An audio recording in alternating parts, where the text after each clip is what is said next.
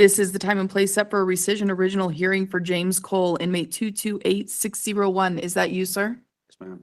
I'm Kathleen. I'm a hearing officer with the Board of Pardons and Parole. I'll be conducting your hearing today. Because I'll be taking testimony from you, I'm going to have you raise your right hand for me so I can place you under oath. Do you swear and affirm the testimony you're about to give is the truth, the whole truth, and nothing but the truth? I do. Thank you, sir. Sir, did you receive 7 days' notice of this hearing along with your blue packet? Yes. Did you have a chance to review that? Yes, I did. Did you have any questions on it? Not really, no. The only question, I had some questions about the, God, what was it? I can't even remember now. Okay, if you remember, you'll have time to tell me at some point if it comes to your mind. So the reason for this hearing is you had a parole date for September 24th, 2024. And then it was discovered that you had new charges pending. And so that date was rescinded based off those new charges, and which resulted in a new conviction. Is that correct, sir? Yes.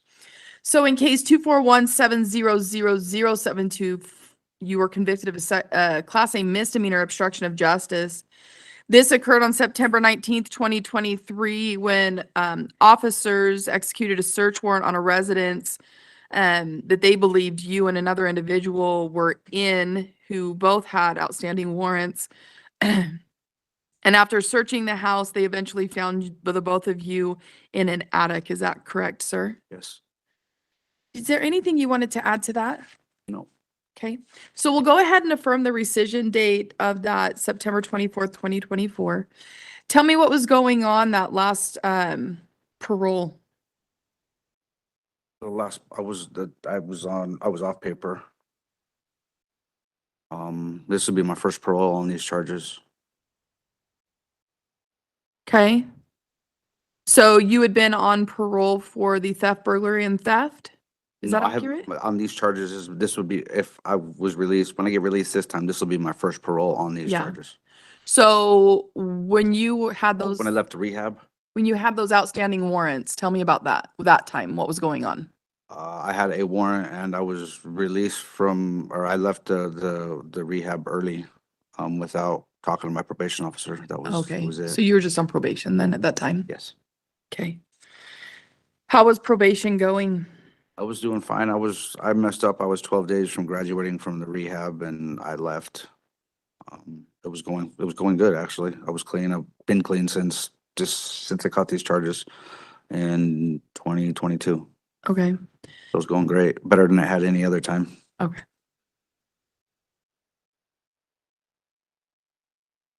What caused you to leave rehab? I left for somebody that I thought I just left for somebody. That's what it was. I made a mistake.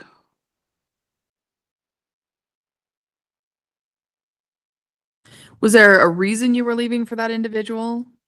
Nothing in particular, no. Okay. I show here that you began using heroin and marijuana in 2017. Is that accurate? I was using heroin around 2016. A little bit before that's when I first started using heroin. I smoked marijuana when I was younger, like 22, 20, Okay. something like that. What got you into the heroin? I was using prescription pain pills and then I just started using heroin. I don't know. I just an option or a choice. I don't know. Were you using the prescription pain pills for recreational purposes or for legitimate purposes? First, I had surgery on my arm, so it was for recreation, and then well, it was for medical purposes at first, and then I started abusing them, Okay, and then I got into the heroin. okay. Is that your drug of choice, heroin, then? No, I haven't touched heroin since I went to prison in 2017. Okay, so what is your drug of choice? As of lately, it's just been marijuana more than anything. I haven't smoked any meth since I cut the charges 2022, I think. I smoked a little bit then, but yeah. Okay. What do you feel like is going to help you moving forward so that you don't end up coming back here? Well, my plan is to go to the Other Side Academy and build a little foundation to start my life on, so I don't have to worry about falling back into the cycle. Have you been accepted into that program then? Yes, I have. Okay. Have you submitted an acceptance letter to the board? Yes, it's in the blue packet.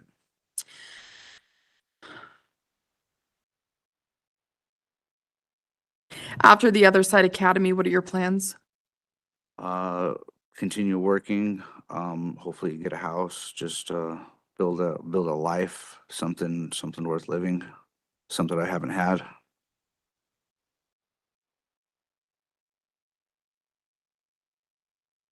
Do you have any mental health diagnoses, sir? I see that from your last hearing, it states that you have got PTSD, paranoia, anxiety, and depression. Is that accurate?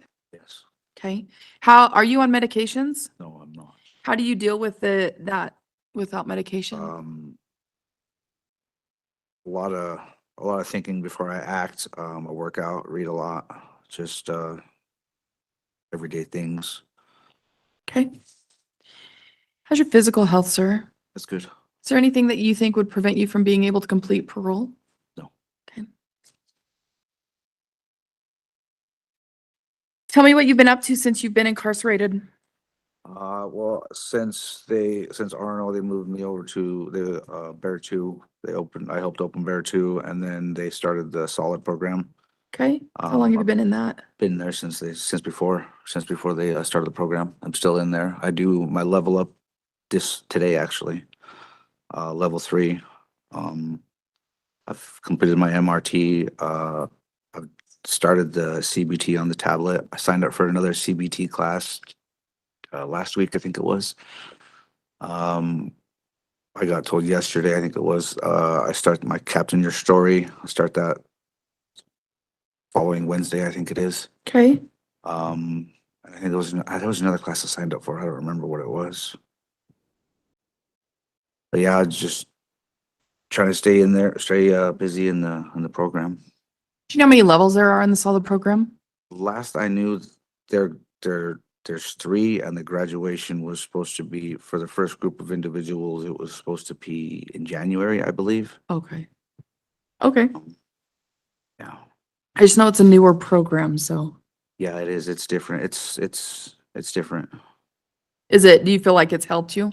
Yeah, it's helped me realize that I have a choice in everything I do. I mean, not saying I didn't before, but realizing that I can choose to do something different instead of doing what I've been doing for the last 30 years, based off of the way I was raised and stuff. So Okay.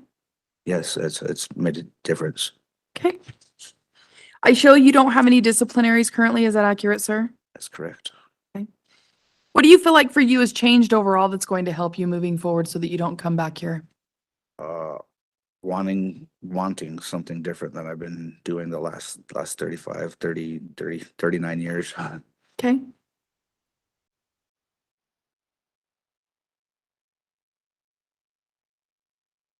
Sir, is there anything else you'd like the board to know or feel like the board needs to know at this point? Not that I can think of, no. Okay. What I plan on doing is taking the information we discussed today, compiling that into a report and submitting that to the board. The board is the one that makes the final decision in your case. They're made up of 3 members. And when they come to that decision, it usually takes about 2 to 4 weeks for them to get that out to you. You currently have a 5-year top, which puts you at April 24th, 2028. That is the length of time the board will have jurisdiction over your case, given there are no other further offenses. And you have a guideline of December 24th, 2024. Any other questions for me, sir? Not that I can think of, no. All right, with that, we'll go ahead and conclude this hearing. Thank you. Good luck to you and have a good day. Thank you.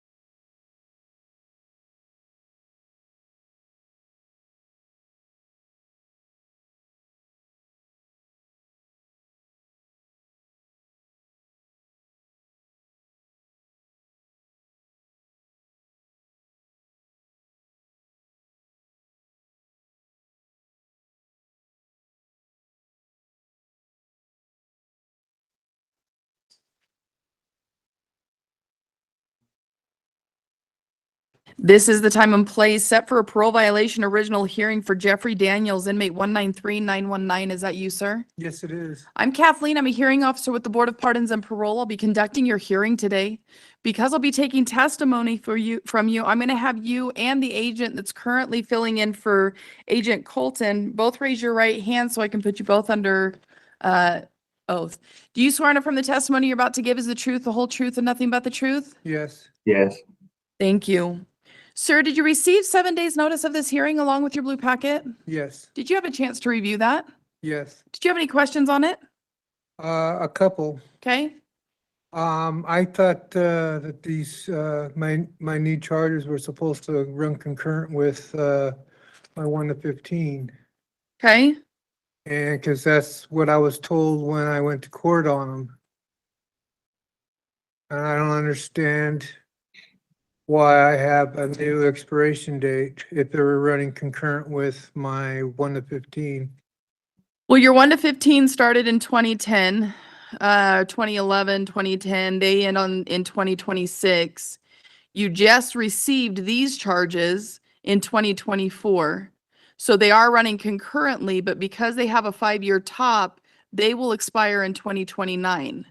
So they are running concurrently, but they're going to surpass those prior charges because those expire 15 years and these ones have a 5-year top. If they were running consecutive, they wouldn't have started until 2026. So your expiration date would have been 2031. Does that make sense? Yes. Okay. You have any other questions? No. Okay. So what I plan on doing is going over your current committing offenses, then we'll go over your parole violations. I'll see if there's anything APMP wants me to know about your situation, the cases, and how your parole was, and then we'll go over some things, and then I'll give you the opportunity to speak at the end, okay? Okay. I do have one question. Okay? My parole officer was Tolton. I don't understand why Tolton wouldn't be here rather than He's filling in. This agent Col- here is filling in for Colton. for Tolton. Yeah. Oh, okay. Okay. So in case in case 241900172, you were convicted of a 3rd-degree felony, failure to register as a sex offender, and a 3rd-degree felony distribution of pornography by an adult. These occurred when officers did a home visit and ended up searching your phone and things. And it looks like did you have some email addresses that you didn't register with the sex offender registry? I had actually thought I registered all my emails. The only email that I have would be my Facebook and my Yahoo account. Okay. And my Yahoo account runs into my oh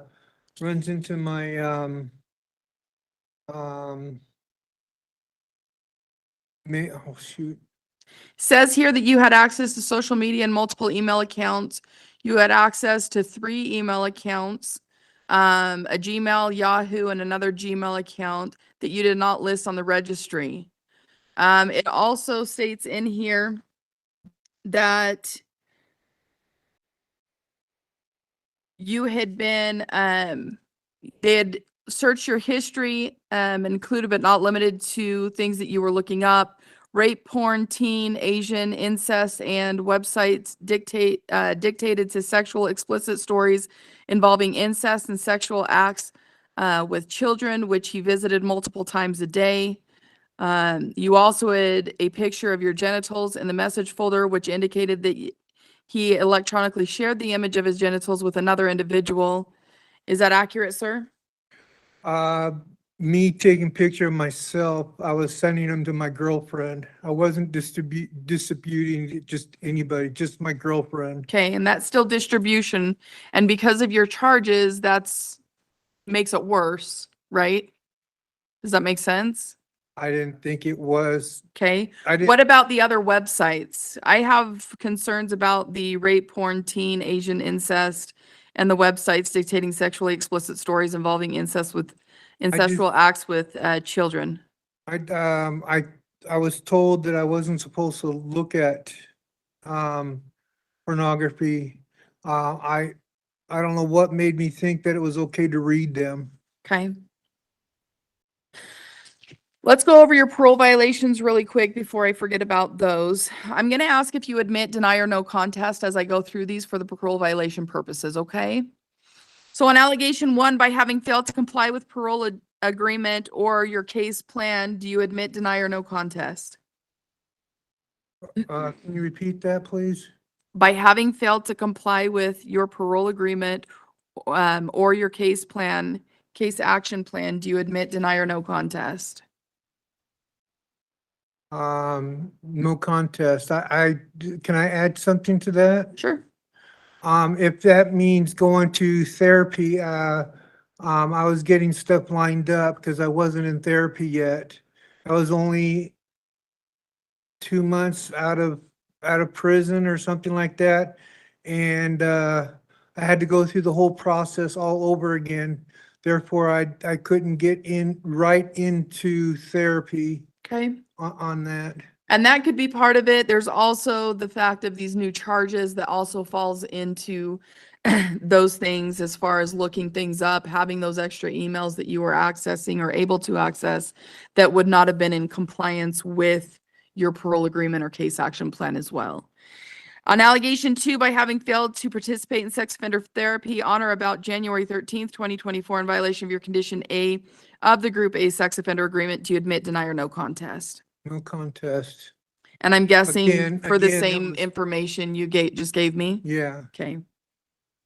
And then on allegation 3, by having had his or her possession, in his or her possession that acts as a sexual stimulus for his deviancy on or about January 13th, 2024, in violation of your Group A sex offender agreement, do you admit, deny, or no contest? Can you explain that to me? That's the pornography as well as the internet searches you were conducting for the incest, rape, things like that.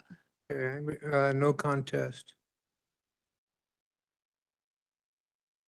On allegation 4, by having in your possession or under your control any material that describes or depicts human nudity, the exploitation of children, consensual sex acts, non-consensual sex acts, sexual acts involving force or violence, including but not limited to computer programs, computer links, photography, drawings, videotapes, audio tapes, magazines, books, literature, writing, etc., without prior approval from adult parole and probation. No contest. And then the last is allegation 5, no electronic devices or internet access without prior approval from APMP and sex offender therapist. No contest. Go ahead and accept your no contest, please, to all allegations, and we'll revoke your parole for December 5th, 2023. Tell me, sir, how you felt parole was going for you. At the time, I thought it was going pretty good. Like I explained when I talked to the board at that time, is that I had too much time on my hands, and so I alleviated some of that. And then all of a sudden, after I got done what I said I was going to do, all of a sudden I had all this extra time again, and I think that had something to do with my violations. I'm currently in the solid program, and which I have now to have the tools that I didn't have before to keep myself busy and alleviate some of that extra time. I still have stuff that I need to do when I get out. So those new skills that I have, putting my time into good use, talk to my family more often, stuff like that. Which I'm a prideful person and don't like asking for help, because I was kind of raised, if you ask for help, it's a sign of weakness. Okay. And So those are some of the skills that I'm learning here in Solid. Okay. Have you had any contact with the sex offender programming? Have they attempted to talk to you at all? No, Okay. And the reason I ask, more than likely, the board is going to want an updated sex offender assessment on you just to see I thought I just with these did new that. charges. I When, thought that's why I'm asking if you've had contact with them. I think I have, because they gave me, I'm pretty sure I have. When? Do you remember? Because I couldn't see anything in UDACO or in OTRAC.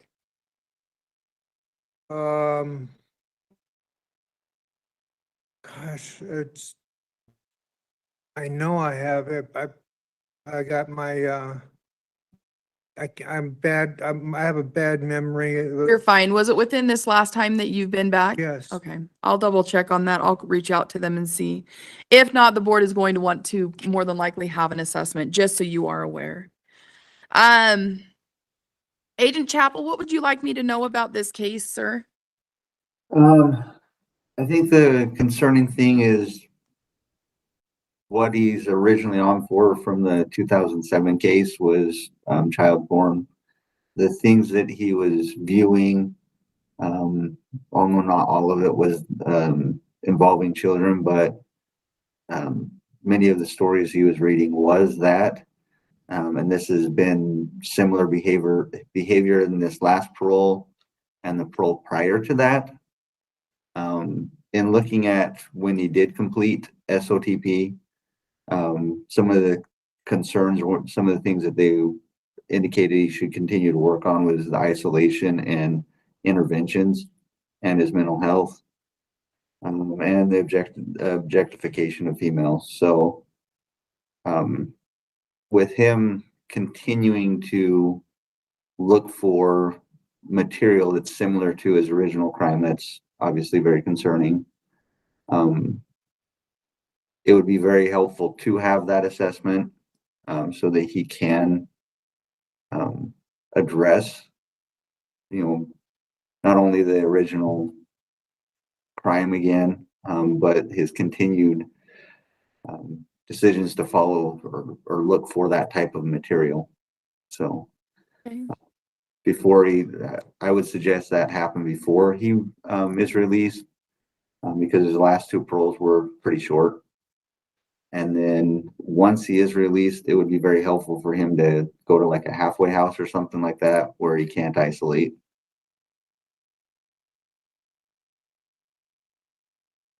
Okay.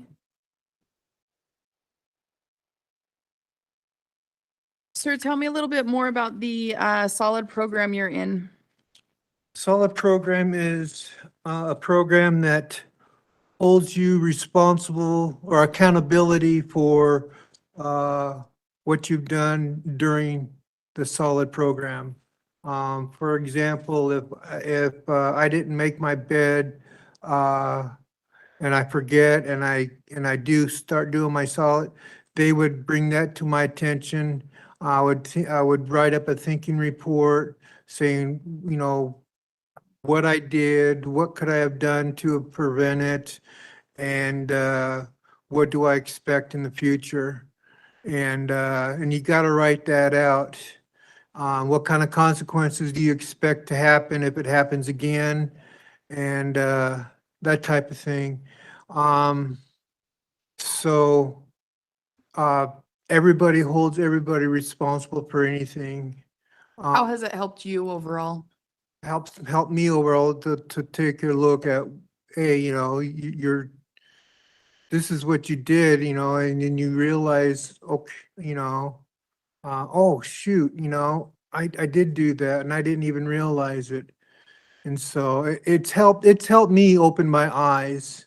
It's helped me realize and to grow, and I have grown since then.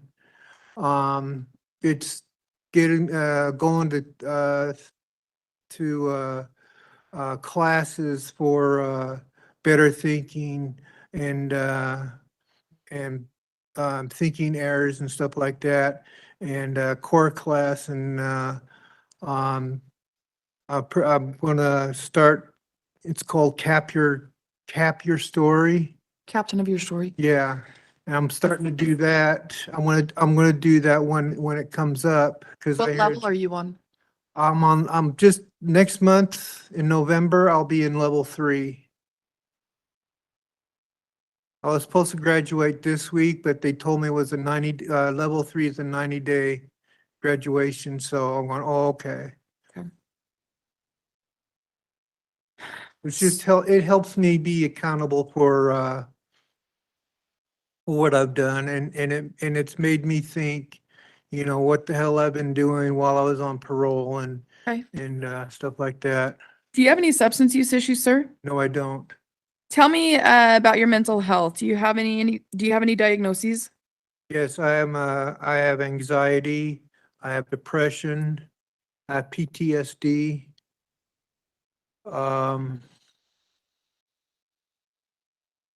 Let's see,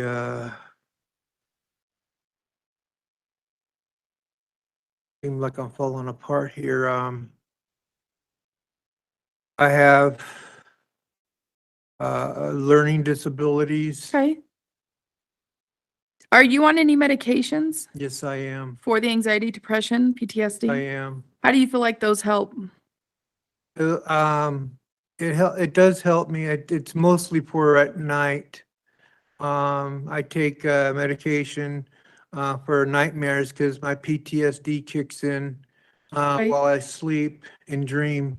And so I take medication for that. And I also take a medication that helps me sleep and stay asleep. And but during the day, if it's not too stressful, I kind of put that PTSD in check. Okay. Uh, How do you do that? by staying active, by doing things I normally wouldn't do on the streets, my comfort zone, like giving seminars, the good anxiety, I get anxiety for that, but also it keeps my PTSD in check because I'm talking about either what has happened to me, in the past, and it does help me talk about it to other people when I give seminars. It also relaxes me when talk about my late wife and everything, because that's mainly what I'm going through. I haven't really learned how to grieve my How long wife's has it been death. since your wife's passed? Let's see, 2009, 12 years, 13 years? No, 15 years. What's kept you from working on that? I used to be able to just keep it down to where I didn't talk about it to anybody for a long time. Mm-hmm. Like I said, I was raised to where you cry, you ask for help and stuff like that, where it's a sign of weakness. And so I would keep that part of me in check also. Okay. And when I started talking about it, it also started helping me cope with it. Okay. So do you feel like you have any physical health issues that would prevent you from being able to complete parole? I have my mental health has a lot to do with that. I can do parole. It's just that I have to deal with my mental health also. Okay. And so I also determined that seeing a person separate from therapy about my issues with my mental health and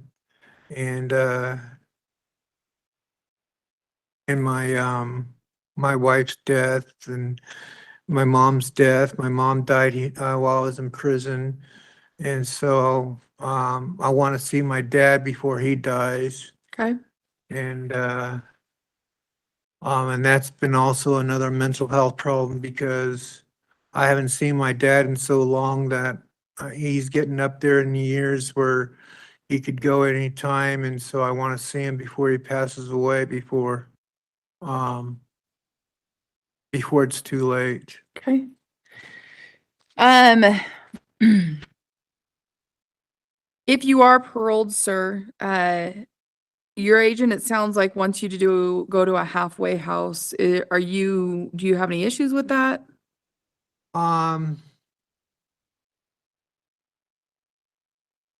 Yes and no. The yes part is I want to get into a cooking program. And I notice on the tablet, there's some cooking programs for halfway house. Because eventually I want to open my own business and I need to go to, go to business management, go to cooking class. I want to be a bakery chef, and Okay. so that'd be that part of it, of the program I like to do. I feel that if I had a chance to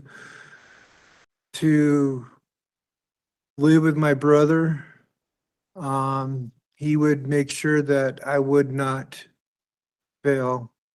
Who were you living with before? I was living with basically nobody. I was a stranger over at the Okay. hotel, Uptown Hotel, and if I was with my brother, allow me to live with my brother and his family, then he would make sure that I'd make it through my parole. What about work? Work, I'm on a disability, Okay. but I do want to find career that it doesn't interfere with that. And I figure business, since I want to open my own business, and I need to go to school for that, for again, business management and cooking, and open up a small little restaurant. Okay. Sir, is there anything else you'd like me to know or feel like the board needs to know at this point? I had this big thing I wanted to read to you, but I forgot it. Okay. Um, You're more than welcome to send that into the board. You can put that in, so I could put that in your file and the board would be able to review that. but I think I memorized most of it that I can. Like I said before, my dad doesn't have much time left. And I do not have any hands-on victims of any sort. And I would like to be able to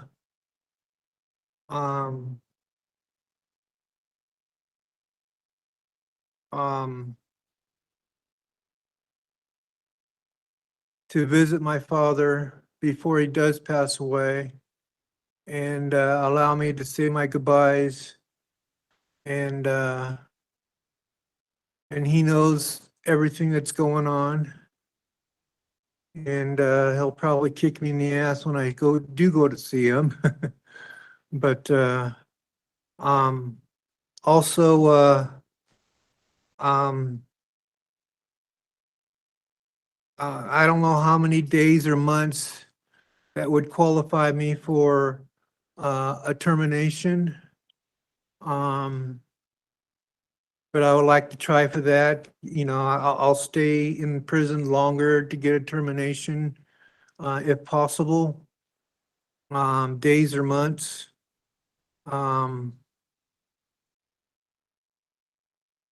If that can't be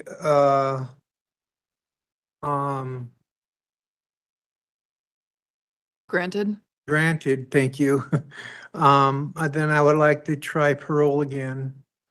And I would like to try my new skills, like I said, I got a lot more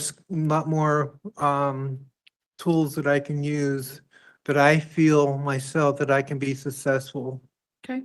I know I've said this before, but I've never said that, all the other times that I've been granted parole, I didn't go to, classes to help me with my parole. I didn't go to, therapy to help me with my parole. And so all I was doing is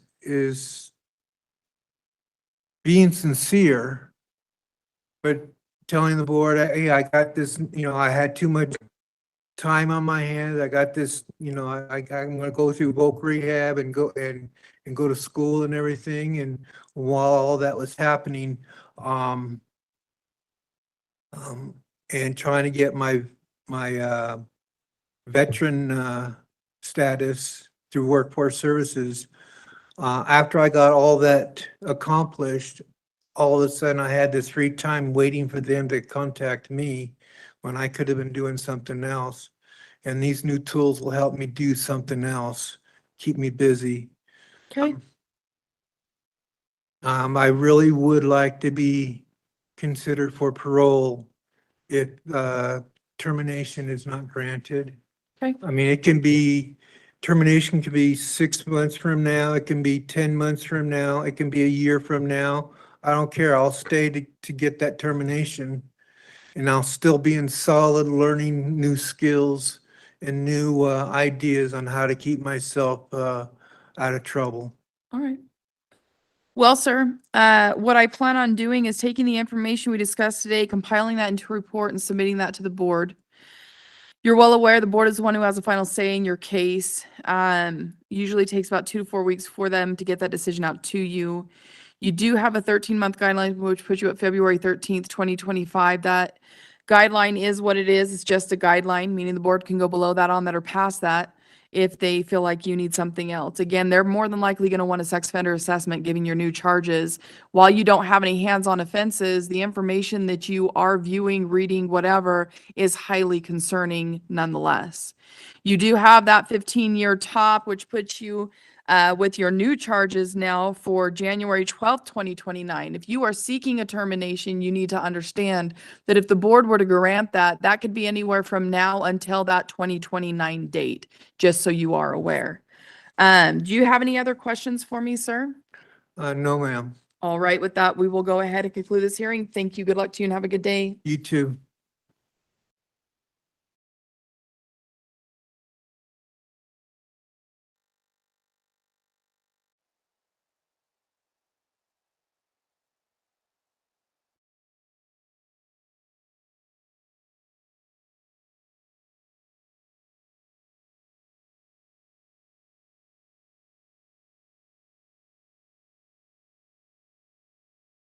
Morning.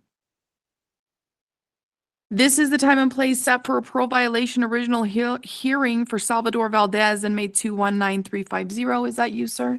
Yes, ma'am, it is. I'm Kathleen. I'm a hearing officer with the Board of Pardons and Parole. I'll be conducting your hearing today. Because I'll be taking testimony from you, I'm going to have you raise your right hand for me so I can place you under oath.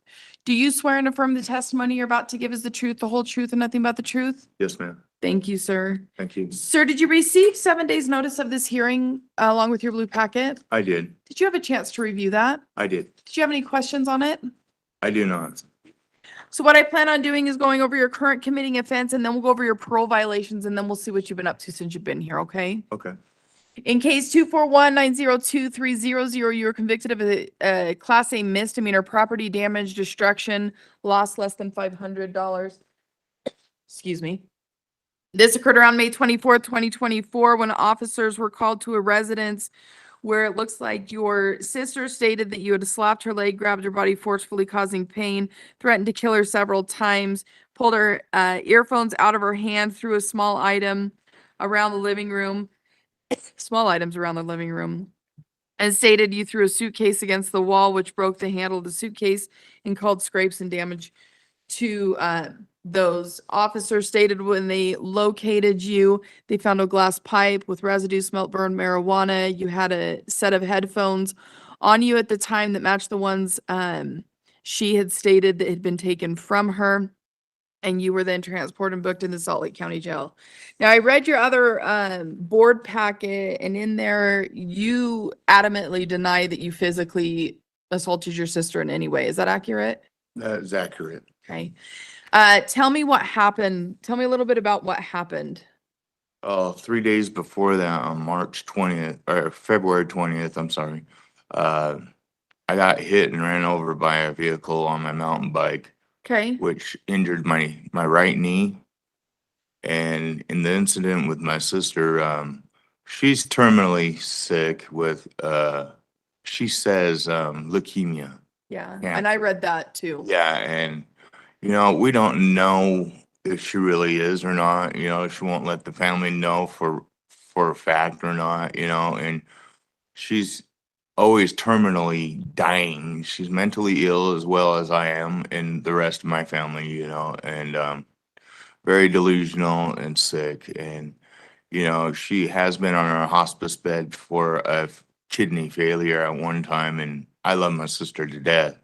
And she's always been there through I've had 4 major strokes. She's always been out there on my side. I love her to death. And, for these accusations she made against me, she knows my criminal history, and she'll say whatever she has to say that comes to mind, and she says I assaulted her. I would not assault her if she had a leukemia. I'm sorry.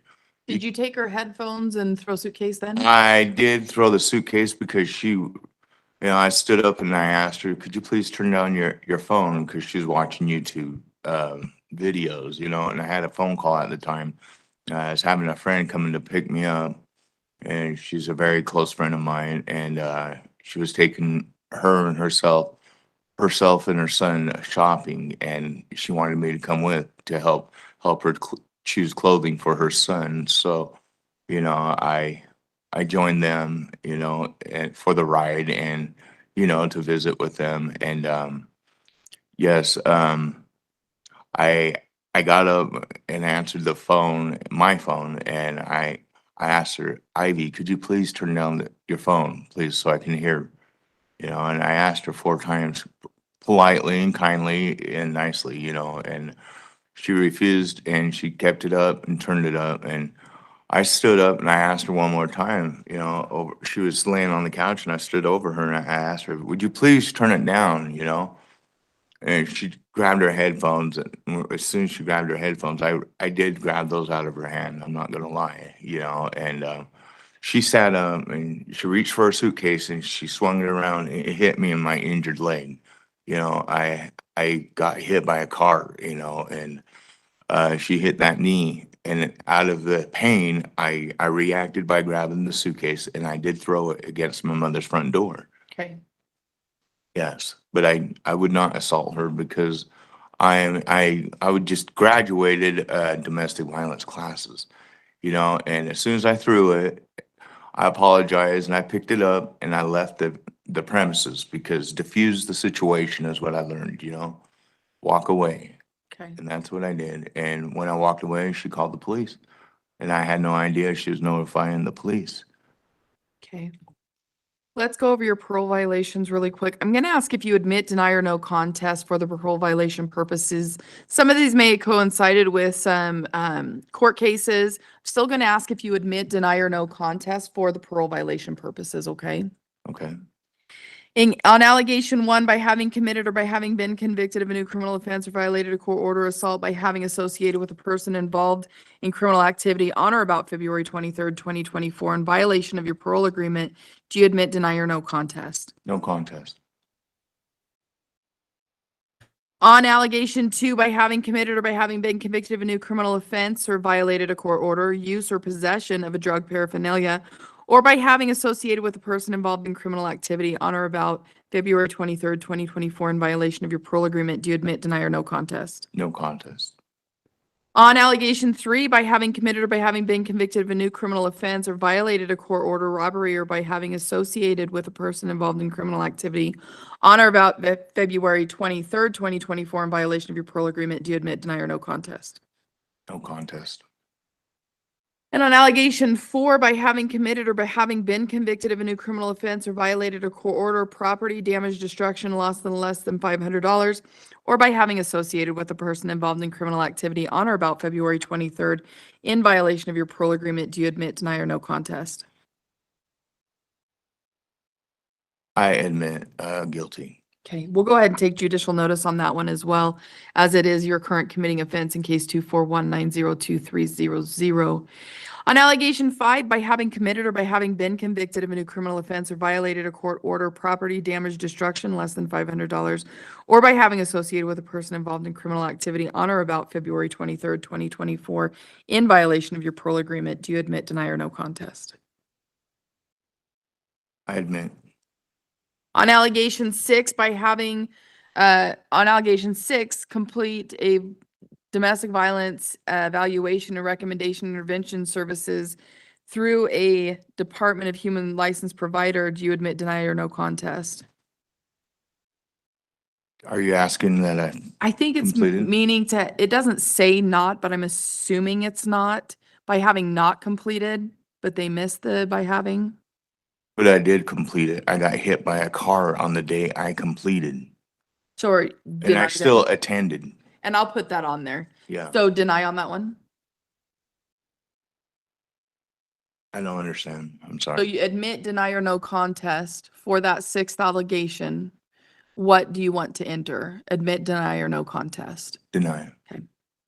And then I'll put the reasons you're denying it. That's why. The reason, I have to ask that information and get that information as to why you're denying it is because there is a possibility that the board will come back and say, okay, we want to conduct an evidentiary hearing for more information on this. So if I have the information, they'll at least have that to be able to make an informed decision. I'm not saying that they will conduct an evidentiary hearing, but it's a possibility. Does that make Yeah. sense?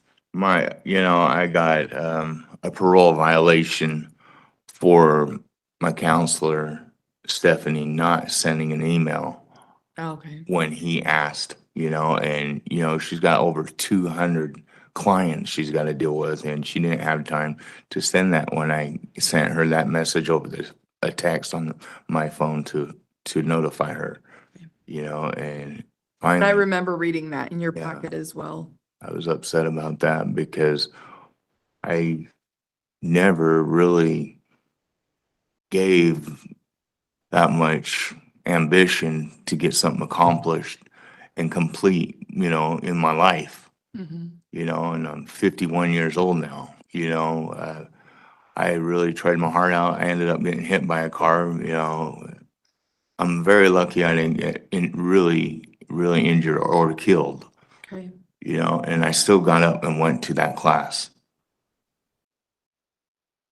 And that's a big victory for me in my life, because I've been doing these classes for years and years, over 26 years, and I'm proud of my own self that I accomplished something like that, on foot, Okay. even if I took tracks or my bicycle, it's a pretty good accomplishment, not having a vehicle and, having mental illness.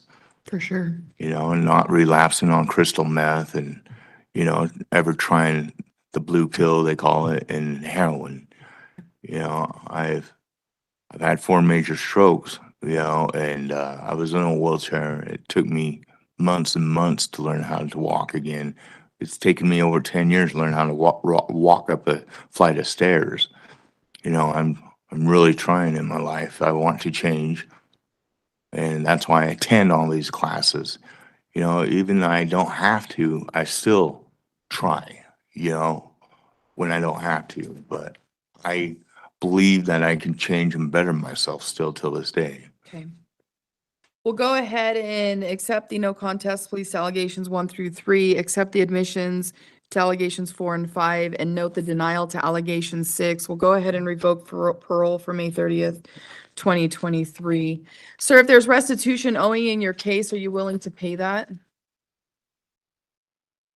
Yes, when I get released to work for that, Of course, and we just asked that, just in case there is restitution, and I'm not saying that there is currently, but just in case that there is. There always is, and you know, that's just been my life, part of my life, and I've always loved to work and try to work. Now that I have disabilities, I always lose my jobs because my left side's still paralyzed, but I still try. Yeah, Even in the kitchen recently, you know, in culinary, you know, they moved me off a tray line, which really made me upset, broke my heart, you know, because I always give it my best. You know, if I fail, I fail, but you know, I'm still trying to be better.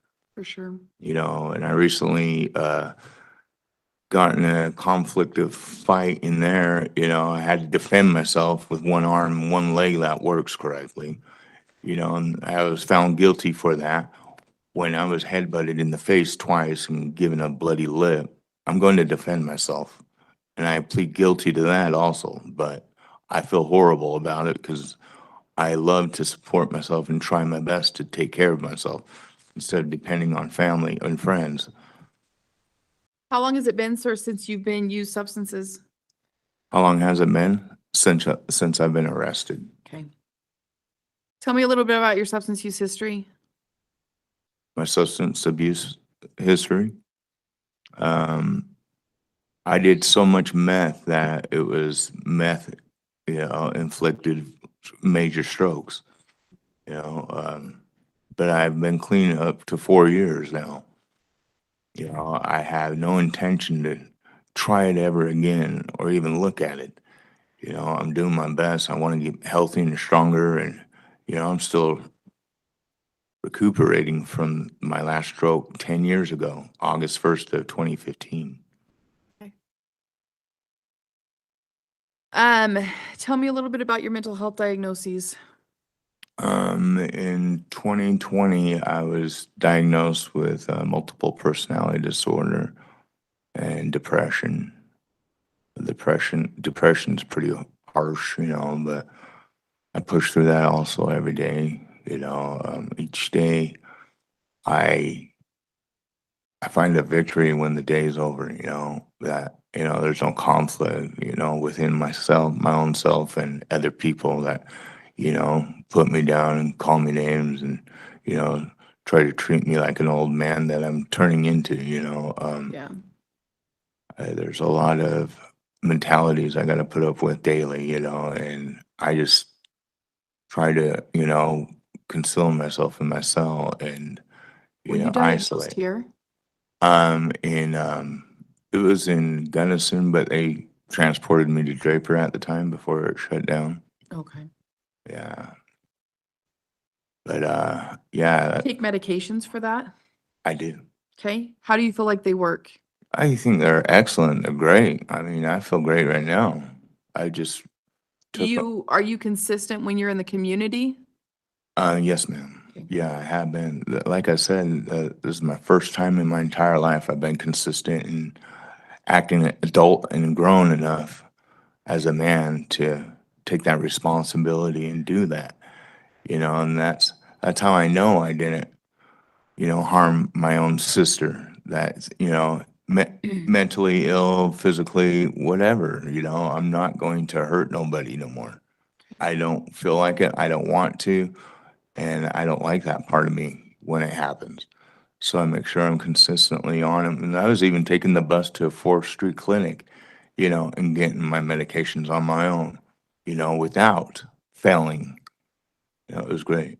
So it sounds like even with your physical health issues, your strokes, your paralyzation, things like that, you've still been able to kind of manage while you've been on parole and Oh, still. yes, yes, I have to, you know, this is not the life I want to live ever, to be honest with you. You know, I could talk negative within myself and about my situations in life, but I choose not to. Okay. Since you've been here, have you been able to get into any type of programming? I know you said you had a job. Do you still have a job?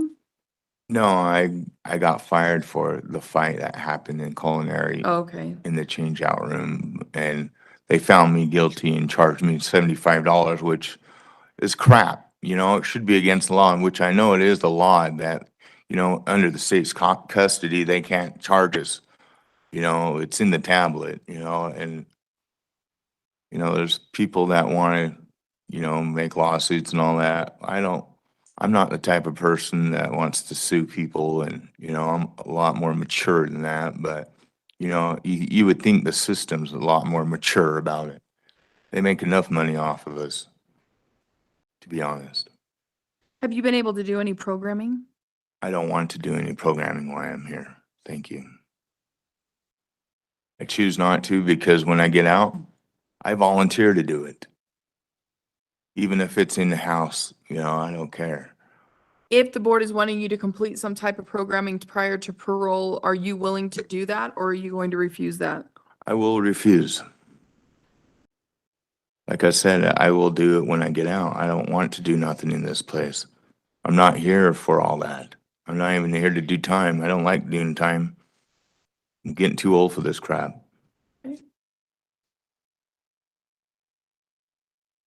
Sir, if you are paroled, what is that going to look like for you? What are your plans?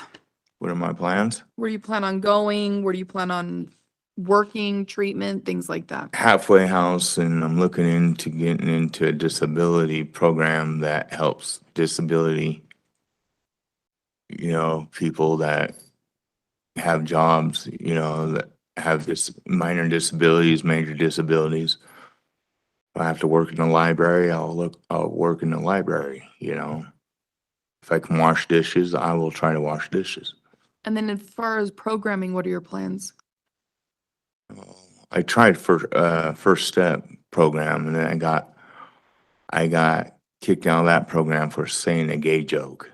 Okay. You know, I didn't know there was no tolerance for gay jokes, you know. If I would have known that, I wouldn't have said it. You know, and I got kicked out of that and I volunteered for it. Okay. You know, I thought I was doing pretty dang good in that program, to be honest with you. So are you planning on volunteering to go to a program when you're paroled? I might, you know, I just might. I mean, If the board orders you to do some types of programming, are you going to refuse to do those? I doubt it because, you know, if the board's asking of something in my parole, then yeah, I'm going to do it, but I refuse to do it in here. I just don't feel like doing it right now. You know, I'm so stressed out. It's sickening. Okay. What do you feel like overall for you has changed so that you don't end up coming back here? My entire attitude, being more mature than I've ever felt in my life.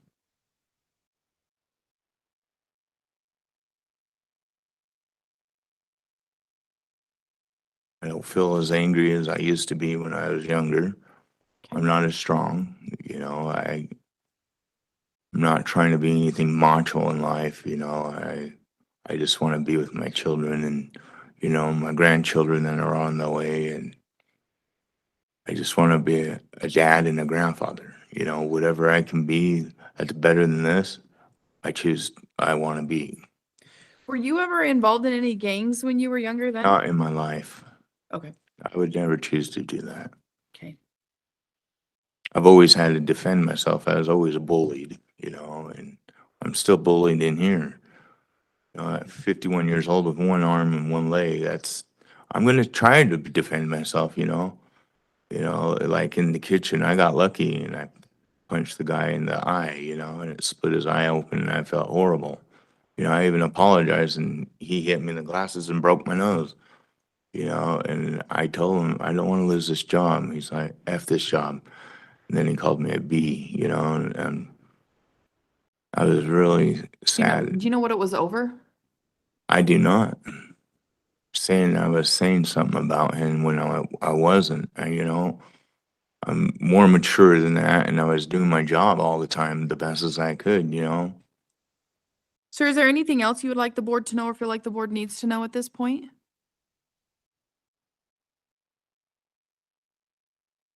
Yeah, I just want to be better.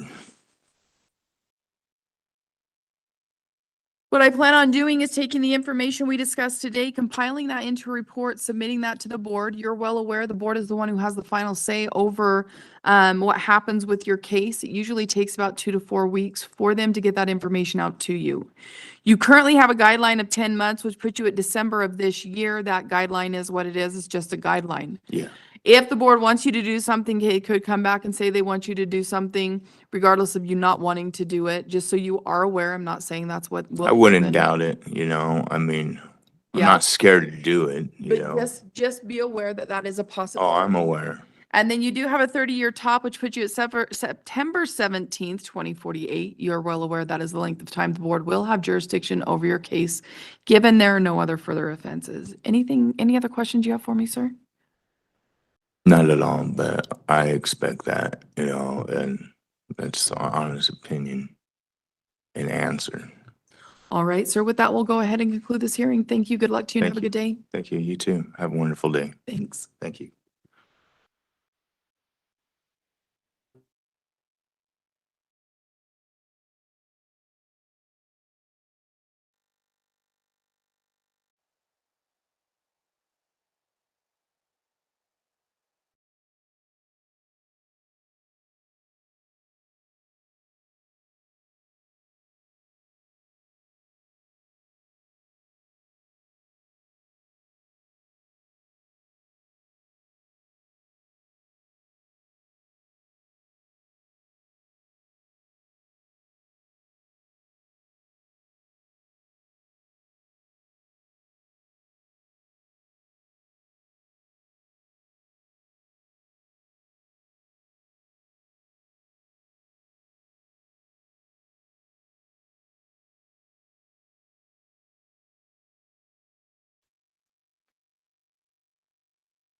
This is the time and place set for a rescission hearing for Jacoby Allen, inmate 231170. Is that you, sir? Yes. Did I say your first name correctly? Yes. I'm Kathleen. I'm a hearing officer with the Board of Pardons and Parole. I'll be conducting your hearing today because I'll be taking testimony from you. I'm going to have you raise your right hand for me so I can place you under oath. Do you swear and affirm the testimony you're about to give is the truth, the whole truth, and nothing but the truth? Yes. Thank you, sir. Sir, did you receive 7 days' notice of this hearing along with your blue packet? Yes, Did you have a chance to review that? Do I did. you have any questions on it? No. Okay. So it looks like you were given a parole date for December 17th, 2024, and then you got new charges. So a special attention was submitted and that date was rescinded. Since that time, it looks like that charge was back in February and it was just resolved in September. And it looks like in case 24190104669, you were convicted of possession within a correctional facility and you were given credit for time served. Is that accurate, sir? Yeah, they gave me credit for time served, case closed. Yeah. Yes. So since the last time you were here, you do have 2 disciplinaries, newer disciplinaries. So I'm going to ask you about those really quick because I know the board's going to want to know about those. So in July of this year, you had a substance abuse. Can you tell me about that? Yes, I did. So I got a little bit of Suboxone from somebody that I shouldn't have did, but I did. Okay. What's the reason you used it? Well, when I first got here, I was supposed to be on it. And I've been having problems ever since to try to help me. And, so I decided to take it upon myself and help myself. Okay. And then on September 1st, you had refused resist arrest, movement, do, or command. Can you tell me about that one? So they gave me a refuse of a direct order because I was in, Bear 2 and it's a program. So I decided I haven't seen one of my buddies in a while and I, gave him my information over the fence because he was in a different section. Okay. Sir, if the board comes back and chooses to parole you, what are your plans? My plans as soon as I get out is to go in and check in with my parole agent, go in, start my job again. I have a job already lined up. My Where? lady, where? It's called All Weather Waterproofing Okay. and it's in Murray. And that's already lined up, ready to go. I still have my same job. My wife talks to my boss all the time and he tells her that he still has everything for me and I still have a spot to go and work. Where would you go? Where would I go? To my wife's house. Okay. And then as far as programming goes? As far as programming goes, I had just barely finished my MRT that I was contingent on in here that they And I wanted saw me to that, do. yeah. So I currently just finished that. What will you be doing in the community? In the community, I am gonna go to therapy with my therapist, Jane Woolley. She's in Davis Behavioral Health. Okay. So I'm gonna go back and see her and get set up on all my stuff that I need to do, like my medications and get back rolling again. Okay. What do you feel like, if anything, is going, that have you learned that's going to help you not come back here since you've been here? Just to stay positive and get the help that I need to get, because there's a lot of help that I have an opportunity to get this time that I haven't had before. So I'm gonna take it, you know what I mean, and not ignore it this time. I have a good support system now, like I used to not have. Everybody's here to help me now, and I'm just gonna actually take that help and go with it this time instead of refusing it and just trying to do my own thing, because when I was doing my own thing, it tends to not work very good. Okay. And I end up coming back here, so. Okay. Sir, is there anything else you'd feel like the board needs to know or you'd like the board to know at this point? No, just that, I know I had a few little slip ups, you know, but, I got it taken care of and now I haven't been in trouble since. I graduated my MRT that I needed to do, and, now I'm just trying to stay positive and hopefully be able to go home soon. Okay. What I plan on doing is taking the information we discussed today, compiling that into a report and submitting that to the board. We'll go ahead and affirm the rescission of that December 17th, 2024 date. It's going to be up to the board on how they move forward with your case, whether it's giving you that same date back, extending that date, wanting you to do something else prior to a potential parole, so on and so forth. You'll get that decision again in the next 2 to 4 weeks. You do still have that guideline of December 28th, 2024, which you are well aware is just a guideline. The board can go past that if they choose to do so. You do have that 15-year top, which puts you at January 7th, 2036. That is the length of time the board will have jurisdiction over your case, given there are no other further offenses. Do you have any other questions for me, sir? No, that's it. All right, with that, we'll go ahead and conclude this hearing. Thank you. Good luck to you and have a good day. Thank you, you too.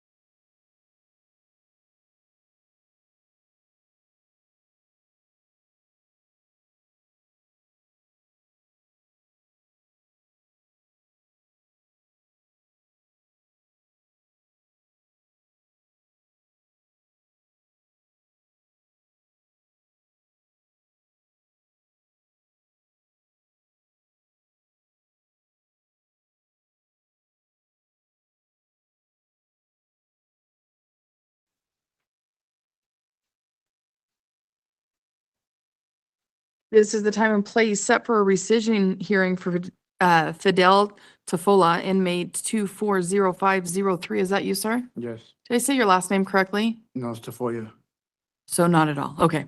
I'm Kathleen. I'm a hearing officer with the Board of Pardons and Parole. I'll be conducting your hearing today. Because I'll be taking testimony from you, I'm going to have you raise your right hand for me so I can place you under oath. Do you swear and affirm the testimony you're about to give is the truth, the whole truth, and nothing but the truth? I do. Thank you, sir. Sir, did you receive 7 days' notice of this hearing along with your blue packet? Yes, Did you have a chance to review that? yes. Did you have any questions on it? No, Okay, so it looks like your date was pulled due to an unmet contingency of residential substance abuse programming. You did have a parole date of October 1st, 2024. Can you tell me a little bit about that? they helped me contingent, well, you guys, November of last year. And, once I got that, that notice of my release date or whatever and the contingency, I was writing to Green so they could pull me as soon as possible so I could get that met. And they didn't pull me over there until May. 6 months later. And, I'm currently in treatment. But, yeah, due to no fault of my own, you know, I didn't get to finish. So are you currently in the program? Yes, I am. When are you expected to graduate? January. That will put me double my matrix by that time, because my matrix is 10 months, and if I get out, January, I'll be at 19 months. And with that, you're well aware that guidelines, they're just guidelines. The board, if they want you to complete the residential substance abuse program, they're more than likely going to give you a parole date past that date so that you have the opportunity to complete that. So I'm guessing that's what they're going to do. I don't know 100%. They could come back and say, you know what, let them do it somewhere else or whatever. But that would be what I would suspect is what they will do, is have you stay here until that's completed. Because I'll be going to the halfway house, so I was just asking if maybe I could do the program over there. They have the same program over there, Fortitude. And I can put that in here, as something you would like to do since you're already going there. It'll be up to them ultimately, you know that. Yeah. What are your plans for parole? Well, I have my jobs waiting on me. I had 2 jobs when I got arrested, and I still have my jobs waiting for me out Too bad. there. I was installing carpets, and then I was working for Local 99. It's a union job, putting concerts together, like the lights and everything. What's it called again? Local 99? Local 99? Yeah. And then as far as programming, what are your plans? Like the programming here? No, if you are, if they give you a parole. Oh, well, if they make me finish the program here, obviously, you know, I more likely won't have to do one out there, but if they let me finish the program at Fortitude, I mean, I'll do that. I've done a program before, in Gunnison. I did Hope. And I completed that. I was contingent, but just on participation on that one, and I completed it, and I got my little time cut, whatever. Yeah, I'm just, you know, I've been doing good this whole time. I have no write-ups. You know, I worked in the kitchen for about a year. I'm currently not working in the culinary right now, because since I'm in programming, they're not letting us work outside of the building anymore. So, I'm just focused on this and getting out. Is there anything you want the board to know at this point? Just, yeah, just that I've been doing good, and I deserve to get out, like before I finish the program. You know, last time I was here, I had a few write-ups, and I finished the program and got a time cut, and this time I've been doing good, and they pulled my date, you know, like, and it's not my fault or nothing, like, you know, I just, like I said, I've been doing good, and I have no dirty ways or anything like that, so I think I deserve to get out before I finish the program. Well, sir, what I plan on doing is taking the information we discussed, compiling that into a report and submitting that to the board. These rescission hearings are pretty quick. It's basically just to go over why your date was pulled and what's going on currently. I will take the information that we've discussed, put that into a report so the board knows what you would like to see happen. You're well aware it's ultimately up to their decision. You are past your guideline that was April 9th, 2024. Again, that is just a guideline. They can continue to go past that if they want you to complete their residential substance abuse program. You do have a 15-year top, which puts you at June 17th, 2036. That's the length of time the board will have jurisdiction over your case, given there are no other further offenses. We'll go ahead and affirm that rescission date for October 1st, 2024 at this time. Any other questions for me, sir? No, We'll go ahead and conclude this hearing. Thank you. Good luck to you and have a good day. thank you.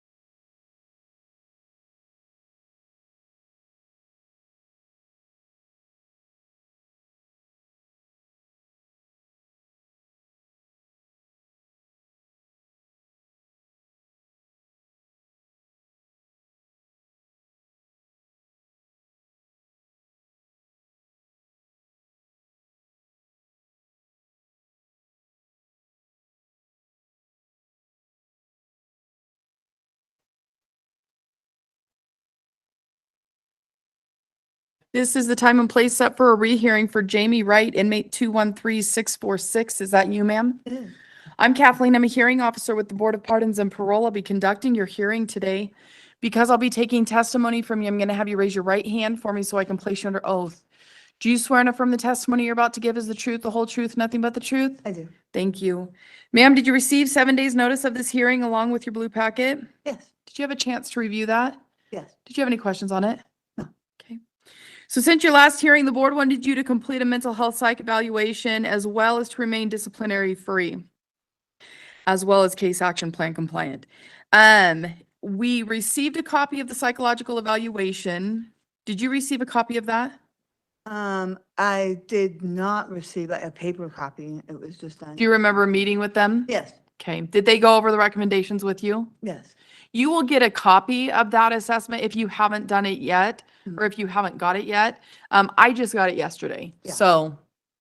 But I will, if you would like to, if you're wanting more time to be able to review that psychological, we can postpone this hearing to another date. You can waive notice of that. You'll still get a copy of it still regardless, if you would like to continue on with this hearing today. I just like to wait Okay. and continue.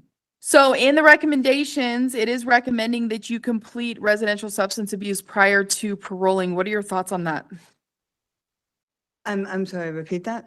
It's recommending that you complete the residential substance abuse program prior to you paroling. Mhm. What are your thoughts about that? I have been trying to be, more proactive. I brought my little like hustle program certificate. Like, I've been here a long time. On my second time, on my second parole violation with no Mhm. new charges. I feel like I deserve a chance to complete treatment on the outside. I'm currently trying to get in touch with a few places like 7th Street and Epic and Odyssey to try to see if I can find a bed somewhere if I had a parole date. I'm also extremely willing to, give Orange Street another shot. I'm just, I'm ready for a change, but like I said, I've been here for a long time. Tell me what's going on with your disciplinaries. I've got several since your last hearing. You've got one from March of this year for fighting an assault. Tell me about that. That was just a really bad situation that exploded. And we both lost our tempers at the chapel, and it just became completely out of hand. Okay. And then on June 3rd, you had a bit misuse of medication. Tell me about that.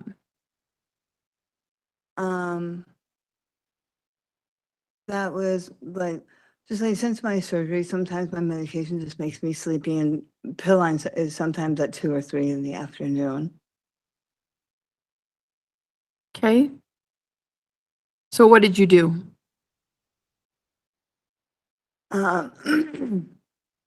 I was caught, I'm sure, cheating. Is that what you're referring to? Yes, I was just, This one was, I think says you had it hidden in your hand. oh yeah, I was just trying to say that for later. Okay. And then you have another one on the 30th of that same month, substance abuse. Do you remember that one? Is that, I'm not sure which one you were It on. was June 30th. So it Is- says on here, while inventorying property for an incident, the officer found some items that didn't belong to the inmates. These items were confiscated and the inmates were involved are getting write-ups and referred to administrative action. I'm sorry, I'm not sure exactly what that is referring Okay. to at all. In May, you had prohibited sexual acts and indecent exposure. Tell me about that. Um,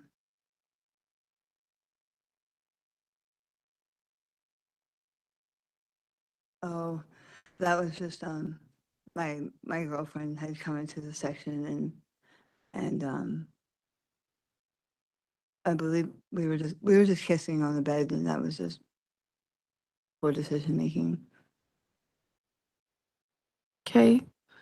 And then July 22nd, 2022, you have a substance abuse. And this one is while performing assigned duties. They observed suspicious behavior by two offenders after reviewing camera conducted on a cell search and interviewing one of the offenders. Diverted medication was found. Inmates will be written up. Do you remember that one? Yes, that was, I just happened to go across the hall and I was someone was holding the door open and I was trying to talk to someone else and the person who was holding open the door just like stuck something in my pocket and was like, here, give this to someone else. And so it was I didn't even know what she had stuck in my pocket at that point. So I didn't realize, so I like got back to the section and was like, pulled it out and was like, oh, What did you do with it when you pulled it out? well, I gave it to the person that I was supposed to give it to. It wasn't for me.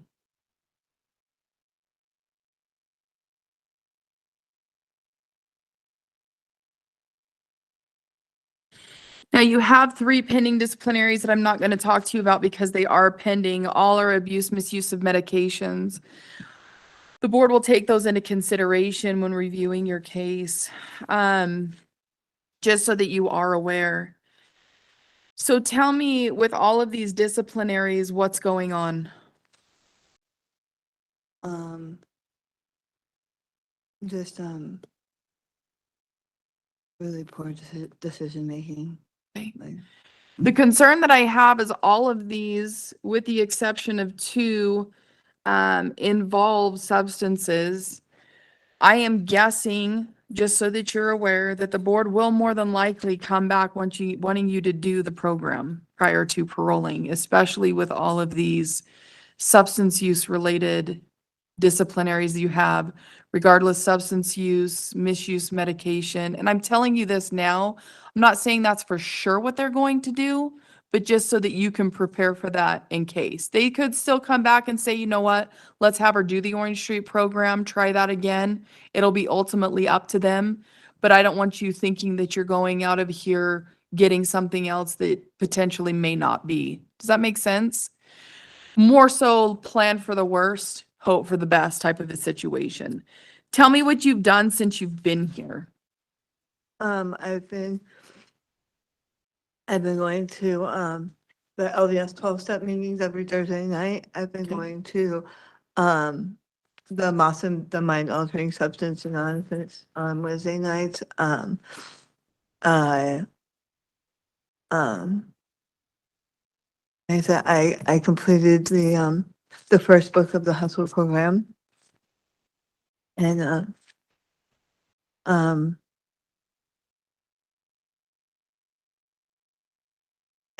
that's What have you learned since you've been here that you feel like is going to help you moving forward so you don't end up coming back?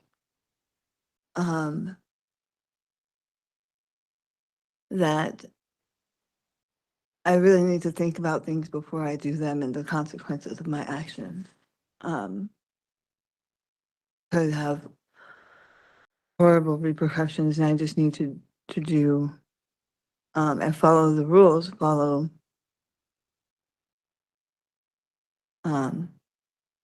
and do what I'm supposed to do. Okay. Tell me a little bit about your substance use history. I mean, I started smoking weed when I was like 16. And this has just kind of progressed from there, like your classic, like it was weed and then it was, coke and then smoking crack and doing pills and What's your drug of choice? opiates. Okay. Has there ever been a time where you've been sober outside of incarceration for an extended period of time? Yes. What's the longest? About 4 years. Okay, what was going on during that 4 years?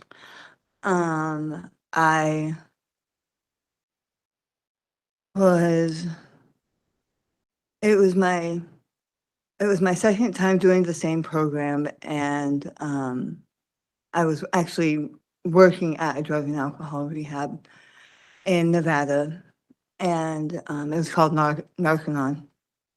What was it called? Narconon, Okay. Narconon. And I had been working there for a while, and I met a man, and we got married, and then we moved to Provo, and you know, and I was working a job. We had 2 cars and an apartment. I was a mother, and what? What caused you to relapse? Oh. My marriage turned really abusive. Okay. How long ago was that? About 7 years ago now, Okay. probably. What usually causes you to relapse, ma'am? Um,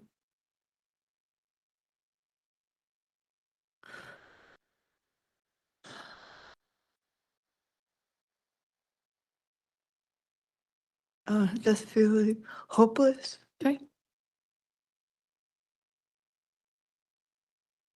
Tell me about your mental health diagnoses. Oh, wow. Oh, they said in here, did they go over your diagnoses in this? Kind of. Okay, so they said that you really didn't present with a lot. They've got your opioid use, stimulant use, but then they stated that you have borderline antisocial personality traits. What are your thoughts on that? I'm not sure exactly what that means. Sometimes the antisocial personality is more like you're resistant to authoritative figures, things like that, following rules and whatnot. I mean, you can go more over with the mental health people here to kind of go over this, to kind of get a better idea of what those mean so that you can be more informed of that. It might help you moving forward overall. Do you feel like you have any other mental health issues? I mean, you stated at times you feel hopeless, which would indicate some depression. Mhm. Tell me a little bit about that. I just think that there's like a lot of unresolved feelings towards like my past, like trauma and stuff like that, Okay, that I haven't resolved. okay. Have you started working on that at all? Um, I mean, like I said, I, do, like the 12-step, and, I am involved in that, so, yeah.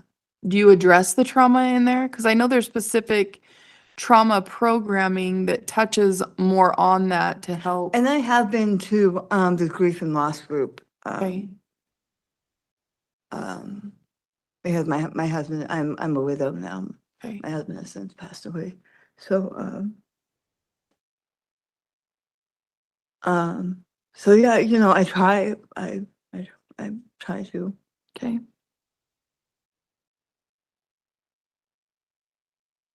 Do you feel like there's anything that would prevent you from being able to complete a parole? No. How's your physical health? Well, I just had major surgery back in the beginning of April, and I just came back from the hospital last week, and with an infection in the new bone that they put in my jaw.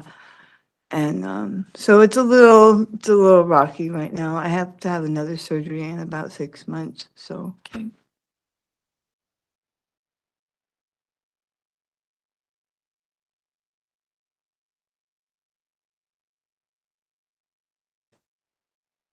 Ma'am, if the board does choose to parole you, what are your plans? Um, Do you have a place to go? I mean, as far as like a home here in Utah, no. So you halfway house? But I would love to go to Orange Street again. Okay. I would love to go Orange Street another shot.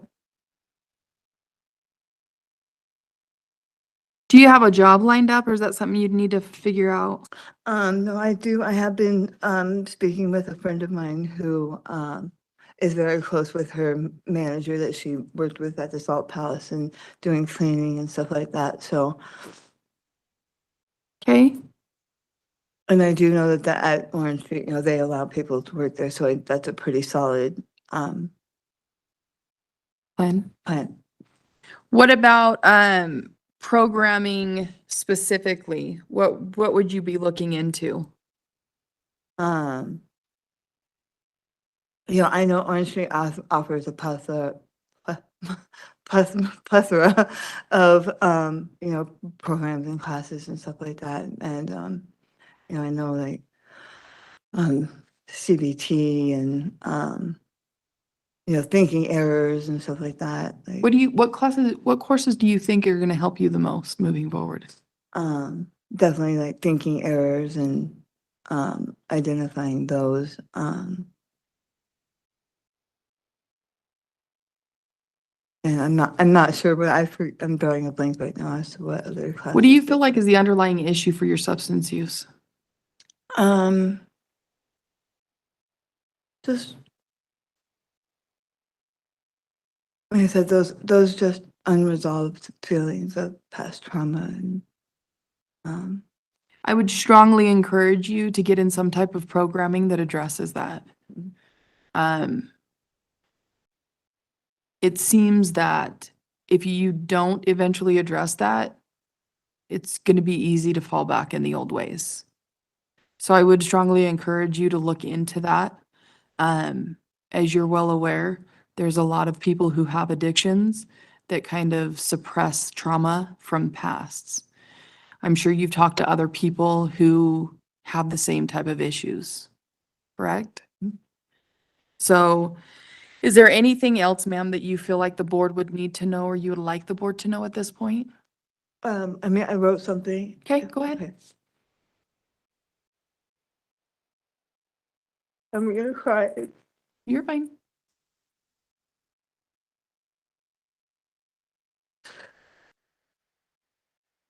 I am completely ashamed and embarrassed of the decisions I have made over the last 14 months. And as I read my institutional progress report that I received, I am thoroughly disappointed in myself and the many write-ups I have received. I have made poor decisions and I have been impulsive and short-sighted, stemming from boredom and even unresolved feelings of worthlessness, among other negative feelings and thoughts I had developed about myself over time. Today, I stand before you with a renewed sense of self-worth and an eagerness to transform my life and prove to myself that I can be successful. My last paroles were very short and unsuccessful, and I didn't accomplish anything. I have asked myself why I ran, and I have looked at myself and I have realized that I need to ask for help when I need it. I need to communicate with the people that are there to help me. I need to create feasible plans and set goals to accomplish something I've never done before. I also have realized that being on parole means doing what is required of me and completing the terms of my parole agreement. I think the structured environment of Orange Street is where I would really thrive, because their program would really address all of the obstacles I face upon release. I have been in touch with a friend who has no problem setting me up with a job where she works cleaning at night at the Salt Palace. I will get set up with Medicaid immediately to be able to address the serious medical issues and complications I am currently dealing with. I am fully familiar with the public transportation system in Salt Lake City as a reliable means of transportation to and from work and medical appointments. I know the Orange Street branch of the LDS Church is full of amazing people, as well as the women of courageous vision are there to help me succeed. I would be busy with treatment both at the center and in the community, as well as filling my free time with positive activities like crocheting and church activities. I am so determined to thrive in the community, not just for the sake of a parole agreement, but for the sake of my son who needs his mother and my mother who needs her daughter. I've been gone way too long, not just due to being incarcerated, but being held captive by an addiction also. I could have been released December 12th of 2023, and I wouldn't have lasted very long on parole because I wouldn't have been ready. I sincerely and wholeheartedly tell you right now, I am ready to be successful on parole. I am ready to overcome my addiction, and I will live a happy, healthy, fulfilling life. Thank you. Do you mind if the officers take a copy of that so I can put that in your file so the board can read that? Absolutely. Ma'am, what I plan on doing is taking the information we discussed today, compiling that into a report, submitting that to the board. You're well aware the board is the one that makes the final decision in these cases. It usually takes about 2 to 4 weeks for them to get that decision out to you. You currently have a guideline, or you currently have a expiration date of March 23rd, 2027. That is the length of time the board will have jurisdiction over your case, given there are no other further offenses. Do you have any other questions for myself, sir, ma'am? I don't think so. Okay, we'll go ahead and conclude this hearing. Thank you. Good luck to you and have a good day. Thank you.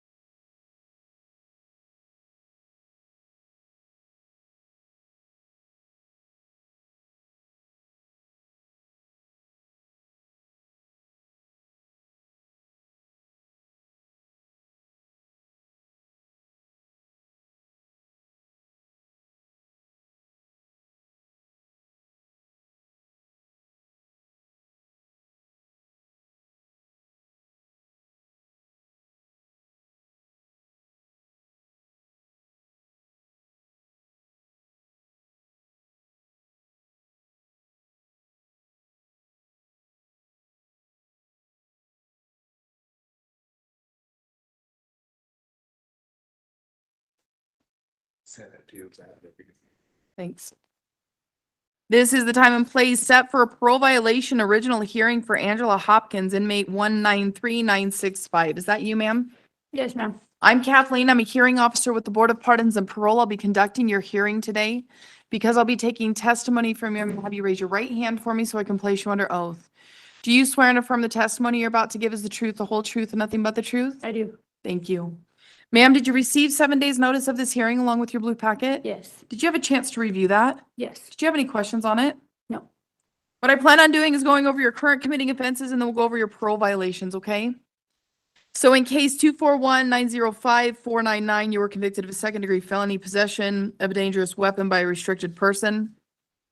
This occurred on February 11th when UHP officers conducted a traffic stop where you gave a false name and date of birth. Officers in plain view observed a bag of marijuana on your center console, as well as smelt the odor of burnt marijuana. Officers found a bong grinder, tutors, pipes, and a THC vape pen, a scale with residue, multiple baggies, including 184 grams of marijuana, 10 grams of methamphetamine, 88 fentanyl pills, and a firearm, which you stated that was your friend's, but you were planning on purchasing. Is that accurate, ma'am? Yes. Anything you wanted to add to that? I did write a letter, but, so even though I got a lot of them dropped, to be honest, I did commit, like, so the fentanyl pills were not mine. They were found in my boyfriend's bag, but the rest of it was mine. Even though it got dropped, I did take a plea deal. The marijuana though did come from a shop and I did have my medical card and my PO did have a copy of that. And yeah, the rest of it, yeah, was mine, even though I only got sentenced with the gun. And then I do have, in my discovery, part of it didn't, it wasn't in the report in the board jacket, but there is a part that, it shows that I showed the officer admit, I showed him a text message, that showed that the gun he texted me when I got arrested and that it was his and it wasn't stolen and it did have no bullets. But the fact that you had it with you as a restricted person. Yeah. Still against the law. Mhm. Sure. In case 241903871, you were convicted of a possession with intent to distribute second-degree felony. This occurred around December 2nd, 2023, where agents conducted a residence check on you. In the bathroom, they found 3 vials filled with unknown liquid, drug paraphernalia, and syringes, which at the time a male stated was his and were steroids. You informed officers of a briefcase that you handed over to them, giving them the safe information to open that, which contained methamphetamine, marijuana, baggies, and a scale, 2 folding knives, sandwich bags, lighters, a scale, prescription, hydrocodone bottle, pills bottle, which belonged to another individual, another drug paraphernalia. Is that accurate, ma'am? Yes, ma'am. Now, in this report, it stated that they weren't going to charge you because you had handed this over. Do you know what changed their minds? So what had happened was I agreed to go to a rehab, and so I thought I would be able to go. She told me it was a Friday, and she told, or it was a Friday or a Saturday, and she told me that she wanted me in by Monday, and so I agreed. And then Monday I had called House of Hope, and they're like, well, we can't get you in for several weeks. And so I did. I spent the rest of my money on a hotel for a week, and I had a baby with me. And so within that week, I still wasn't in, and like I had no money left, and I was still trying. And then, so then I started getting high again. I had my son adopted because I was messing up by my family. They took him for a visit, and I was like, I'm messing up, so, you know, take him. And sorry. You're fine. But so I did start dealing again because I didn't know what to do while I was waiting for rehab because I couldn't be on the streets. And then I called my parole officer the day that House of Hope got me in, and I told her, like, I can't go because I'm high. And she was like, okay, well, I'll call the VOA.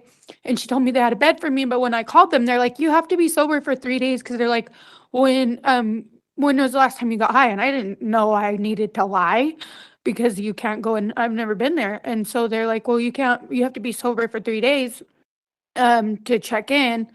And so I did call my PO and tell her that. And then she was like, well, my supervisor said that it was too much, so we do have to charge you. And that's when I ran. Let's go over your parole violations so I don't forget about those. Some of these, like you had mentioned, have been dismissed. I'm still going to ask if you admit, deny, or no contest for the parole violation purposes, okay? Okay.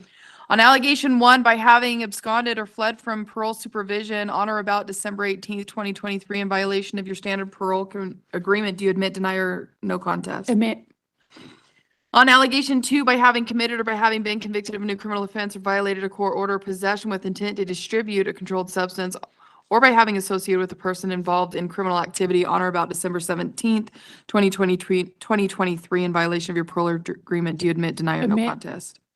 On allegation 3, by having purchased, possessed, owned, used, or had control of any explosive, firearm, ammunition, or dangerous weapon, including archery equipment or crossbow, on or about December 2nd, 2023, in violation of your parole agreement, do you admit, deny, or no contest? Admit.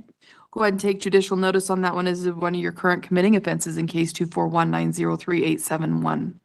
On allegation 4, by having failed to successfully complete GPS monitoring as directed in violation of a special condition of probation parole agreement, do you admit, deny, or no contest? Admit. On allegation 5, by having used methamphetamine on or about December 17th, 2023, in violation of your parole agreement, do you admit, deny, or no contest? Admit. On allegation 6, by having committed or by having been convicted of a new criminal offense or violated a court order, possession of a dangerous weapon by a restricted person, second-degree felony, or by having associated with a person involved in criminal activity, on or about February 11th, 2024, in violation of your parole agreement, do you admit, deny, or no contest? Admit. Go ahead and take judicial notice on that one, as is your other current committing offense in case 241905499. On allegation 7, by having committed or by having been convicted of a new criminal offense or violated a court order of possession with intent to distribute a controlled substance, Class A misdemeanor, or by having associated with a person involved in criminal activity on or about December or February 11th, 2024, in violation of your parole agreement, do you admit, deny, or no contest? On allegation 8, by having committed or by having been convicted of a new criminal offense or violated a court order of possession with intent to distribute a controlled substance, second-degree felony, or by having associated with a person involved in criminal activity on or about December 11th, 2024, in violation of your parole agreement, do you admit, deny, or no contest? Admit. On allegation 9, by having committed or by having been convicted of a new criminal offense or violated a court order of possession of a controlled substance, or by having associated with a person involved in criminal activity on or about February 11th, 2024, in violation of your parole agreement, do you admit, deny, or no contest? Admit. On allegation 10, by having committed or by having been convicted of a new criminal offense or violated a court order, false personal information with intent to be another person, another actual person, or by having associated with a person involved in criminal activity on or about February 11th, 2024, in violation of your parole agreement, do you admit, deny, or no contest?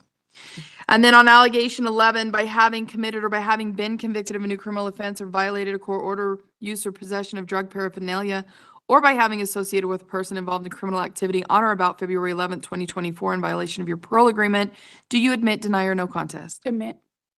Go ahead and accept admissions to all allegations, revoke parole for May 30th, 2023. I will note that on allegations 7, 8, 9, 10, and 11, those were dismissed in the court case. Tell me what you feel like is going to help you moving forward so that you can get control of your addiction. So I kind of wrote that in my letter if I could read it. That's fine. It's not at the beginning, but. It's fine. Okay, so I just wrote things that I'm doing to better my situation while I'm in prison. I'm currently in business tech through Davis Tech College. I have completed classes for the emotional resilience and have been awarded the certificate, which I've brought with me. And I've also brought my report from Davis Tech. I'm currently attending a cognitive behavioral thinking class called Making It Work. It's twice a week, 2 hours each day for a total of 5 weeks, in which I will also be given a certificate upon completion. I've applied and written an essay to be admitted to the Inspire program, a section that is community accountability and programming based, in which you are required to maintain certain standards to be admitted and kept in the program. I have been notified I am on the list and will be granted one of the next available beds. I've filled out the information for Elevate, but have been notified there is an extremely long waiting list. I work at commissary and I attend AA in the chapel. My plans for my release, I would like to interstate compact back to California, where I do have a non-extraditable warrant since 2013, since I was extradited out here, but was required to complete 3 years of probation out there after I'd already finished my sentence, but was instead sent to prison out here before I could get released out there to probation. I know very few people out there, and those that I do are positive, good support, and out of trouble. I have both a friend and a cousin who live on a ranch in Norco, willing to take me in with a no rent requirement to start over or get stable and complete my probation.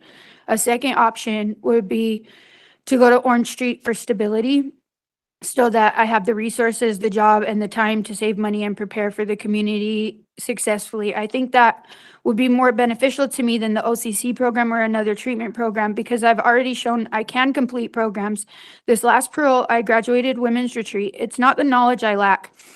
It's not some trauma I haven't faced or an inability or lack of desire to change that prevents me from stopping the cycle that sends me back to prison. The problem I face every time I'm released is the lack of support, no money, no stable residence. Treatment facilities do not allow you to work or stabilize or save money.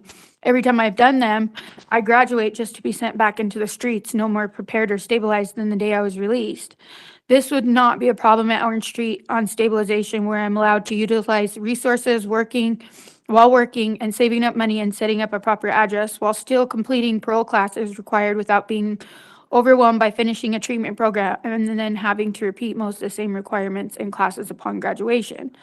I do not wish to be stuck in the repeated cycle and revolving door to prison. It said insanity is repeating the same thing over and over and expecting different results. I would like the opportunity to try something different upon my release. Either of these options can increase my chances for success. I also feel in order to make amends for my actions, I should be given more time. That way I'm able to complete business tech around June of next year, among other things. That will also give me myself a better chance to succeed. When do you graduate business tech? It should be around June.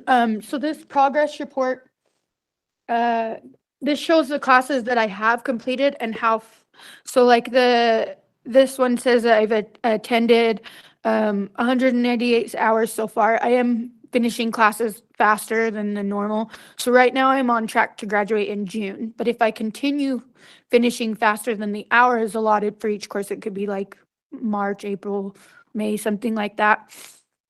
Because right now, like it shows the standard that I'm setting and my progress is 210%.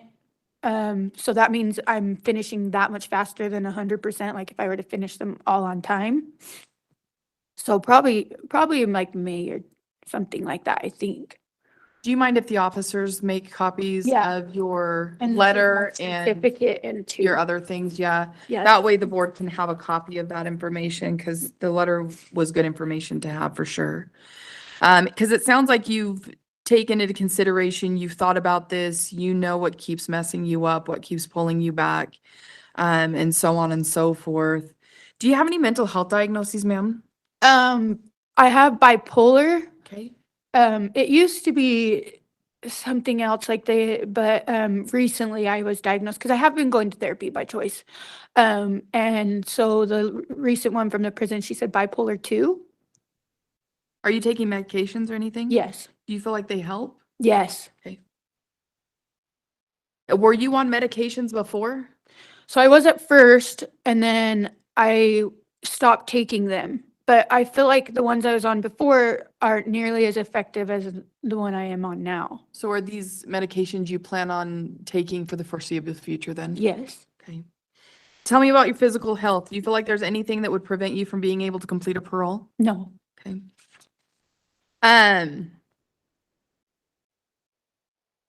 Tell me about your warrant from California. What's it for?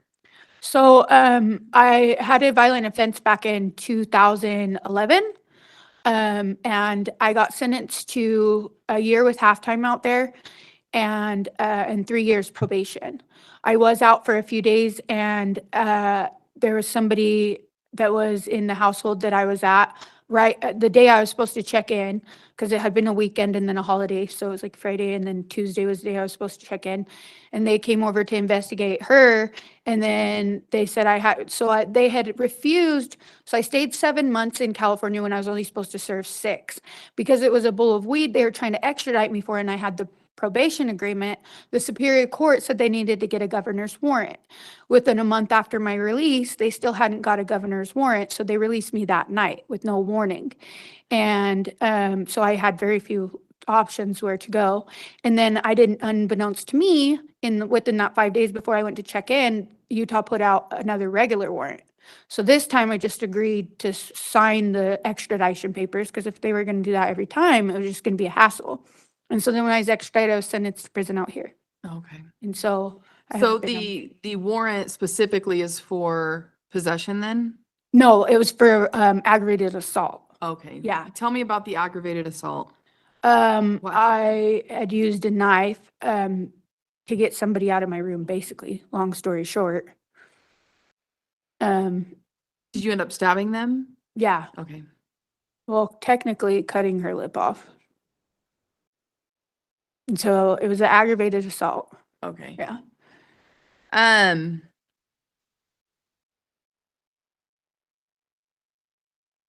For you overall, what do you feel like has changed? I'm just tired. And like, I really did try this time. Every other time I've been on parole, I have not tried. I've ran within a month. I've never checked in once I started getting high and I kept trying this time, even knowing I could go to prison. I still checked in high. I still was honest at one point. So I was going to my treatment place and they even wrote in there that due to me still getting high, like they kicked me out of the treatment, like the outpatient, but because I was honest and I was trying. and giving up my son, you know, that was really hard, but I know it was best for him. And it just makes me feel selfish, and I'm just so tired of this.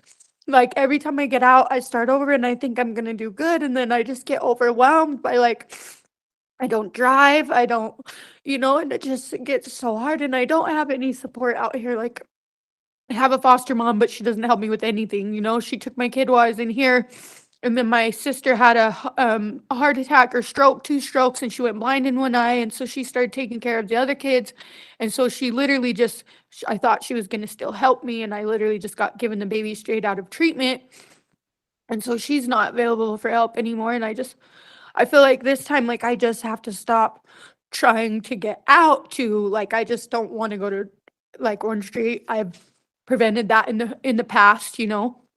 But they do have those resources for stabilization, and so I feel like my problem is sometimes I just feel like, "Oh, I just wanna be out. I've been stuck in prison so long and I just wanna go to a house. I don't want to deal with all that extra." But it's been detrimental for me because then I have to depend on other people, and they're not dependable. And I think that stabilization or going to California, like I said, is like the only way that I can just depend on myself and that still have the resources for from places that won't fail me. And even though I'm stubborn and I feel like I can handle it, or you know, or I just don't want to go, like it's not been good for me. And I've finally just thinking about it this time and just seeing how crazy the prison is this time. It's nothing like Draper. Like it's just like a serious survival of the fittest jungle, and I just don't feel comfortable. Like before, I'd talk to people and I'd be in the same mind space, but this time I like stay in my room. I work. I go to school. Like I don't even feel comfortable with the same kind of people anymore. I just feel like I'm getting old. You know, I'm getting old, and I see old ladies in here. I don't want to be that. Sleep on metal when I'm 50 or 60, you know? And I have the ability. Like I know that. I graduated from high school a year early. I started college, you know. I have the ability. It's just been my stubbornness, you know?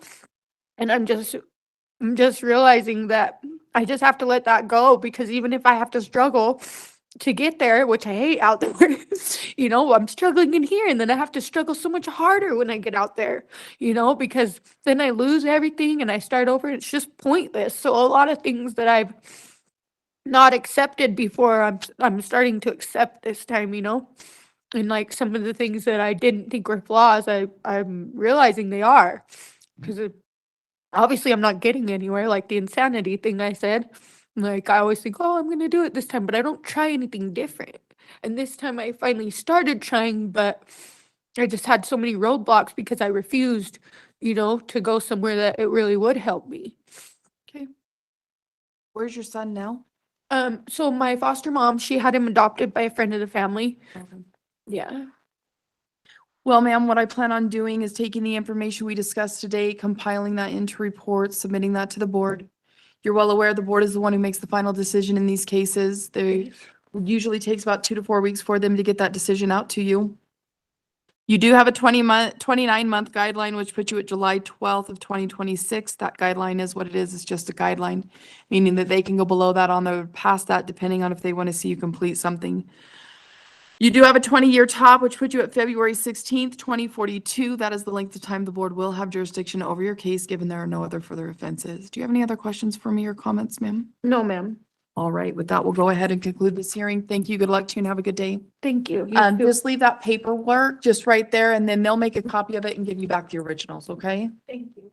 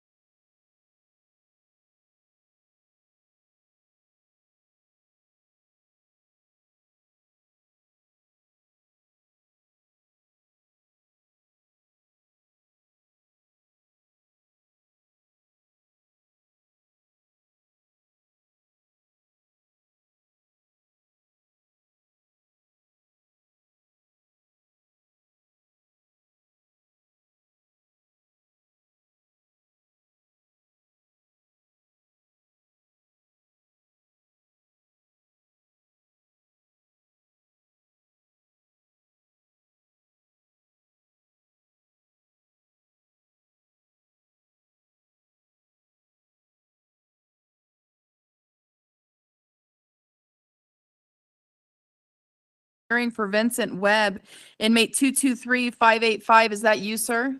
Yes, it is. I'm Kathleen. I'm a hearing officer with the Board of Pardons and Parole. I'll be conducting your hearing today. Because I'll be taking testimony from you, I'm going to have you raise your right hand for me so I can place you under oath. Do you swear and affirm the testimony you're about to give is the truth, the whole truth, and nothing but the truth? I do. Thank you, sir. Sir, did you receive 7 days' notice of this hearing along with your blue packet? Absolutely. Did you have a chance to review that? I did. Did you have any questions on it?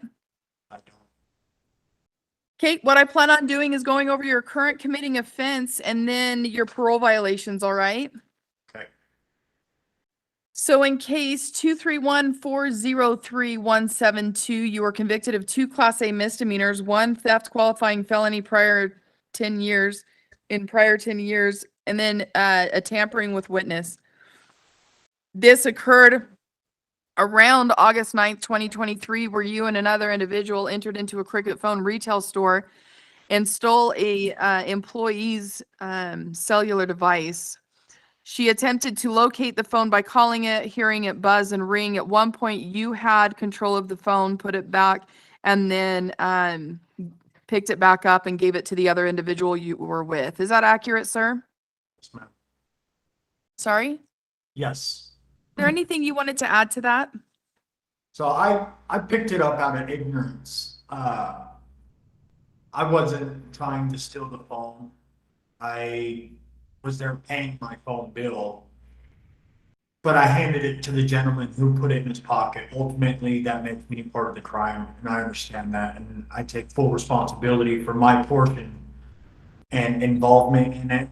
And I went back a couple weeks later to try to make amends with my sponsor, and that's where they got the tampering with the witness. I wasn't trying to do anything but apologize and make amends to her because I know that she was deprived of her phone for a couple hours. I was actually the one to help the police get it back for her. Okay. If there's restitution owing in your case, are you willing to pay that? Absolutely. Okay. Let's go over your parole violations before I forget about those. Some of these coincide with some cases. Some of these may have been dismissed in court. I'm still going to ask if you admit, deny, or no contest for the parole violation purposes, okay? Okay. On allegation 1, by having committed or by having been convicted of a new criminal offense or violated a court order, possession of a dangerous weapon by a restricted person, or by having associated with a person involved in criminal activity on or about February 25th, 2024, in violation of your parole agreement, do you admit, deny, or no contest? Admit. On allegation 2, by having committed or by having been convicted of a new criminal offense or violated a court order, use or possession of drug paraphernalia, or by having associated with a person involved in criminal activity on or about February 25th, 2024, in violation of your parole agreement, do you admit, deny, or no contest? Admit. We'll take judicial notice as that is a case in case 241000308 that you were convicted of that did not fall under the board jurisdiction. And on allegation 3, by having committed or by having been convicted of a new criminal offense, by violated a court order, failure to signal for 2 seconds, or by having associated with a person involved in criminal activity on or about February 25th, 2024, in violation of your parole agreement, do you admit, deny, or no contest? Admit. I will note that that was dismissed in that same case, 241000308. On allegation 4, by having committed or by having been convicted of a new criminal offense or violated a court order, possession, sale, or use of a synthetic urine, or by having associated with a person involved in criminal activity on or about February 25th, 2024, in violation of your parole agreement, do you admit, deny, or no contest? Admit. That too was a conviction in case 241000308 that did not come under board jurisdiction. On allegation 5, by having committed or by having been convicted of a new criminal offense or violated a court order, tampering with a witness, or by having associated with a person involved in criminal activity on or about August 9th, 2023, in violation of your parole agreement, do you admit, deny, or no contest? Admit. Go ahead and take judicial notice on that one as one of your current committing offenses in case 231403172. On allegation 6, by having committed or by having been convicted of a new criminal offense or violated a court order, theft, qualifying felony prior in 10 years, or by having associated with a person involved in criminal activity on or about August 9th, 2023, in violation of your parole agreement, do you admit, deny, or no contest? Admit. Go ahead and take judicial notice on that one as it is your other current committing offense in case 231403172. Go ahead and accept admissions to all allegations and revoke for your parole for June 20th, 2023. Tell me how parole was going, sir. So from the time I got out, I was doing great. I got a job a week after I got out at Brick House Growers growing microgreens. Was making $14 an hour. I was at the Jaywalker Sober Living House doing their IOP, CBT, and GOP treatment. I was going to meetings on a nightly basis. Like I was doing really good. I hadn't used relapse. About September, I got a new job with my CDL. I was driving a cement mixer, and things were going good. Come December, work started to slow down, and I started to associate with people that weren't doing good. And one thing led to another, and I ended up getting arrested on a dangerous weapons charge, which was my work knife that I had in my vehicle. But my PO tell you is, as well as I was enthusiastic. I was loving my life. I was doing extremely well, and I had a couple mishaps, but I was clean the whole time, and I look forward to getting out and just continuing with my sobriety and my life. So when you say you started associating with the negative influences, are these old people, old peers you used to know? Yes. Okay. How long has it been since you've used? Since January of 2021.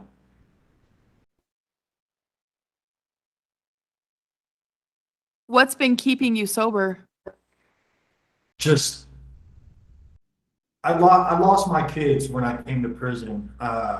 My mom had them, but I always promised myself if it came down to me losing what I loved most, then I needed to do something about it. And I promised myself and my mom that I'd get my kids back, and that's what I've been working towards.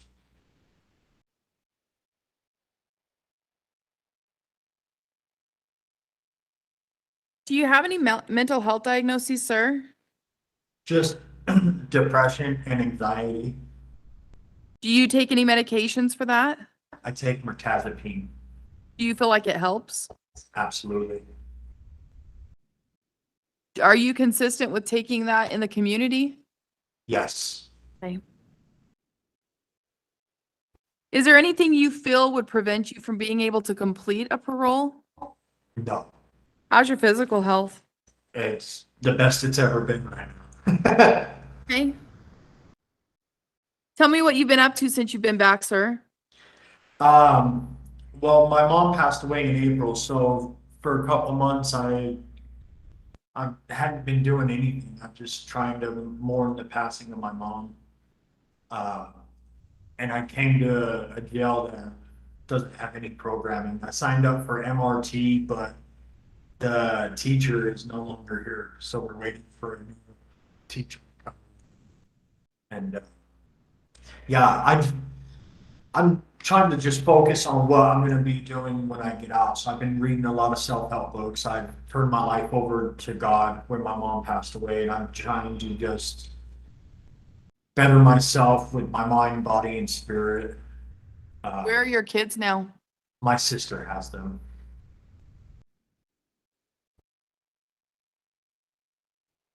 Do they have therapy there? Here? Yes. Have you been working with anybody on grief? So I did a couple sessions with the gal here, Alicia, I think her name is. And then I haven't put back in for it. I've just been in my books trying to pass time basically. And the only reason I ask is because I know a lot of people who have addictions or past addictions and they lose individuals. Sometimes that's a really big trigger for them. So that's why I bring that up. If you've addressed that grief, how you're working through that grief of losing mom. So I was working with the counselor in Gunnison. I was going to him on a weekly basis, and he helped me work through a lot of it. There's a counselor here in town. I'm in Uinta County. Corey, he's the TRC therapist for APP, and I've always really enjoyed working with him. I can't wait to get back out and start doing that again. Okay. Tell me about your April 20th, refuse, resist, arrest. The Movement, do, or command. You have one disciplinary from April. I was out of bounds. It was the night I found out that my mom was in the hospital. And I went in this guy's cell to give him my sister's phone number because he knew my sister. And I was in the house for like 2 minutes, giving him the number, and he was saying a prayer for my mom. And they went to go shut the door on me, and I jumped out real quick. Okay. What do you feel like is going to help you the most, sir, moving forward so you don't end up back here? Just working with Corey, and I got a lot of support system out here in Vernal that I didn't have in Utah County.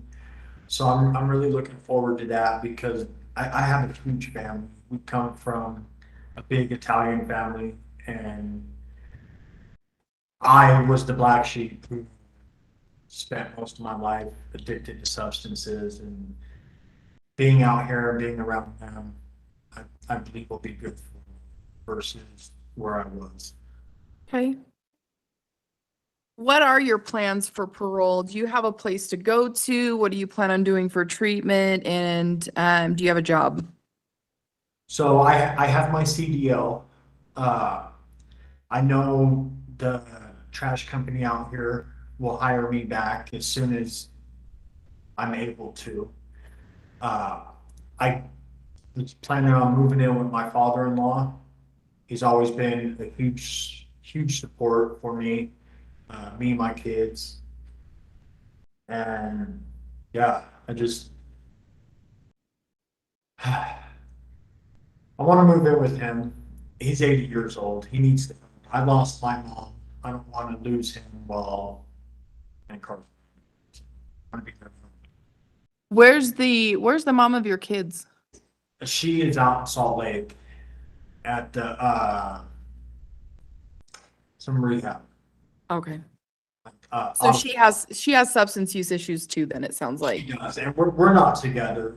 We haven't been together since 2021. But her dad said I'm always more than welcome to be there. Her plan is to be in a sober living and not be in burn. She can't be out there. Okay. Sir, is there anything else you would like the board to know or feel like the board needs to know at this time? Just that I am remorseful for what had happened to the lady and her cell phone. You know, if I could go back, I would definitely not even touch the phone, wouldn't pick it up, and I believe I would still be out. I want to be able to get out, work with Corey, and get back to making my goals to become a father again actually tangible.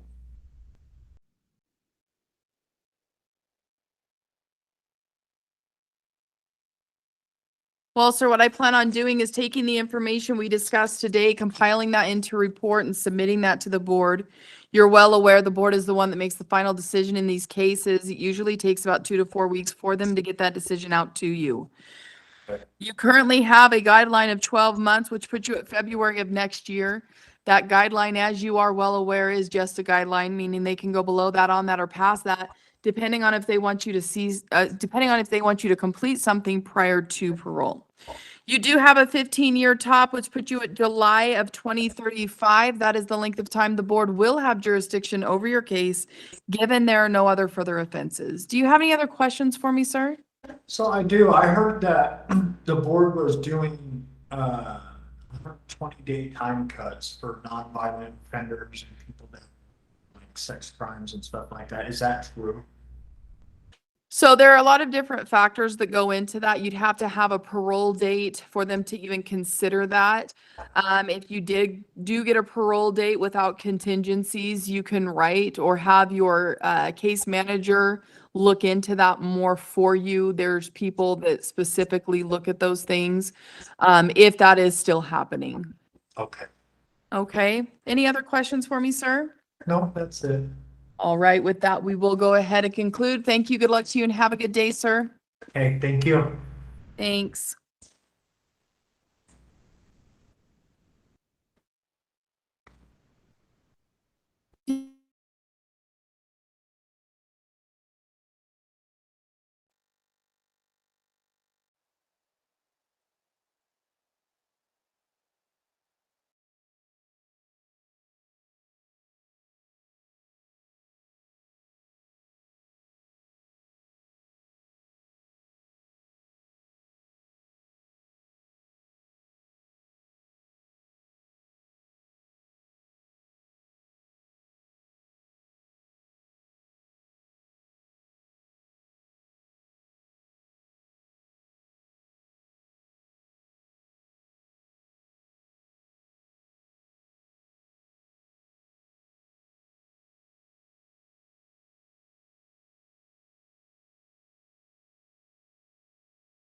Decision hearing for Brian Fields, number 244183. Is that you, sir? Yes, sir. My name's Scott Manning. I'm a hearing officer with the Utah Board of Pardons and Parole. I'll be conducting today's hearing. I am going to be taking testimony from you. If you'd raise your right hand, I'll swear you in. Do you swear that the testimony you provide today will be truthful? Yes. Thank you. I'll put Yeah, my you can lower your hand. Thank you. Thank you. Did you receive at least 7 days written notice of today's hearing along with your blue disclosure packet? Yes. Okay, so the purpose of today's hearing is to allow you to speak about that information. That's the new information the board will be considering. I'm just going to give a review of what's happened, and then we'll kind of talk about a couple of things, and then I'll let you have the final word at the end of the hearing, and you can state anything else you'd like to on the record. So you returned from parole in June of this year. In July, the board accepted a waiver from you. They accepted your admissions to parole violation allegations, revoked your prior parole, and granted a parole of August 13th of 2024. Looks like a charge was filed in case 241701420. It was a misdemeanor B, threat of violence, and misdemeanor B, electronic communication harassment. Due to that new case, on August 2nd, 2024, the board rescinded the August 13th, 2024 parole due to that pending case. I note that the warrant request that the board had reviewed in granting the August 13th, 2024 parole, it mentioned some instances of domestic violence, but there were no specifics. So this case, is more specific as to that. I note that looks like August 28th of 2024, you were convicted of threat of violence, misdemeanor B, in case 241701420. The electronic communication harassment was dismissed with prejudice in the case, and the case was closed with 60 days credit for time served. I do note that a continuous protective order was entered in favor of the victim of that case. The offense date was March 5th, 2024, so while you were on this most recent parole. I've looked briefly into that case. So quickly, I just wanted to ask, what happened in the domestic violence case? What behavior did you engage in that case? It was an argument basically because she emptied my bank account. I could have worded things better, correct? Sure, yes, I was wrong for it, the way I acted and the things that I said. What did you say? Basically, I said I murdered, she didn't give me my money back. Okay.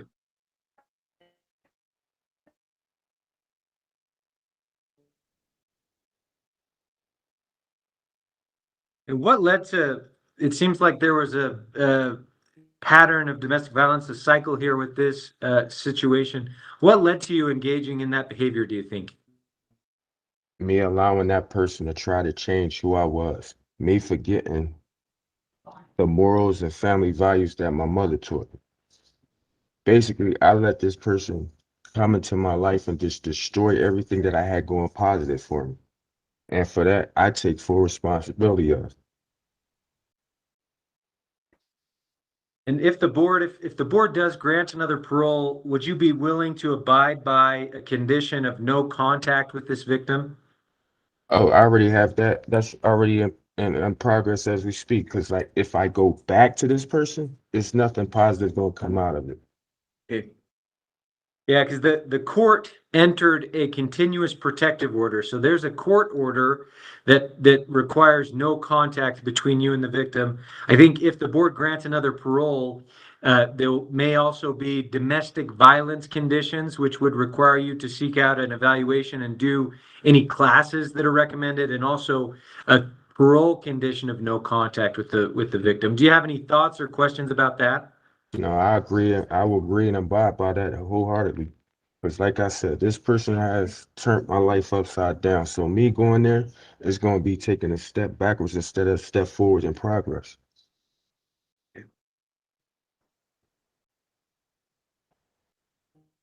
Then I think I saw that you're in a parole violation life and balance class right now. Is that correct? That's correct. How long is that class? It's almost over, to be honest with you. It's about 47 sessions. We're on session 42 right now. Okay. And what have you learned? To think, basically, right? Before I act or react, because every action has a reaction. And I also learned from that class and from the time I spent, no matter what no one says or does, the punishment that I'm gonna feel from missing my daughter's funeral is greater than any punishment anybody can ever give me. That was part of when my date got taken. My daughter died July 12th, 2024. So I've been on some real humble life evaluation type stuff.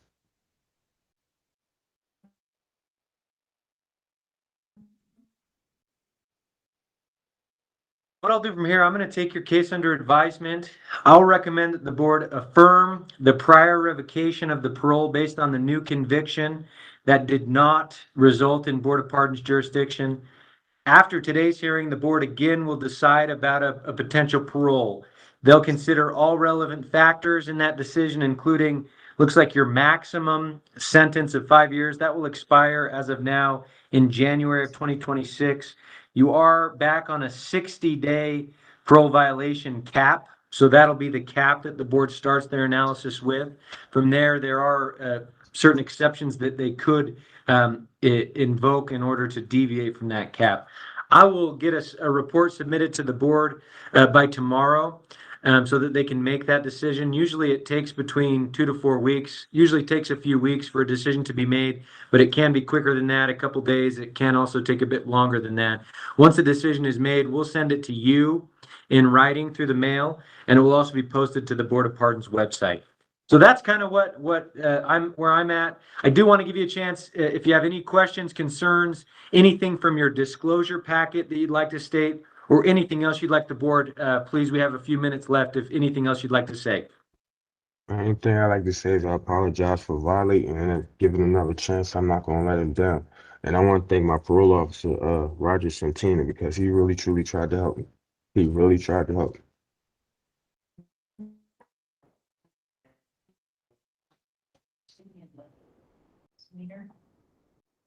Okay.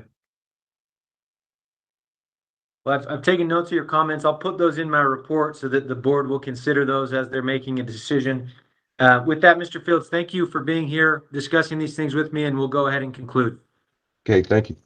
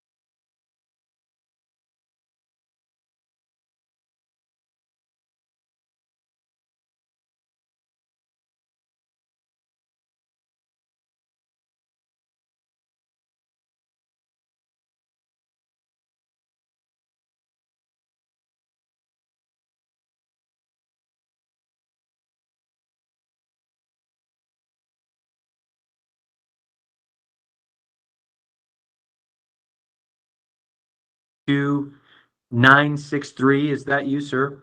Yes. My name's Scott Manning. I'm a hearing officer with the Utah Board of Pardons and Parole.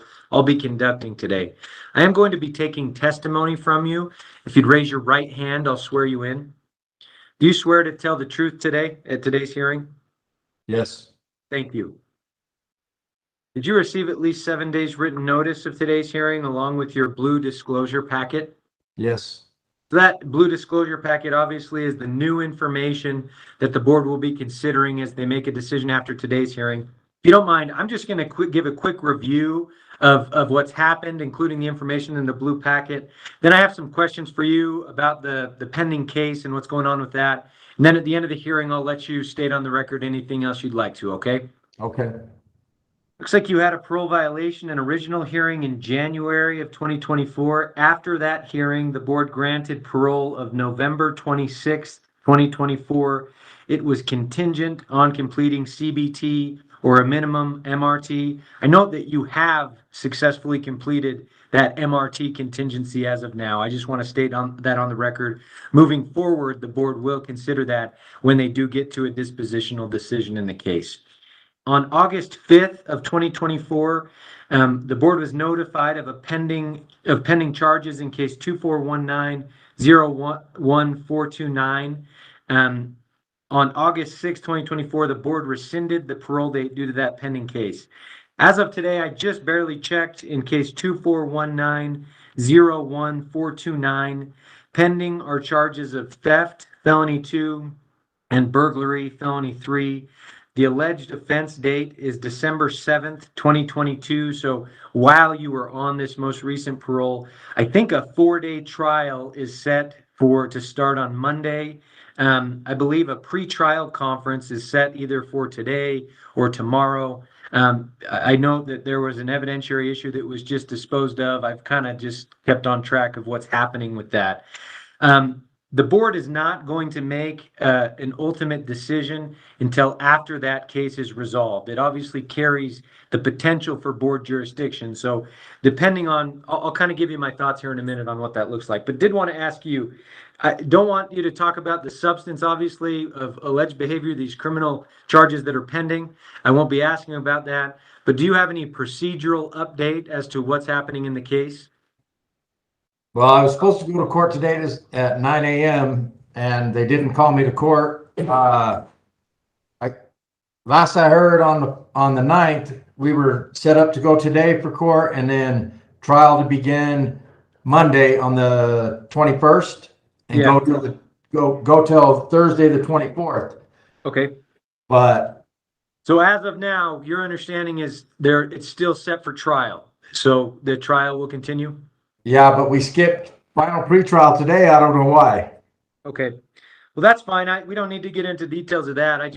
If there was a potential of it being resolved, I would have noted that to the board. So I think what'll happen, the board may end up setting a paper review to track the case. What that generally means is they'll wait until the case is resolved. Once it is, they will take appropriate action.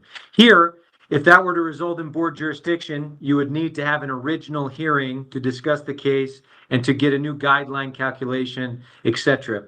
If the case does not result in board jurisdiction, so either acquittal or a conviction with case closed, for example, the board could make a decision about a potential release. They also could schedule a hearing if they wanted to talk about something.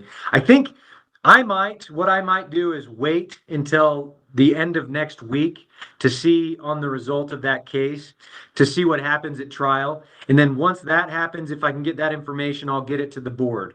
That's kind of where I'm sitting right now. And then depending on what happens in that case, they may set a paper review to track it. And then once everything is resolved, I would just encourage you to notify the board through a letter or have someone call us so that we can get towards moving towards appropriate action. So that's kind of where I stand. Does that all make sense to you? Makes perfect sense. Okay. So what I'll do, I'm probably going to just sit on this for a few days. I'll monitor what happens next week. And then depending on what information I get, I'll take appropriate action to get that to the board. If there is an acquittal, for example, I'll probably just forward it to the board for them to make a decision. But if not, depending on the outcome, it may be a paper review, but it may take a couple extra days to get that made, okay? That's what I have. I'm going to recommend that the board take judicial notice of the pending case, and then I'll get that report submitted to them once I deem that appropriate, as we've discussed. Is there anything else, any other comments, questions, or concerns you'd like to mention at this time? No, sir. Okay, with that, Mr. McMillan, I will take the case under advisement. I'll proceed as I just explained, and I'll get the report submitted within that timing. With that, thank you for being here today. I wish you the best of luck, and we'll go ahead and conclude today's hearing. All right, thank you.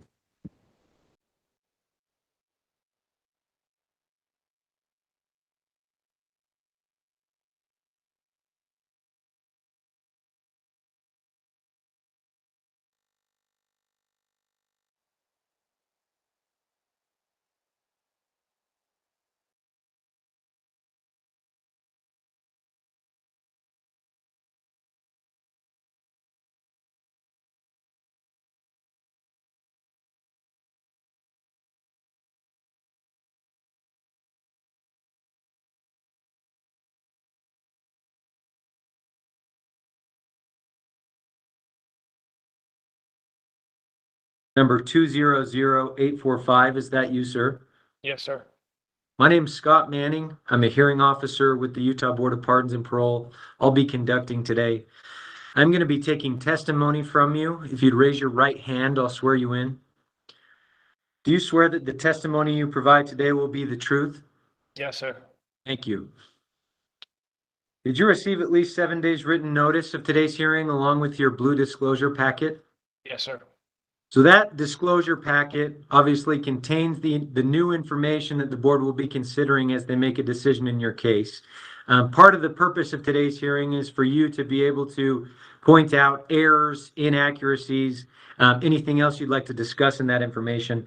I'm planning on reviewing the procedure related to your the parole violations, what's happened related to that, and then discussing the facts of the new case, the possession or use of a controlled substance case. I've also prepared some questions for you about what you've been doing recently, what happened on this most recent parole, and your plans moving forward. But at this time, are there any errors or inaccuracies that you'd like to discuss from that disclosure packet? No, sir. Okay. So you returned from your 7th parole in December 2023. You had a parole violation hearing in February 2024. After that hearing, the board accepted your admissions to allegations 1 and 3, I think using fentanyl and not complying with your case action plan, and they accepted your no contest pleas to allegations 2 and 4, which was the incident, the tampering with the UA, tampering with evidence incident. Those were entered as technical violations after that hearing. The board at that time revoked the May 31st, 2022 parole, and they continued the hearing because the Department of Corrections reported that criminal charges were being reviewed related to a December 22nd, 2023 incident in which you tested positive for Suboxone. So that happened after you returned to prison. So they continued the hearing regarding that. Just so you know, your latest parole was discussed at length at your last hearing. I've reviewed what was said at that hearing, what you said, what was asked, etc. So obviously the main focus of my hearing today will be new information, primarily the new case, etc. But certainly if you have any other comments or anything about that last parole, you can make those statements today. So don't hesitate to do that. But want you to know I'm familiar with what you said at the last hearing. Okay. In April of 2024, a charge of possession or use of controlled substance, misdemeanor A, was filed in case 241100421. It looks like in May of 2024, you were convicted, and that resulted in a prison sentence. So today's hearing was scheduled to discuss that new case. So just to review, your new commitment offense is possession or use of a controlled substance, misdemeanor A. You have a maximum expiration date of November 26th, 2025. That's the 1 to 15 from 2011. So that's the maximum amount of time the board retains jurisdiction. Your guideline for this new case is 10 months. That guideline passed on September 22nd, 2024. Obviously, the board is not bound by that guideline, and they will consider your case as a whole after today's hearing to determine the appropriateness of a release, the type of release, the timing of that, etc.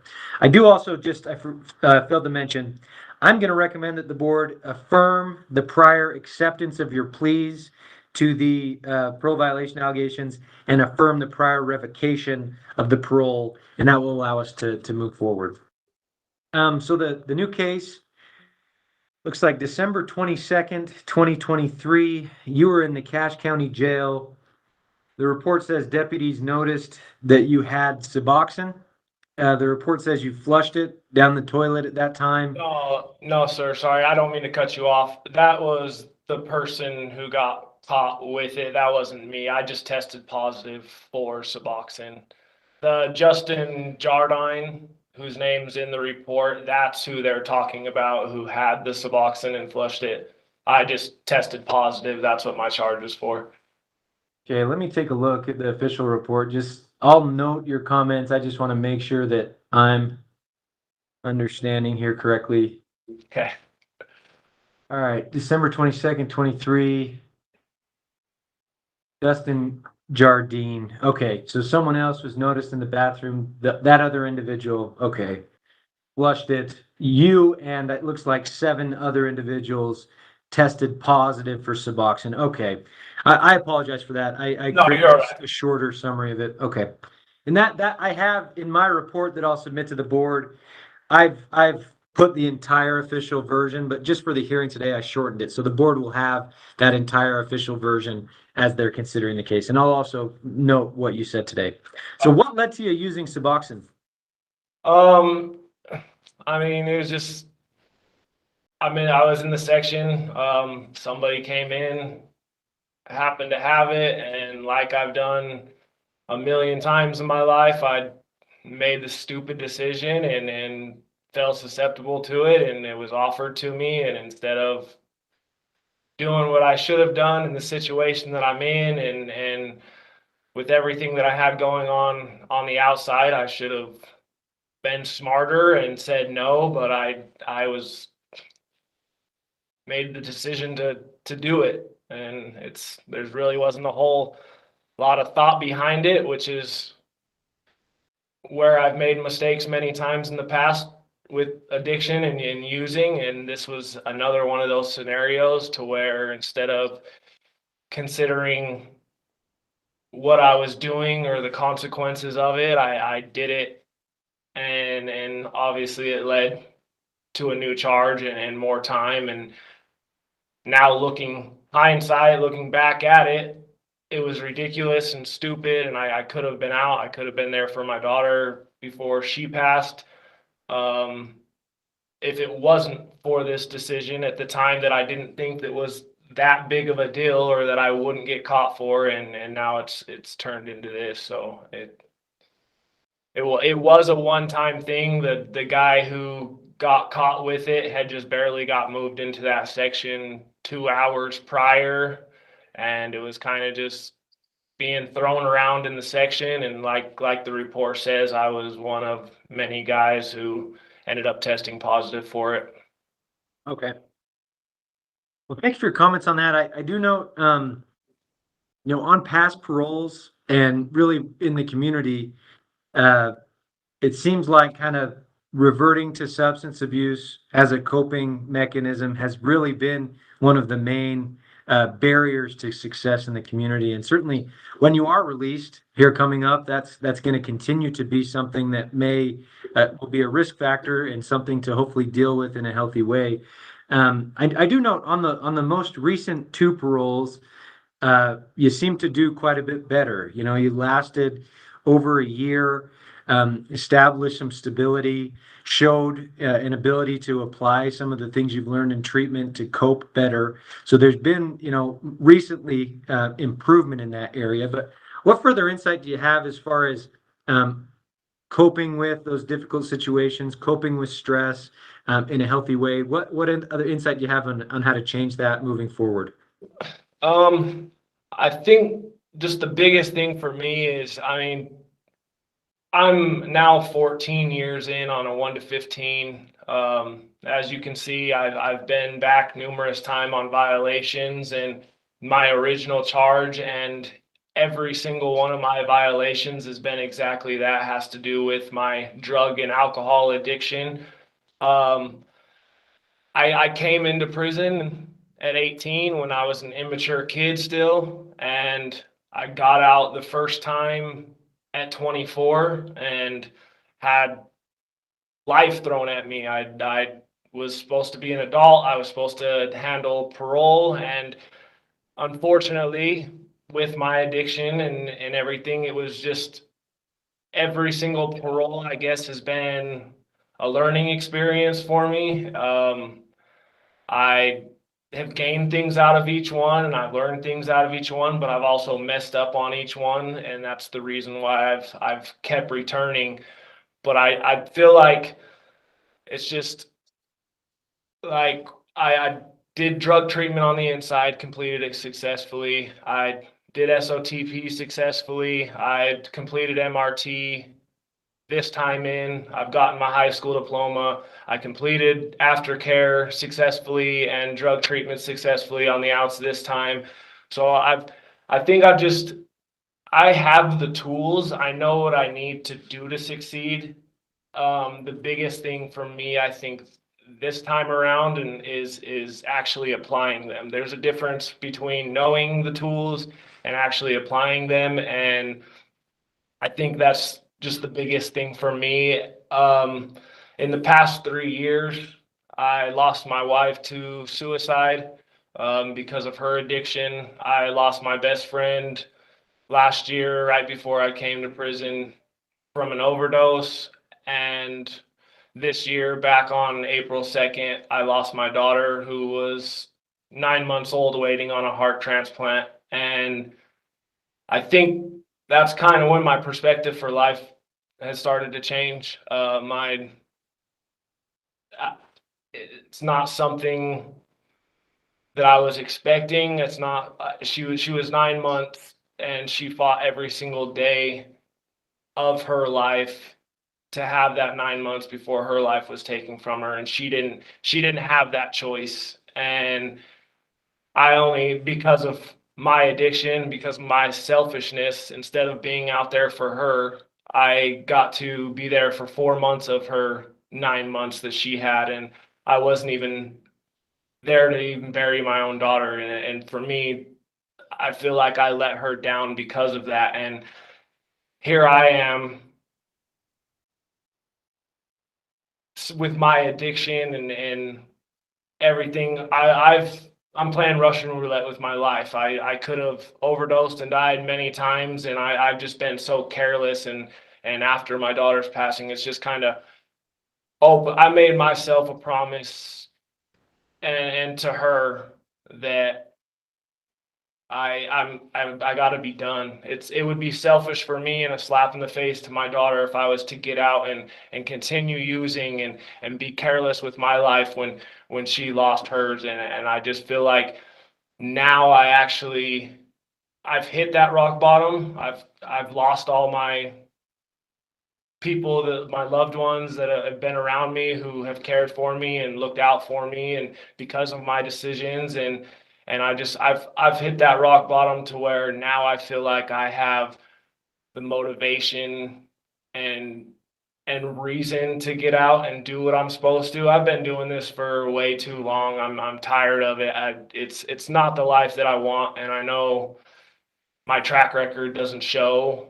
It's not very good with how many times I've came back, but I do know what it takes to succeed and make it out there. And I was doing really good on the last parole to where I thought I finally had things figured out. And unfortunately, I had some things when we found out about my daughter's medical issues and my daughter's mother at the time losing her employment, and just all the life stresses that were thrown on me at once that I just didn't know how to handle very well at the time. And I turned to something that I shouldn't have, but I know what I need to do better than anybody else. I think at this point I have the tools. I do have a plan for when I get out. I do have my employment still waiting for me. And that's the tattoo shop? Yes, sir. Okay. I think the biggest thing for me is to actually get out and get help with my mental health. And I had it set up last time to get the Sublocade shop through Weber Human Services, which helps with the addiction, opiate addiction. So I would like to, I know I need to go and make that a priority once I get out. And the only other thing is I don't have family or anybody right now to help as far as an address or anything, but I feel like this time around it's something that I need to do for myself and by myself.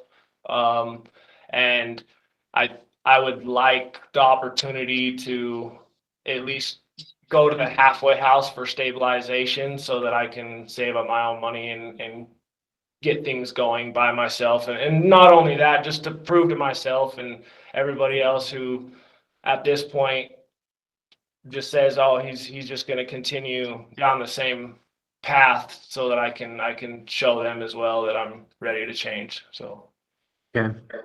Yeah, I know a lot of the things you've said are kind of mirroring the questions I have. I know, again, you've done SOT, you've done substance use treatment, education classes, life skills. I agree. I think you have a lot of the tools, you're familiar with them. And, you know, recently you've shown, you know, signs of being able to apply those things, which in my mind is a positive and something to build on. Obviously, work to do to overcome the difficult situations, the risky situations that certainly are going to continue to present themselves as well. So thank you for your comments on that.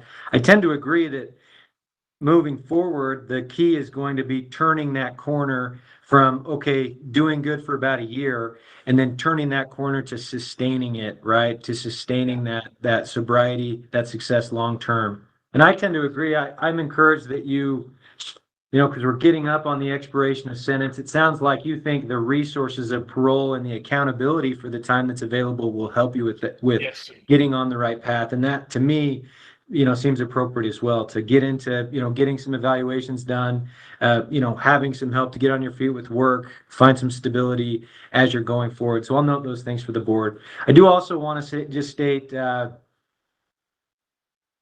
the case that we talked about, the only disciplinary violation that I show documented.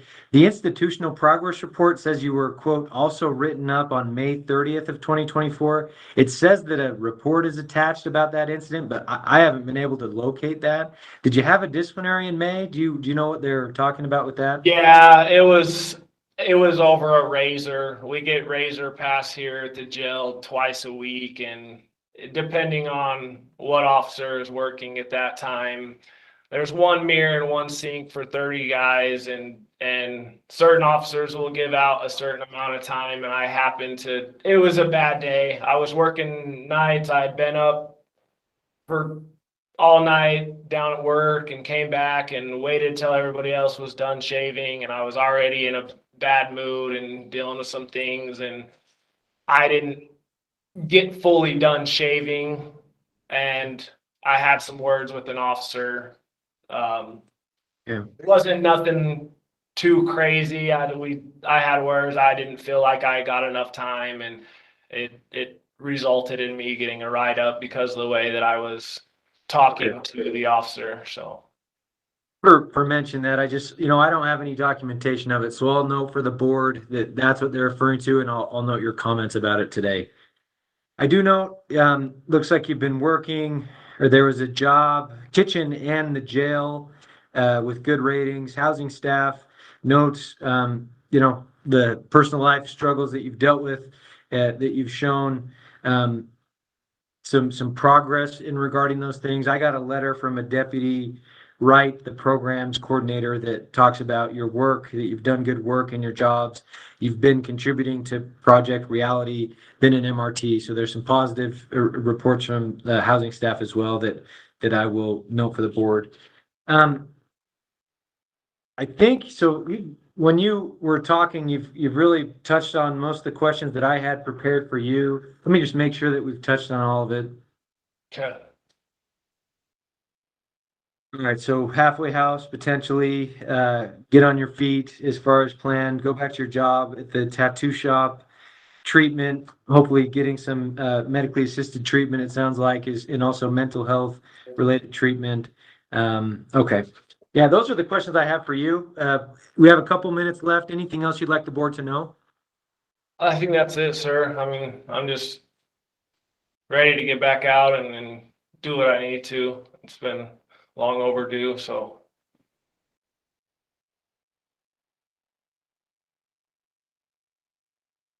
Okay, what I'll do from here is take your case under advisement. I've put together a report of what I reviewed before today. I'll include what we talked about today in that report, and I'll submit that to the members of the board either this afternoon or tomorrow. Usually it takes a couple weeks for them to make a decision.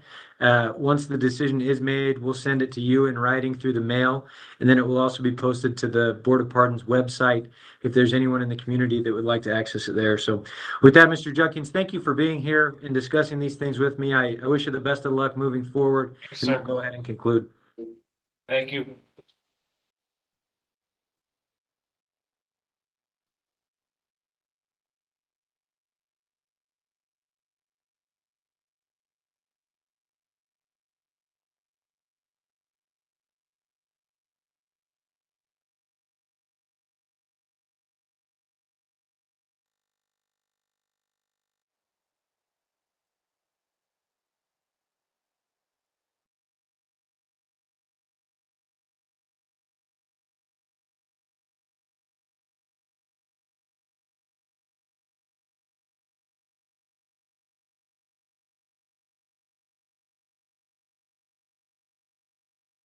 Hearing for Alexander Amundson, number 231494. Is that you, sir?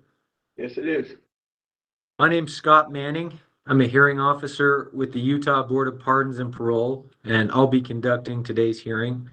I am going to be taking testimony from you. If you'd raise your right hand, I'll swear you in. Do you swear that the testimony you provide today will be the truth? Yes, I do. Thank you. Did you receive at least 7 days written notice of today's hearing along with your blue disclosure packet? Yes, I did. I do note, I think 2 days ago, we had a sentencing guideline calculation and hearing worksheet put together and sent to you. Did you get that in the last 2 days? So a letter from you guys, right? Yeah. Right. So what it was that white paper packet filled out, and then you guys copied it and sent it back, right? So what happened, we sent you a blue disclosure packet with like the pre-sentence report, other documents in it. But 2 days ago, essentially we needed to calculate your guideline and do the time accounting. So giving you credit for time you've served and do that accounting work. That was done 2 days ago, and we sent that document to you 2 days ago. Did you get something recently? We sent it to your case manager, I believe. I got a letter from you guys. I think it was last Friday. Okay. And that was, like I said, it was the white packet that I fill out to tell you what my exit plan would be. And, Yeah. But as of 2 days ago, no, I haven't got nothing. So really what it is it's a calculation of your guideline. And I'm planning on going over all of that with you, but Okay. you have the right to receive and review that stuff before today's hearing. Since you haven't gotten it, if you want to, we can reschedule the hearing for sometime in the future, or if you're willing to waive that disclosure, I can go over it with you today and review everything with you if you're comfortable moving forward. But I'm comfortable moving forward. I basically know my, if you're saying about the days credit time served, I basically know that already in my head. I know what I'm looking at. well, I'll give you in just a minute. I'm going to go over it with you. So if you have questions, please ask. But I'll note that you've waived that disclosure, and we'll continue as scheduled. Aside from that, Are there any, that blue packet, so that's the information that the board will consider as they make a decision in your case. Part of the purpose of today's hearing is to allow you to note any errors or inaccuracies from that disclosure. Are there, and I've prepared questions to talk about a lot of what I think is relevant. So we'll go over the case, what happened in the case. We'll be talking about the period of probation that you had before prison. We'll be talking about your programming, etc. But at this time, do you have anything you'd like to discuss as far as errors or inaccuracies? So I had, I don't remember exactly where it was at in the paperwork, but I saw something about what I was here on, a current case.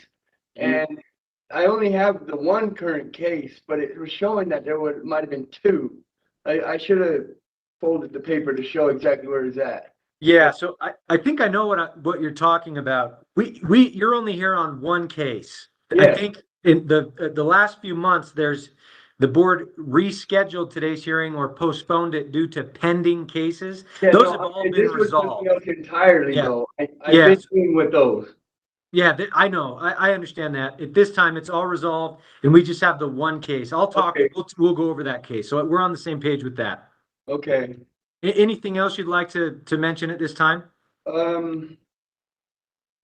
No, I mean, if it comes up, there was a couple of things that I was reading in my packet, but it sounds like you're right on the same page with me right now, so. So let's do this, okay? I'm going to go over everything. We'll talk about some questions I have for you, and then at the end, I'll let you state anything else you'd like to, okay? Okay. Okay. So it looks like your commitment offenses are aggravated robbery, assault against an officer, felony 3, the aggravated robbery is a felony 2, and failure to stop or respond at the command of police, felony 3. Those are all the one case. Yeah. You are serving a maximum aggregate sentence of between 1 and up to 15 years in prison. That sentence will expire on June 15th of 2037. So that's the maximum amount of time that the board can retain jurisdiction over your case, the maximum amount of the sentence. Your parole guideline calls for 34 months of incarceration. Based on that guideline, you would be released on April 15th of 2025, okay? The guideline is not binding on the board, but they will start with that guideline and make a decision on a potential release based on all factors in your case. Just so you know, you were given 483 days of credit for time served. You did not get credit for the time served when you were not in jail. So when you were released from jail and on probation, you don't get credit for that. But all the time you spent in jail, prison sentence, you got credit for that, okay? Does that all make sense to you? So one question, yeah, it does, but one question though. So on my blue packet matrix, the matrix says 30 months. Okay, and the reason for that, and that's what I was talking about earlier, that's the adult probation and parole matrix of 30 months. The Board of Pardons, our staff are the ones who conduct the guideline calculation. It's different from that matrix. So based on their guideline that they calculated this week, it's 34 months. So that's the document that we sent to you that you haven't received yet. So that's the guideline calculation. Does that make sense to you? What I can do is tomorrow, if you'd like, I can just go double check and make sure that's all correct as far as your criminal history and make sure it's all done, because it was just recently done this week. But 34 months is the guideline that we have. Obviously, the board is not bound by those guidelines, but that's kind of the start of it. Okay. Anything else you'd like to add? But what I can do, I will cross-reference the 30-month guideline that you're talking about. I will compare that to our Board of Pardons guideline and just make sure that everything's right. Okay, yeah, that sounds good to me. I read the packet, so yeah. No, that's okay. I think the confusion also is that we just did this recently, so that's the disclosure hasn't gotten to you, so you'll be receiving that in the next couple days. Because I also read that what the days that I was getting, and it was only like 258 days. So you're telling me now it's 480. The max I have listed is 483. We give specific dates for each case. So our case analysts really go through in depth for each day that you were in jail. So they did all that. And I don't have the specifics right now, but I'll double check that all tomorrow. And that would just be before I came to prison, right? So my time in prison counts as well, Yeah. right? Like, Yeah. 'cause it's been Correct. it's been another year now. And Yeah, so the year since you've been in prison, since October 23, you get credit for that and for all time that you spent in jail on this case, on the commitment case. That's the time that you're getting credit for. okay, so As I my understand. days in the prison, so when I was booked into jail, it'd be right before I came to prison was October 3rd. I was booked into prison October 11th. I show, yeah, so you would get credit for the October 3rd also. Okay. Oh, okay. Yeah. Okay. But again, I'll go look at it tomorrow and just make sure that everything's looking correct. Okay, sounds good. Okay, looks like, so the case is case 2219-01021. January 2022, you were a passenger during a traffic stop. I think you gave officers someone else's name. I think it maybe was a family member. You or that person had outstanding misdemeanor warrants. I think officers asked you to get out of the car, but you did not. It says from the middle seat of the car, you turned the car on and accelerated away, pushed on the gas pedal and drove away. An officer attempted to grab you, but you struck this officer with the vehicle as you fled, I think injuring that officer's leg.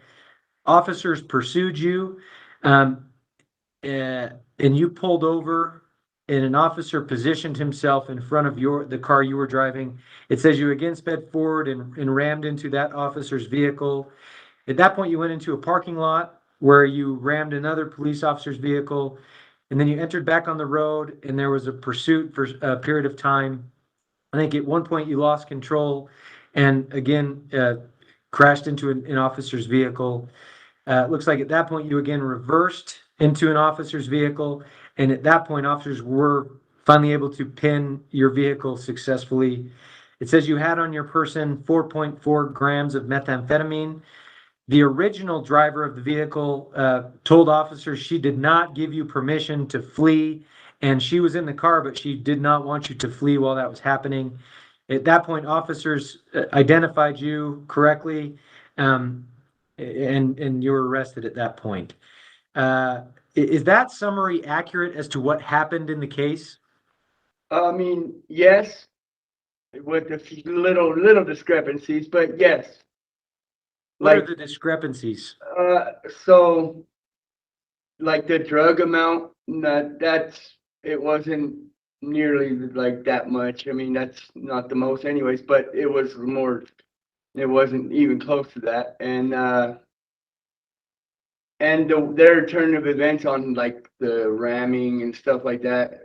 But basically, yes, that's what I did. I did start the car and take off, and we got in a high-speed chase. Yes, you know. Okay. Were you under the influence during this incident? I was What had you used?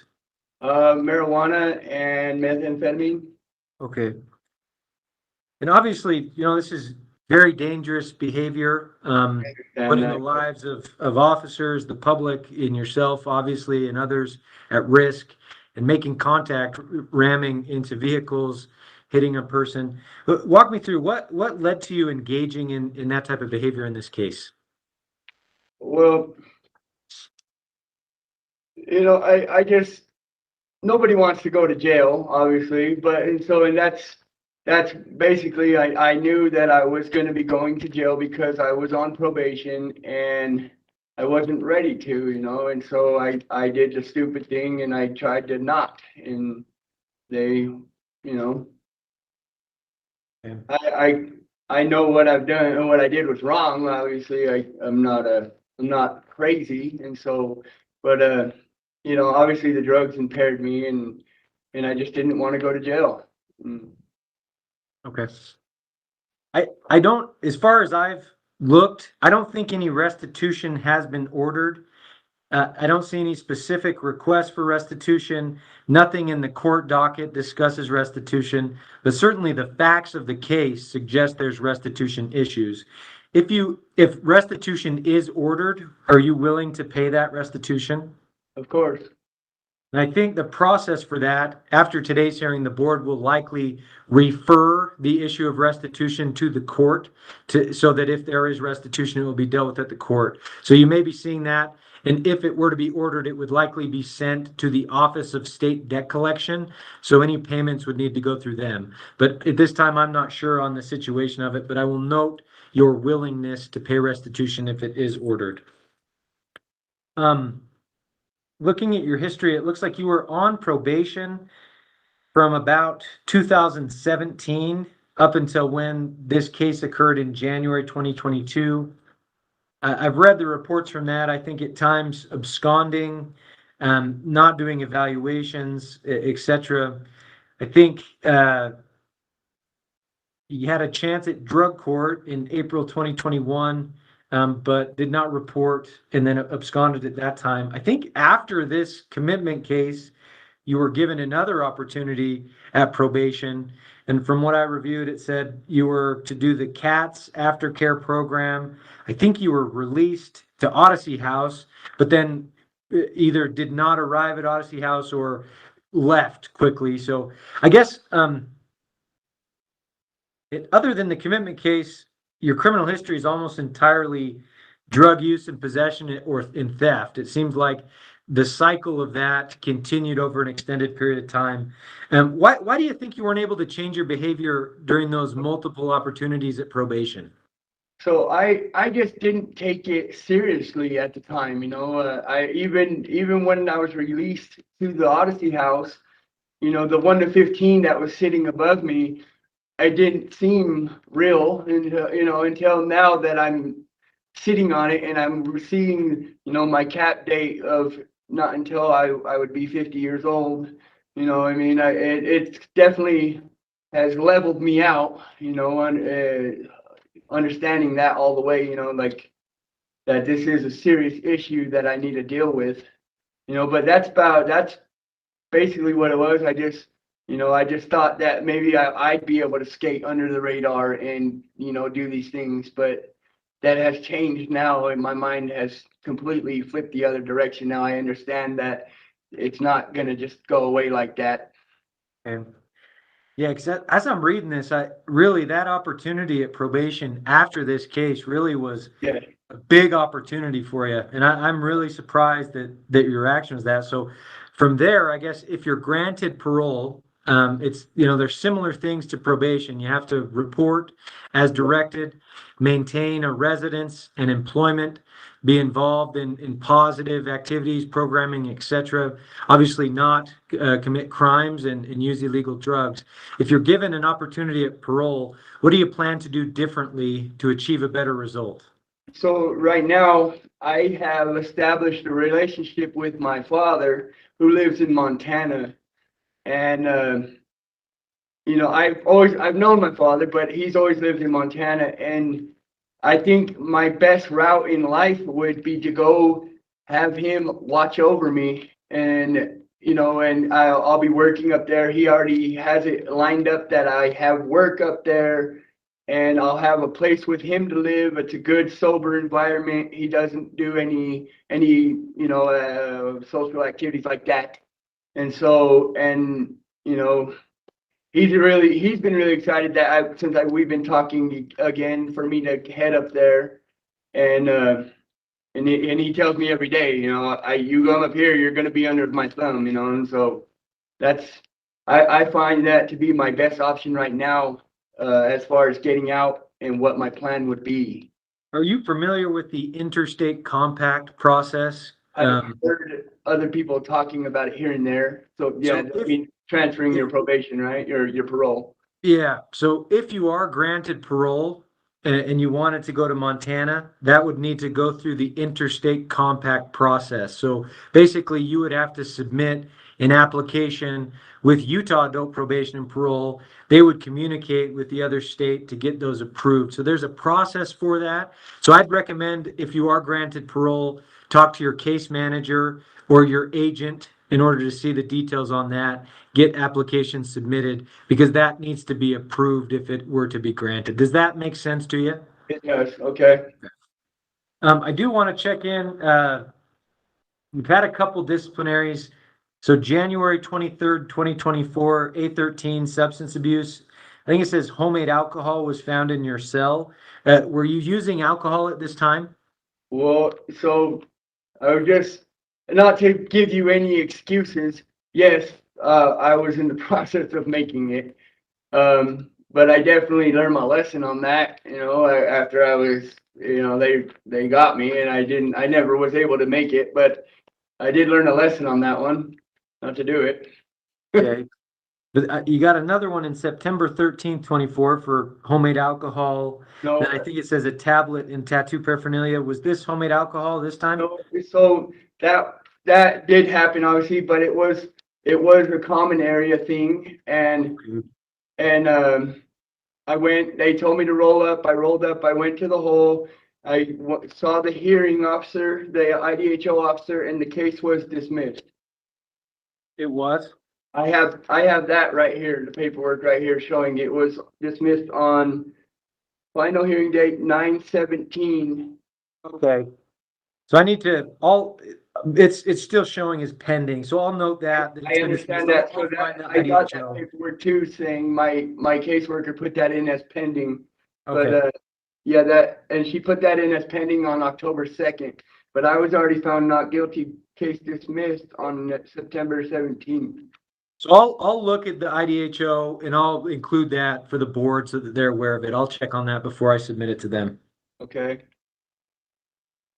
So have you used drugs or alcohol? When was the last time you used drugs or alcohol? Now it's been since I locked down in a year ago. Okay. So it's been since you arrived at the prison? Yes. Okay. And when I got to the prison, I did a drug evaluation that in Arno, and they said something about the green program in the Salt Lake prison, the Conquest. Yeah.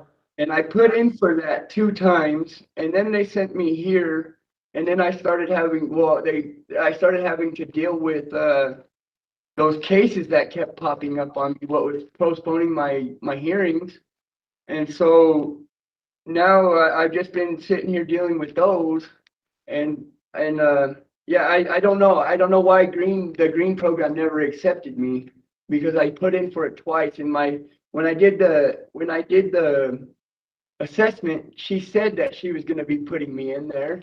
Okay. I don't know whatever happened to that, and then they sent me here, and then I've been dealing with court here. Okay, let me just take some notes. So it sounds like you've tried to get into programming. You were gonna hopefully get into Conquest, but the jail, moved to a jail, and then the pending cases, your understanding has prevented you from getting into programming. Have you done any classes or treatment or anything? While being incarcerated, I've just done the ones on the tablets and, Have you ever had a positive experience in treatment in the past? I'd gone to a rehab before many years ago, but it was not court ordered. It was just on my own accord. Where did you do it? Huh? Where did you do treatment? It was Highland Ridge detox center. I think it's detox center. I don't remember exactly. Okay, and you did like a residential program at that time? Yeah, you stay there. Yes, it was. Okay. Yeah. And are you willing to do treatment that the board orders? I think certainly whether it's in the community, on parole, like at a halfway house, or in the facility, I think the board is going to want you to do treatment. Yes. After today's hearing, they'll decide the when and the where, but what are your thoughts on treatment at this time? Yeah, I mean, yeah, I'm willing to do a treatment. It will help me. Okay. If you were allowed to do treatment in the community, where would you do it? Do you know, at a halfway house, or would you have thoughts on where you'd go? I've been hearing different places, around here. I think Fortitude, Nuke, those are treatments or are those halfway house? I don't know Those- the. Those are halfway houses, like Fortitude Treatment Center. It's a halfway house where you could do a treatment program, like a residential treatment program. But there's also like private places that you can, sometimes you're allowed to go. So, yeah, there's different options, but a halfway house would be an option. Okay, so I would just, I mean, like I said, I have been hearing names of places here and there, but, I would have to just do the research and I would, choose the right one for where I'm trying to be or, just for my situation. Okay. Yeah, I've definitely heard a couple names thrown around. Well, I'll note your comments on that. And then obviously, again, the board after today's hearing will make a decision on the when and the where that's allowed to happen. They'll consider your guideline, the time that you've been here, your minimum and maximum sentence, et cetera. And then just there, so there was one more disciplinary, April 9th, 2024. I think it said you had a tattoo motor on the desk inside your cell. Were you giving tattoos or getting tattoos or what happened here? I was in the process of getting a tattoo and yeah. Okay. We're just getting close on time. Let me make sure I've touched on everything. Then are you active STG? I show no documentation in the system, but in your board packet, you said Yeah, you, so I am affiliated. I don't think I'm on file active STG. okay. If you're granted parole, it may include what's called gang conditions. So you'd not, not affiliate with known gang members, not have in your possession gang-related materials, not be involved in gang-related activities. That would be required of you if you were granted parole. Are you willing to abide by those conditions? Yes, of course. Okay.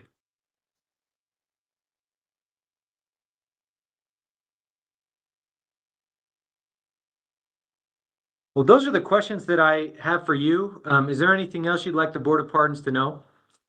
No, I think we basically covered it, Okay.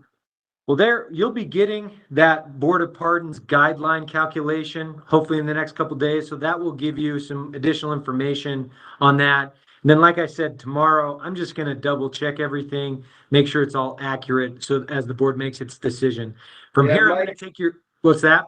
My caseworker's on vacation, and so if it goes through her and me not having received it, it's because she's out of the office. Okay. And so you said that it will be coming from her, so that's probably why. And we sent a paper copy in the mail, but the mail takes a couple of days to get to you. So Yes. I've prepared a report before today's hearing. I'll include in that report what you and I talked about today, and then I'll submit that to the members of the board hopefully by tomorrow. There's 5 board members. They make decisions by a majority vote, so 3 out of 5 have to agree. Usually it takes them between 2 to 4 weeks for a decision to be made, and we'll send that decision to you in writing through the mail. And it will also be posted to the Board of Pardons website if there's anyone in the community that would like to access it there. So with that, Mr. Amundson, thank you for being here and answering my questions. I wish you the best of luck moving forward, and we'll go ahead and conclude. All right, thank you.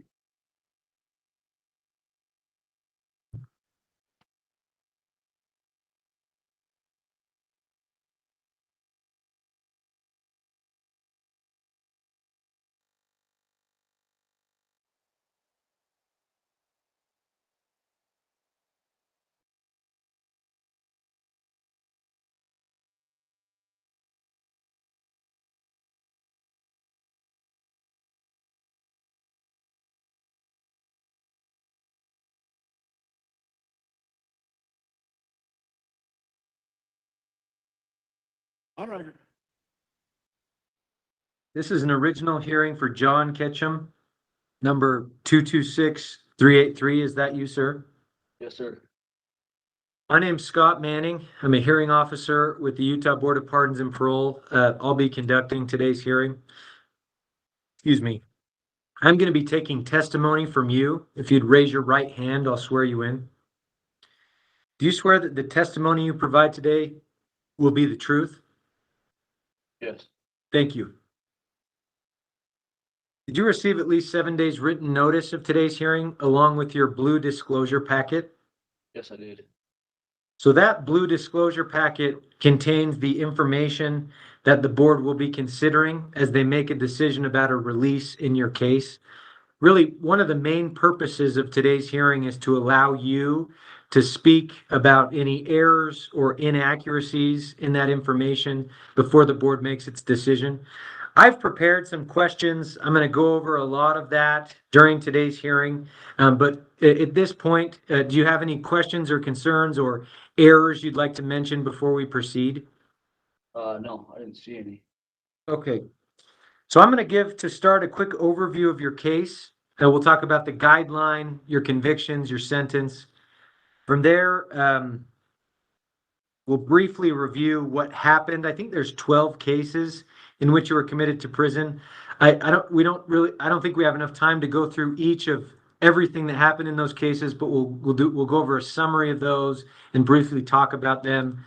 From there, I have some questions for you about what you've been doing recently, what brought us to today's hearing, and then your plans moving forward. And then at the end of the hearing, I'll give you the final word, and you can state anything else you'd like to on the record.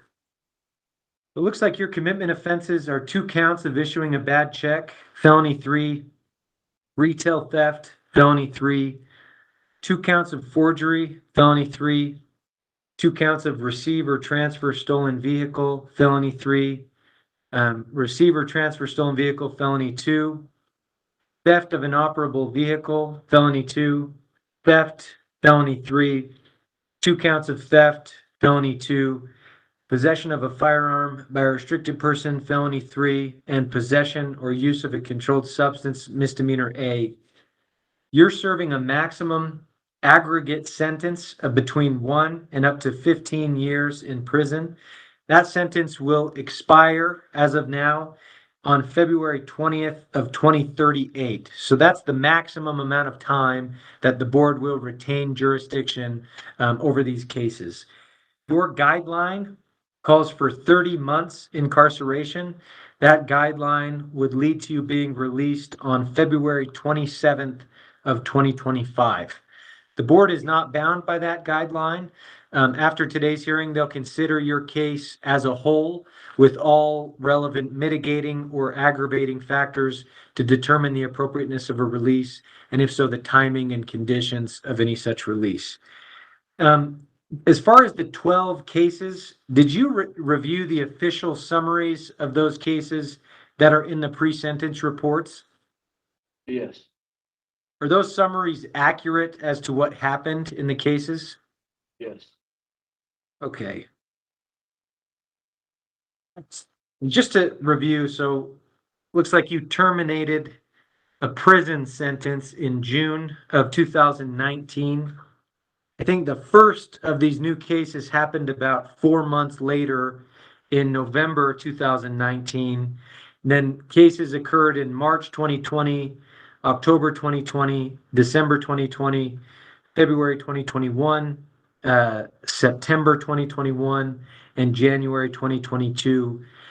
They included you using fraudulent checks to purchase trailers, stealing items from grocery stores, being in possession of drugs, illegal drugs and drug paraphernalia, being in possession of stolen or fraudulent checks, stolen identification numbers, etc., stealing excavators, trailers, I think a skid steer in one case, being in possession of stolen vehicles, being in possession of brass knuckles and a pistol, etc. I think you did not commit a crime for which you were committed from March 22 until you were committed to prison at the end of 2022. But I think you were in jail up until July 2022. So that kind of leads us to today's hearing. I guess I kind of wanted to start when you were last released from prison in June of 2019. I mean, what was your plan? Did you intend to stop engaging in criminal behavior like this? What was your mindset at that time? When I got out of prison, I didn't. Yeah, what, I mean, what was your plan? Were you, because about 4 months later, you kind of fell back into the same cycle. Were you planning on trying to change that cycle, or what was going on at that point? No, I terminated. I didn't have any plan, so I started using it as soon as I got out. Okay. Where were you? Were you living in Tooele, or where did you go? Where were you living? Yeah, I was living in Tooele. Okay. And what do you think led back to the cycle of that cycle of behavior? Because it seems like, it continued, you got off paper, you had a chance in the community. Walk me through, and I'm kind of asking about this also to direct towards the future. When you're given another opportunity in the community, what needs to change? I think it's important to kind of look back on that and learn if it's a lack of a plan, what does the plan need to be? Where do we need to develop? So what insight have you gained on that? Well, last time I come to prison, I didn't do any treatment. I got out and started using the first day. So the reason I committed the crimes is I needed money for my addiction. This time I've been in this treatment, so. And I got a plan for treatment when I get out. Okay.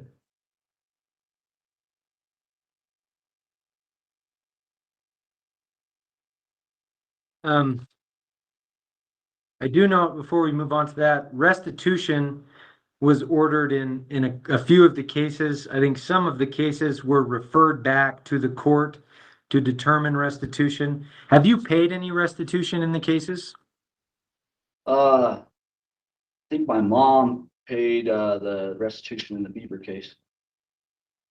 In the Beaver County case, so I think that was the most recent case. That's the case that got me sent to prison. Yeah, the February 2021 stolen camp trailer on Highway 129. So your mom has maybe paid some restitution on that one? I think she paid the whole thing. Oh, the whole thing. Okay. Are you willing to pay restitution moving forward? Any restitution you owe or that is ordered? Of course. Okay. So since arriving at the prison, so you participated in MRT and Beaver substance use treatment program. My documents show that you are currently in both of those right now. Yes. I also show that there's a successful completion of MRT back in October 2023, but it says you were only in the class for 1 day. So I assume that wasn't a successful completion at that time. Yeah, I got the certificate. I don't know why it says 1 day, but I completed the MRT. When were you in, what time period were you in MRT? Last year, I think it was 12 weeks. I know that. 12 weeks. And so are you back in MRT right now? Because I show that I'm in the BRT right now. So in the that, BRT. yeah, Beaver residential treatment. Because I show that you started MRT on January 31st, 2024. Is that not correct? No, So your statement is that you completed MRT. Would that have been I think I completed it in October. October 2023? Yep. So you started it. Yeah, so you got in January 2023, started around June or July and completed it in October. It could be just a typo. I'm not sure. This is the documents that I have in front of me, so I'm trying to walk through it. So you successfully completed MRT in October 2023. And now, and I think you were in the BRT program. Let's see. You started BRT in December 2023. I think you had the write-up for refusing a UA in June 2024, and you were briefly taken out of the class. Is that out of the program? Is that right? Yeah, so I went to the hole so I was gone for 65 days, but now I'm back in the program. Okay. You're June taken out, and then you started back up August 7th. that's right, August 7th. And are they giving you credit for the time you did before? So you didn't have to restart it all? Am I understanding that correct? I have to make up the days. So I graduate November 20th. So they gave you credit for the 6 months you were in there. You have to make up the days when you were out of the program. So you have to be in the program for a year total. Am I understanding that correctly? Yeah, I think it's a little less, but yeah, it's pretty close to a year. Little less than a year, and your statement is November 20th, 2024 is when you're scheduled to complete. Okay. Sorry for I'm seeing kind of inconsistent documents, so I just want to make sure we're understanding all the way correctly, and the board is not getting confused by that. So thanks for answering my questions on it. Yes. And you're not in MRT right now, even as part of the BRT? I've already completed it.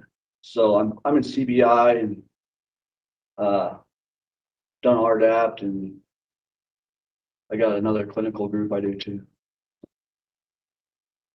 Okay. Now that we got the details of the dates and when you started and what's going on with that, what have you learned in the programs? That's kind of, I think, the key to this is kind of insight into breaking that cycle. It seems like this cycle of behavior after you were released in your last prison commitment, you lost control quite quickly, and it spiraled from there to quite a bit of victimization in the community. What insight have you gained into how to do things differently moving forward, and how do you plan to apply those things? So I've learned the process of thinking and changing the thoughts before I just act on stuff, impulsive behaviors, and maybe not so much like antisocial behavior, more to be more what do you call it, discomfort, and open up a little more into trying to do things normal instead of being high all the time. Okay. Let's go back, and I think it's important to kind of look back on the past and gain insight in that. With what you've learned, how would you approach it differently? Let's say, last time you were released, what would you do differently? How would you approach things, plan things? What would you do differently now? Well, now I'm going home to my mom's. Which is last time I got out, went right somewhere where I was using drugs as soon as I got there. There's no drugs at my mom's house. I got treatment set up for first step for IOP. I think the support system's good. I definitely got a good support system this time. I got out last time and didn't even try. I just went straight. I was out of prison 10 minutes, so it was had a needle on me. So.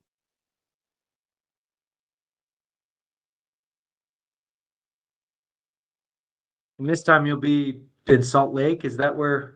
Salt Is Lake. it not? Because Beaver County, I think the last case talked about your family or your mother's place in Beaver County there. Is it a different place now? Or? We just got property down here, but no, she lives in Salt Lake. Okay. And then I think you said in your board packet you'd like to go back to your job. Is it Richens Construction? Is that? Yeah. Yep. And you were working there before, during the few months before prison? I got out and went to Renaissance Ranch. Did Renaissance Ranch. I was waiting for sentencing. I come down here for sentencing in Beaver, and the judge went against the PSI recommendation and sent me to prison. So when you got out of jail, July, you went right to Renaissance Ranch, did treatment, got a job in construction, and then the sentences were imposed? Yes. Well, one sentence, and then I had to go back and go to all the others Yeah. fell in line. Yeah, but everybody was agreed, and they agreed with letting me do probation and continue, and Beaver County did not.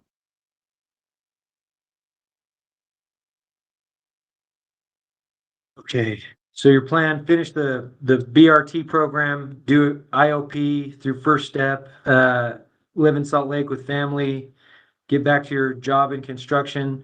Any other comments or plans as far as your release plan, what that would look like?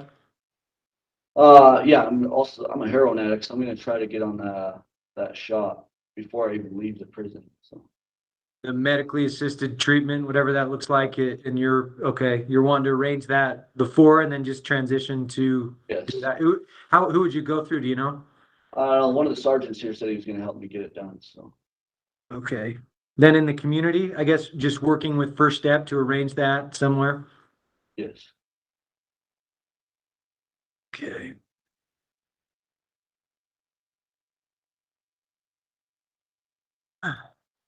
And I do note, I think you did, well, from 2016 to 19, you did quite a bit of programming during that time, right? Substance use treatment, PVP. Am I misreading that?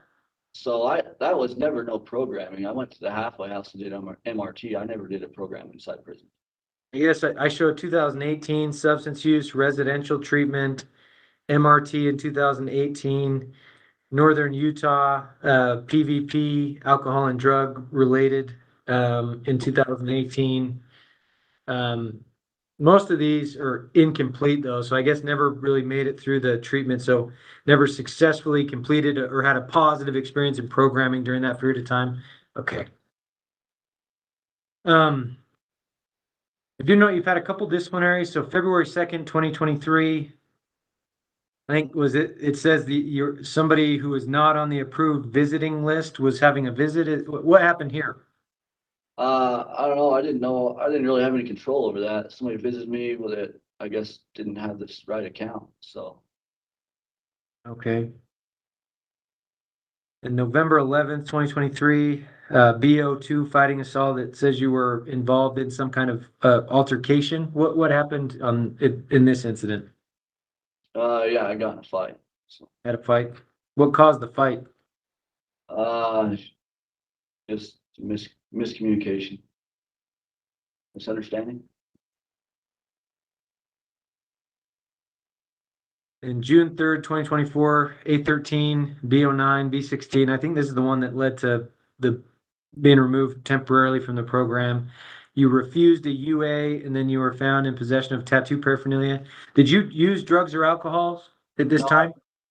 They got me in the morning to pull out for UA and I just went to the bathroom and I just couldn't produce in time. So it's a refusal.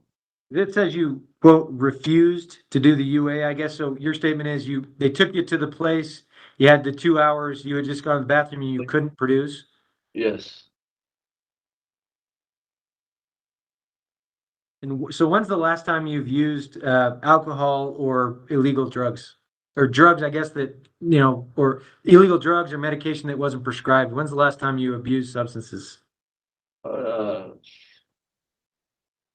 Be February 28th, I think, it's the last time I was on the street using drugs. So at the time of arrest, before that last jail, okay, so that would have been It's like February 2022. Yeah.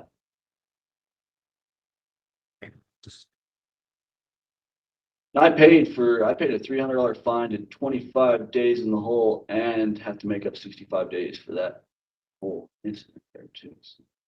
Yeah. And you're no longer active STG, correct? Nope, I'm not.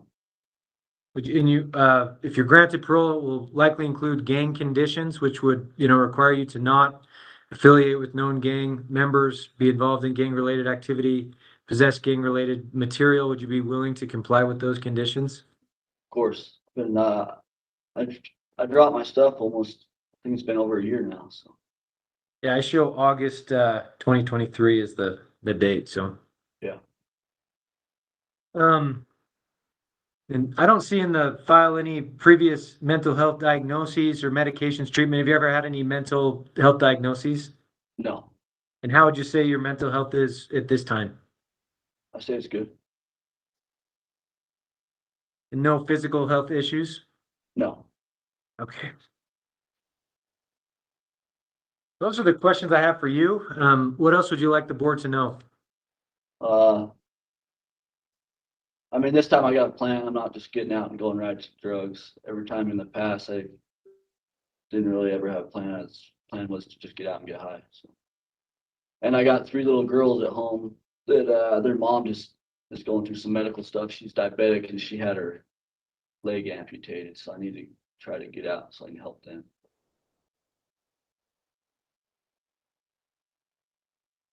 Where are they in Salt Lake? They're in Twilla.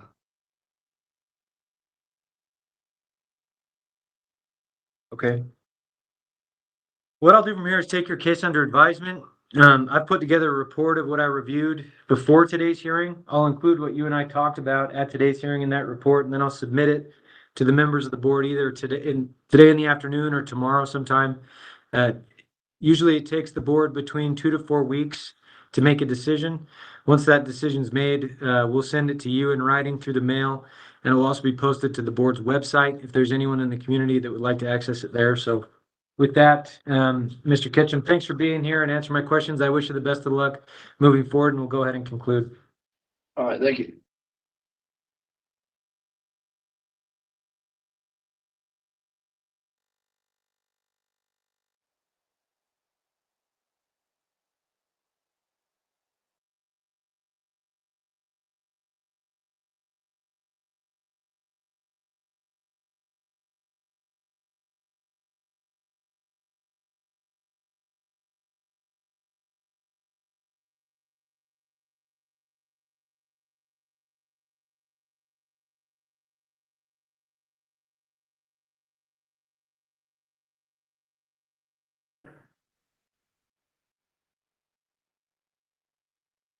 This is an original hearing for Brandon Kennedy, number 73289. Is that you, sir? Yes, sir. My name's Scott Manning. I'm a hearing officer with the Utah Board of Pardons and Parole. I'll be conducting today. I'm going to be taking testimony from you. If you'd raise your right hand, I'll swear you in. Do you swear that the testimony you provide today will be the truth? I do. Thank you. Did you receive at least 7 days written notice of today's hearing along with your blue disclosure packet? Yes, sir. So that disclosure packet is the information the board will be considering as they make a decision in your case. Part of the purpose of today's hearing is to allow you to point out any errors or inaccuracies within that information. I've prepared questions, things to go over from that information that I find particularly relevant. But at this point, are there any errors or inaccuracies that you'd like to mention on the record? I did not see any. Okay. So I'm going to start by giving an overview of your case, sentence, guideline, a little bit about how today's hearing works. From there, there's 4 cases in which you were committed to prison. We'll briefly talk about what happened in those cases. I have some questions for you about, what's brought us here, what you've been doing recently, and your plans moving forward. Then at the end of the hearing, I'll let you have the final word, and you can say anything else you'd like to on the record. So it looks like your commitment offenses are 3 counts of possession or use of a controlled substance, felony 3, and 1 count of possession or use of a controlled substance, misdemeanor A. You're serving a maximum aggregate sentence of between 0 and up to 5 years in prison. That sentence will expire on March 21st, 2029 at this time. So I think, as you understand, that's the maximum amount of time that the board can retain jurisdiction over your case. Your parole guideline calls for 13 months incarceration. That guideline passed on June 4th of 2024. So obviously the board's not bound by the guideline. After today's hearing, they'll consider your case as a whole with all relevant factors to determine what is appropriate. I note that in September 2024, the board did what's called a scheduling review. They scheduled today's hearing. They set an expectation of no disciplinaries and that you comply with your case action plan. So that leads us to today. The first case is case 2017-02184, November 2020. You were a passenger during a traffic stop. I think there was a box underneath where you were sitting that had 3 ounces of methamphetamine in separate baggies. I think the driver of the vehicle claimed that box was hers. And in your jacket pocket, officers found an envelope that I think had 2 Xanax pills and $260 in cash. I think you told officers that you had driven to a location in Salt Lake and obtained the envelope. The driver did and then gave it to you. Is that accurate as to what happened in the case? Yeah, that's. So you possessed these drugs. Were you selling these substances at this time or use in? No, I was with a friend, that one in particular, I was with a friend of mine and, we stopped and she picked up some money and I got a couple of Xanax from the fella for my girlfriend. Okay.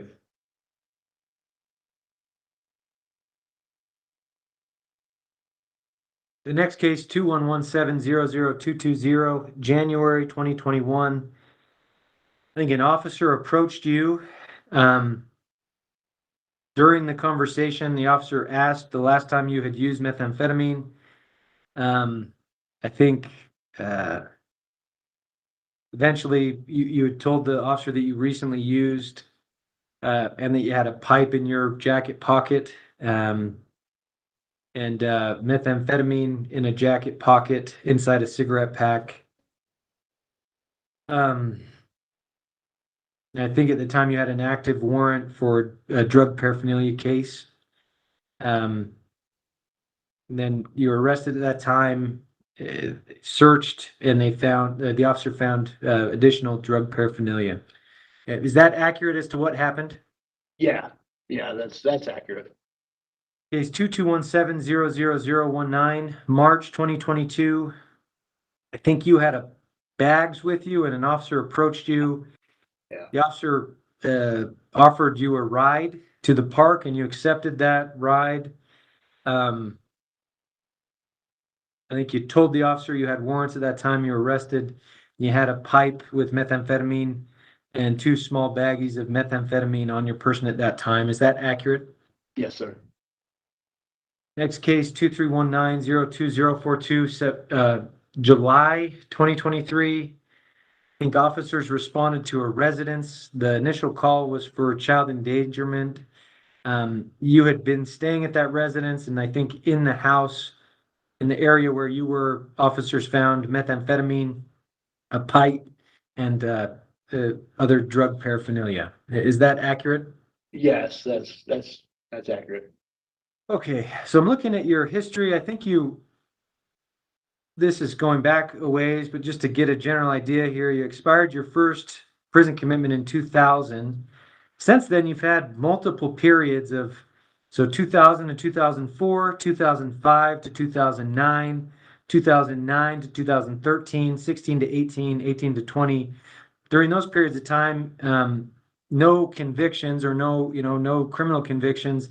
Seems like every few years returning to convictions for drug use and possession, also some theft related behavior. That cycle periodically every few years since. I think in the cases we just talked about, you were on probation for a couple of years. I think went to limitless recovery, but walked away from that program. I think, few chances at probation on these cases, unsuccessful in the programs and the opportunities given. What do you think has prevented you from being successful on these probations, and what's led to falling back in that cycle of behavior that's brought us here?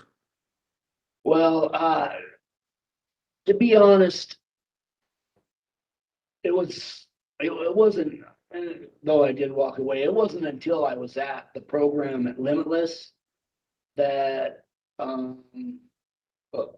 really felt like I should be doing some programming where there was needed some change. I didn't really, there wasn't really a time where I wanted to stop until I went to the program at Limitless.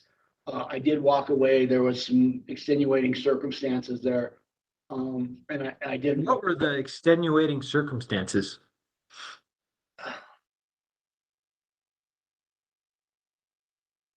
Sorry. It's okay. My father passed away. Okay. And sorry to cut you off, please. No, that's all right. But I decided while I was there, and I tried to contact them. I guess they are since closed down. In order to go back, 'cause I liked the program. I liked the people, and I knew that it was I had to start doing something.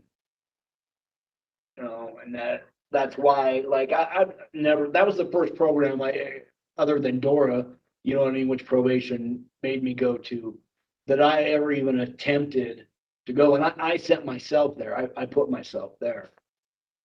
I didn't feel a real compulsion previously in my life to stop, to try and change, until then. And then, of course, you know, I picked up and then came here. What do you think needs to change so that if you're granted parole, you know, it'll look similar to probation, you know, requirement to report likely treatment, programming, placement, maintain a residence, maintain work, the similar situation. What do you think needs to change so that you can comply with those things? And more importantly, you know, avoid the behavior that has led to the convictions and the situation that we're in now. Right. Well, honestly, I feel like number one thing that needed to change in order for me to be successful did change, like attitude. Like my attitude towards probation, and you know, if you go through all my stuff, everybody will say I'm an obstinate bastard. Excuse my French, but like, and I've had a very I've had a fairly serious issue with authority for most of my life, but like I said, it was the time at Limitless and between Limitless and my being arrested and coming here. I had a bit of several life-changing events, I guess, between my dad and I had another real close friend who killed themselves, and my closest friend was diagnosed with a terminal illness, the lady I live with, and I decided that it was time. It's about 30 years past time for me to grow up and stop doing all this BS. And the other thing that probably needs to change is, you know, not just, you know, like have the doors opened and go like I had considered signing up for the cook program at one of the CCCs. Like I feel like I need some structure, and going from there to, you know, either a program and or a sober living at the very least. Also, once I'm able to get out and get the rest of the stuff I need, I was looking into a vocational reentry program, Edwin's Institute, which is in Ohio, but yes, culinary program. But you know, I mean, it's attitude, structure. I think that, and you know what I mean. I feel That seems to me to, you know, reviewing the file, there's been opportunities for that, but yes, the attitude, the decision that your behavior and the decisions you make can change the outcome. I know, you know, you recently started the substance use treatment program there in Beaver.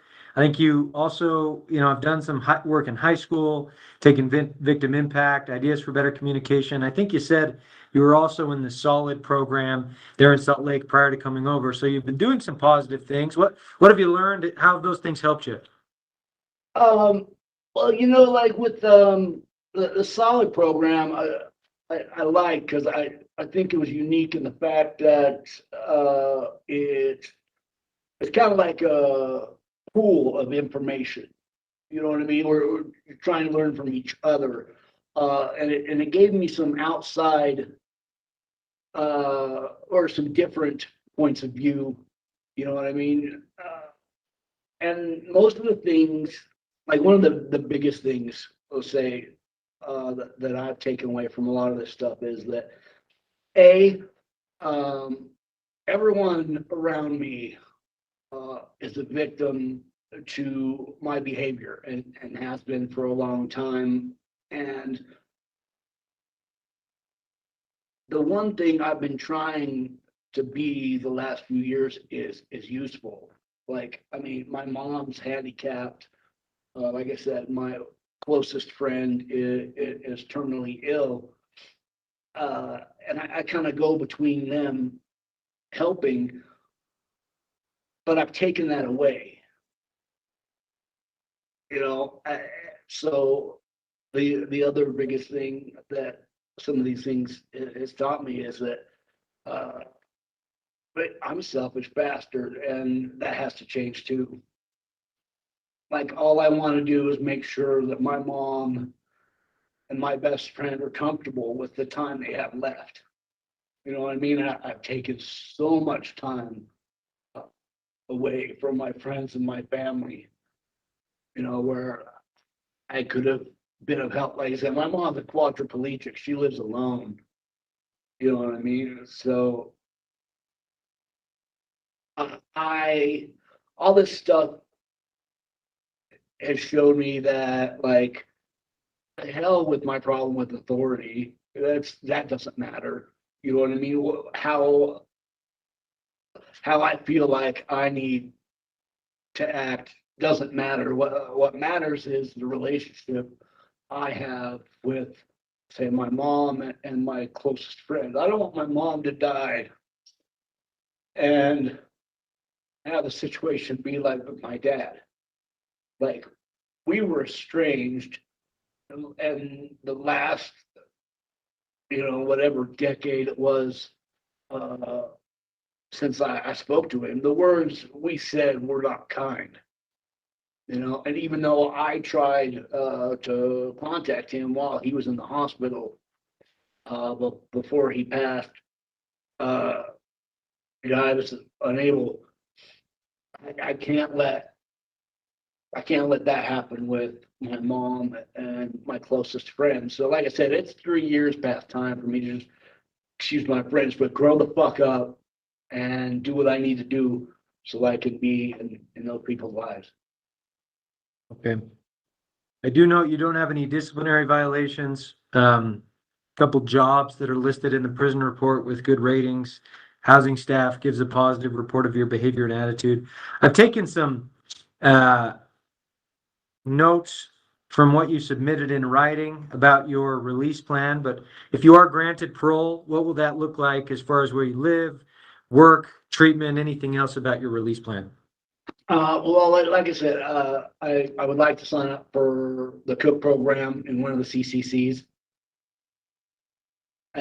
And then, you know, once it's warm weather, I do have a job laying sod with a friend of mine. But like I said, the cook program at one of the CCCs, stabilize, and then to a probably sober living or you know, one of the recovery centers there somewhere near home. And that is like Davis County, Layton-ish area. Is that correct? Yeah.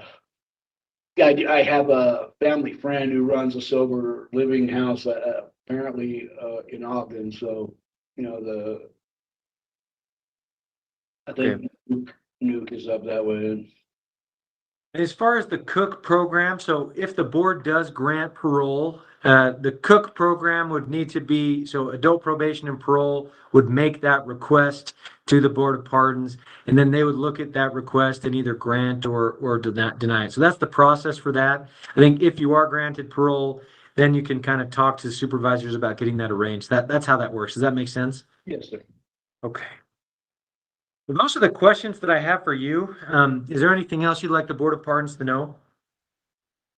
No, just that, like I said, I'd never really tried to program before, and I tried to be involved in school and something positive for most of the time I've been here.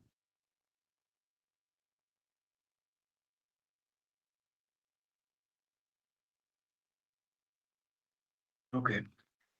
What I'll do from here is take your case under advisement. I put together a report of what I reviewed before today's hearing.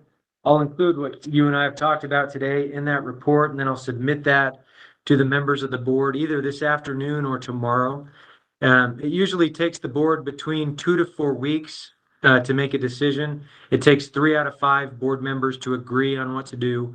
Once that decision is made, we'll send it to you in writing through the mail, and it will also be posted to the Board of Pardons website if there's anyone in the community that would like to access it there. So with that, Mr. Kennedy, thank you for being here and discussing these things with me. I wish you the best of luck moving forward, and we'll go ahead and conclude. All right, thank you.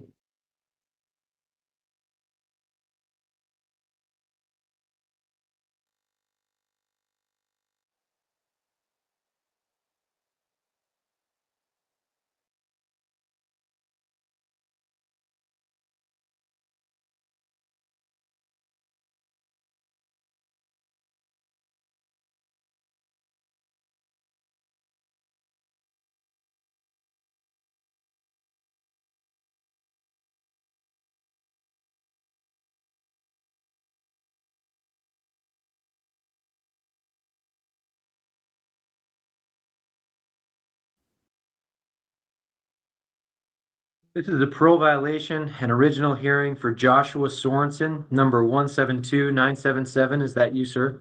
Yes, sir. My name's Scott Manning. I'm a hearing officer with the Utah Board of Pardons and Parole. I'll be conducting today. I'm going to be taking testimony from you. If you'd raise your right hand, I'll swear you in.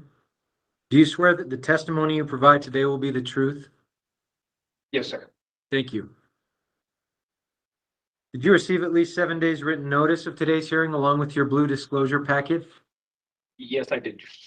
I did. So that disclosure packet obviously contains the new information that the board will be considering after today's hearing and making a decision. I have, planning to go over what's happened leading up to today's hearing, talk about the new possession use of a controlled substance case, have some questions for you about this most recent parole, what brought you back here, your plans moving forward. But part of the purpose of today's hearing is to allow you to point out any errors or inaccuracies in that disclosure packet. Are there any errors or inaccuracies you'd like to mention before we proceed? Not that I could see. I went through the whole thing several times, obviously, but and it seems pretty accurate to me. So. Okay. Well, if anything comes up during the hearing, please mention it. So looks like you returned from your third parole in April of 2024. On April 16th, 2024, on a waiver that you submitted, the board accepted your admissions to all 3 allegations, revoked the October 18th, 2022 parole, and took judicial notice of a case that was pending at the time, case 2419009 or 00698, and the hearing was continued to track that case. Looks like in July 2024, you were convicted in that case of possession use of a controlled substance, misdemeanor A. The charge related to allegation 2, the drug paraphernalia, was dismissed in the case. After that, the board scheduled today's hearing to discuss the new case and then, look at next steps. I'm going to recommend that the board affirm the prior acceptance of your pleas, affirm the prior revocation of the parole, and take judicial notice of the new conviction as it related to allegation 3, and that will allow us to move forward. So you have a maximum expiration date of July 9th, 2025. I think that's the 0 to 5 from the 2020 case. So that's the maximum amount of time that the Board of Pardons can retain jurisdiction over these sentences. For the new case, your guideline calls for 8 months incarceration. That would lead to you being released on November 9th, 2024. Obviously, the board is not bound by that guideline. After today's hearing, they'll consider your case as a whole to determine the appropriateness of a release, and if so, the type of release, the timing of that release, conditions, etc. Yes, sir. So it looks like the new case 241900698, March 9th, 2024, you were a passenger during a traffic stop. You had 17 fentanyl pills on your person. I think you also had drug paraphernalia, and you told officers you had used that drug paraphernalia to smoke fentanyl. Is that accurate as to what happened? It is, sir. It is. Okay. And just looking at this parole, so October 22, looks like you completed treatment at Liberty Recovery and then transition to a sober living with Pivot Point. Seems like you did fairly well during that period of time. I think if I'm reading this report correctly, you then went to live with a family member, at some point lost that residence. I think relapsed around this time. I think there's a pending alleged retail theft that occurred December 2023. That's a misdemeanor B, so not something that is a board jurisdiction. And I won't be asking you about that because it's a pending case, alleged behavior. But it seems like from there relapsed, leading to this new case in March. I think you had 12 UAs, 2 of them showed positive for methamphetamine, and then this case happened. So let's start with the positive here. What you did better on this most recent parole. The first 2, it was you absconded quickly and kind of went back to negative behaviors. What helped you do better this period of time while it was going well? Honestly, is what it really came down to was me giving a sober living residents a chance. I had always just paroled to either friends' houses or family's house, and it just, in my best interest, it just isn't, there. I do very well with structure, and the sober living was exactly what I needed, and still is something that I absolutely strongly consider. I'm actually in contact as of just a couple days ago with Jeff Lyons from Pivot Point again.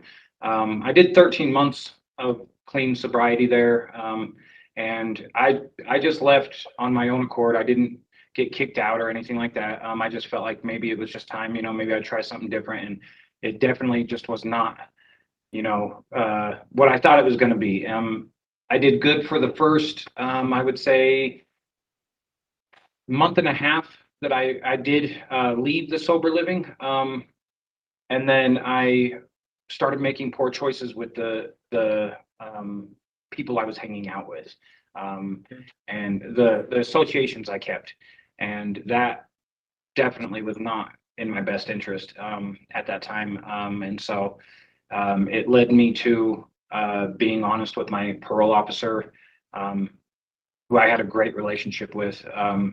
In terms of it, and I was honest with him and let him know, look, I'm not going to pass a UA this month, and we got myself back on track, because I had completed the Liberty recovery, and I had still been going to AA and NA meetings with my brother, who's been sober for going on probably 8 years now. But like I said, I had just picked poor associations at that time, and just one thing leads to another. I have no excuse, really. So, Were you working like a painting company? Is that right? Did you have a job with that? Yes, sir. Were you working full time for most of that period of time? Yes, sir. I was working at Wasatch Mountain Painting. So, Wasatch Mountain Painting. Okay. yes, sir. Well, so walk me through. So moving forward, what insight have you gained into the relapse prevention plan or the relapse course correction? Because it seems like you got to that maintenance stage and that's where things went off. What do you plan to do differently moving forward to kind of turn the corner long term? Okay, so long term, I do actually have I have a 1 year, a 3 year, and a 5 year plan just to kind of space some stuff out. But my immediate future starts with getting back into the sober living and applying the knowledge that I do have. I have kind of taken it upon myself to reach out to a counseling center for just a little bit of possibly drug abuse therapy again. Where's that? What's that? Or what provider is that you've been talking to? Still through Liberty again. Liberty again. Okay. Yeah. And sorry to cut you off. Please continue. No, you're good. So Pivot Point technically owns Liberty Recovery as well. So Okay. it's just easier for me to apply my sobriety and substance abuse treatment through the same place I'm more than likely going to be going to. So were you doing medication assisted treatment? Did I see that was that something you were engaged in as well? yes, sir. And that's another thing that I was going to say is I was doing that for over a year, and then when I had stopped doing it is when I started really going back to my old drug abuse patterns and whatnot. So, Okay.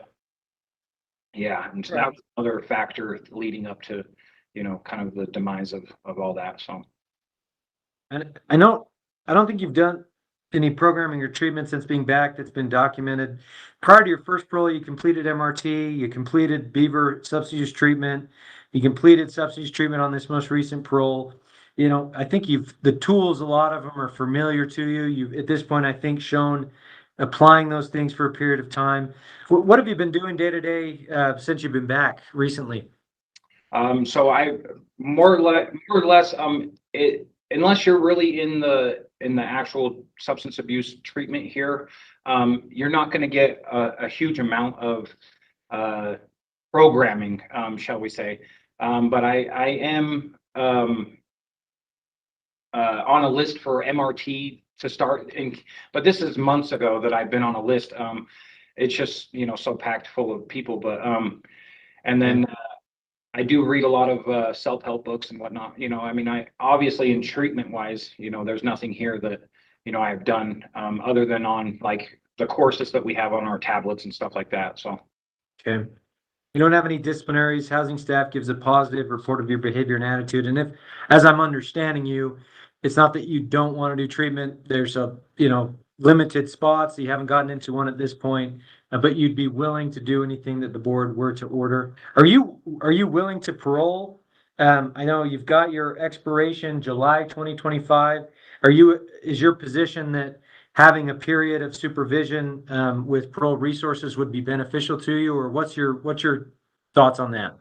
I believe so. And I am under the, awareness that I'm right around the corner to be done with these charges. But I still believe that in my best interest, it is, to be back on parole and establish another, the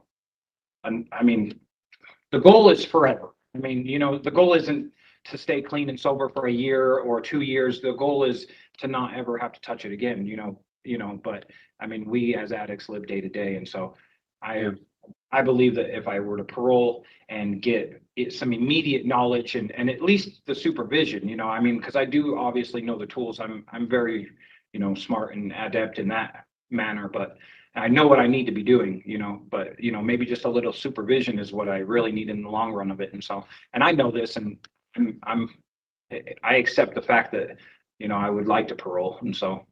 Okay. Yeah, it seems to me, certainly that's a positive response in my view of, the support, the accountability, the resources to help with that transition. Cause I agree, long-term is the goal, right? Reverting back to those same behaviors is going to kind of start that process over. So I think having the help and using those resources as appropriate is important. Not to say that that's what the board will do, but thank you for your comments, and I will express those to the board. Yes, sir. As far as mental health, I think your paroles have included mental health conditions. In the past, I think I've read some reports about symptoms of depression and anxiety, take meds at times to treat those. Is that accurate? So your past diagnoses, depression and anxiety, or are there other diagnoses? No, that's the majority of them. And it is just kind of, because we all have days, and that's the basic gist of it, doing the sober living, they are kind of restrictive on, the medication that you do take for certain things in your life, like I don't take meds for my ADHD, I don't take meds for this and that, but I come off of my meds occasionally on my depression and anxiety meds, and and that tends to kind of put a a stick in the gears occasionally. And so that is something that I've been looking towards with my MAT, because I will be going back to MAT when I get out. And there's a couple other things that I'm going to be doing a little bit differently in terms of day-to-day life. So, are you taking medications right now for mental health? None. No. And how's your mental health currently? Positive? How's mental health, your current stability? I think I'm doing pretty good. I try and stay in good spirits. I'm obviously in prison, and so you have to deal with other people as well as yourself. So I can't have a wonderfully great day every day, but you know, I definitely know that I'm blessed at the end of the day. So. Yeah. Then I think you said MAT and then just doing some things differently. Were you referring to your mental health? What are those things you plan to do? I really just need to stay aware of my surroundings, really. Like my biggest and what I believe to be, because I've taken a kind of a checklist of where I need to be with my sobriety, and I think my number one is the associations that I keep. And like I said, I did, you know, 13 to 15 months of good sobriety without having really any of my past friends or anything like that involved. And I did wonderful. And then all of a sudden I just let one friend back into my life who, you know, was supposedly doing good, but wasn't. And, you know, it was, you know, one of those things where I just couldn't maintain my sobriety after that point. And so. Okay. Well, those are the questions I have for you. Is there anything else you'd like the board to know? Not really. I think that they pretty much know, you know, everything that they really need to know. Other than the fact that, you know, I do plan on going back to a sober living, or, you know, even the halfway house until I can get into a sober living. You know, it all depends on the date that I get, you know. But I am prepared to go as soon as I guess the sentencing guideline was 11/5. The prior Tuesday would be 11/5, but you know, if that's what the board so chooses, I am prepared to go to a sober living as of that date. Pivot Point will be picking me up from the prison, and so I've made some pretty good plans, and trying to stay positive in the whole thing, you know. Yeah. Well, thank you for your comments today. What I'll do from here is take your case under advisement. I put together a report of what I reviewed before today. I'll include what you and I have talked about today into that report. Then I'll submit that to the members of the board either this afternoon or tomorrow. Usually it takes a couple weeks for the board to make a decision. Sometimes it's quicker than that, a couple days. Sometimes it does take a bit longer than that. Once the decision is made, we'll send it to you in writing through the mail. And it will also be posted on the Board of Pardons website. So that's how we'll proceed. With that, Mr. Sorenson, thank you for being here and answering my questions. Wish you the best of luck moving forward, and we'll go ahead and conclude. Yes, sir. I do actually have one quick question. I don't know. I'm not sure if you could really even answer it for me, but do you have a recommendation or a final? So we've been instructed to not state our recommendation on the record, just so we don't set an expectation for that. So I think it's best to not state that. You'll find out in a couple of weeks maximum, I think, of what the board will decide. I think, you know, you have that expiration date coming up, July 2025, but the guideline, November 2024, no disciplinaries. You know, the possession use of a controlled substance, they'll consider the positive behavior that you engaged in during parole, the improvement that was there. They'll look at obviously the relapse that led you back here, and consider that as a whole and kind of decide what's appropriate. I think, you know, they may be in agreement with what you stated, and in my opinion as well, that leading up to that expiration, using the resources of supervision would probably be beneficial to have some accountability, to kind of create some momentum, hopefully, as you're transitioning off paper. So that's kind of where they'll be, but you'll find out what their decision is in hopefully a couple weeks. Okay. With that, we'll go ahead and conclude. Thank you.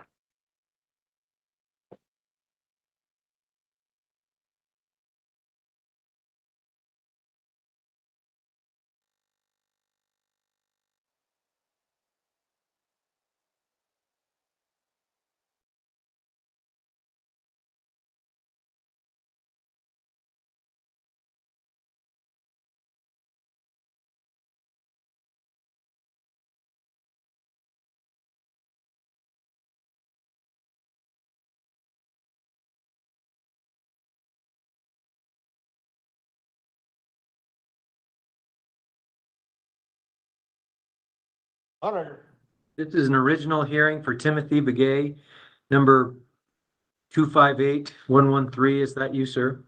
Yes, sir. And am I pronouncing your name correctly? Yes. Okay. My name's Scott Manning. I'm a hearing officer with the Utah Board of Pardons and Parole. I'll be conducting your hearing today. I am going to be taking testimony from you. If you'd raise your right hand, I'll swear you in. Do you swear that the testimony you provide today will be truthful and accurate? Yes. Thank you. Excuse me. Did you receive at least 7 days written notice of today's hearing along with your blue disclosure packet? Yes. So that disclosure packet contains the information that the Board of Pardons will consider as they're making a decision about a release in your case. I've prepared some questions, some things to go over from that disclosure packet, but one of the main purposes of today's hearing is to allow you to speak about that information and specifically point out any errors or inaccuracies that you've noticed in there. Before we proceed, are there any errors or inaccuracies that you'd like to discuss at this time? Yeah, so when it says Sereno gang member, I was never involved with that. I keep it not active. Okay, so your statement is there's comments in the official version of the case that I think you told police that you were a member of Sereno set. So your statement is you've never been affiliated with an STG group or a gang? Yeah, I was affiliated growing up, but I didn't come in active though. That's the thing. I didn't register myself as a gang member. Yeah, because I don't show, so the OTRAC documentation, I believe, refers to the pre-sentence report and your statements about that. So I guess I was going to ask about this later, but are you active or have you ever been active in a gang or an STG group? No.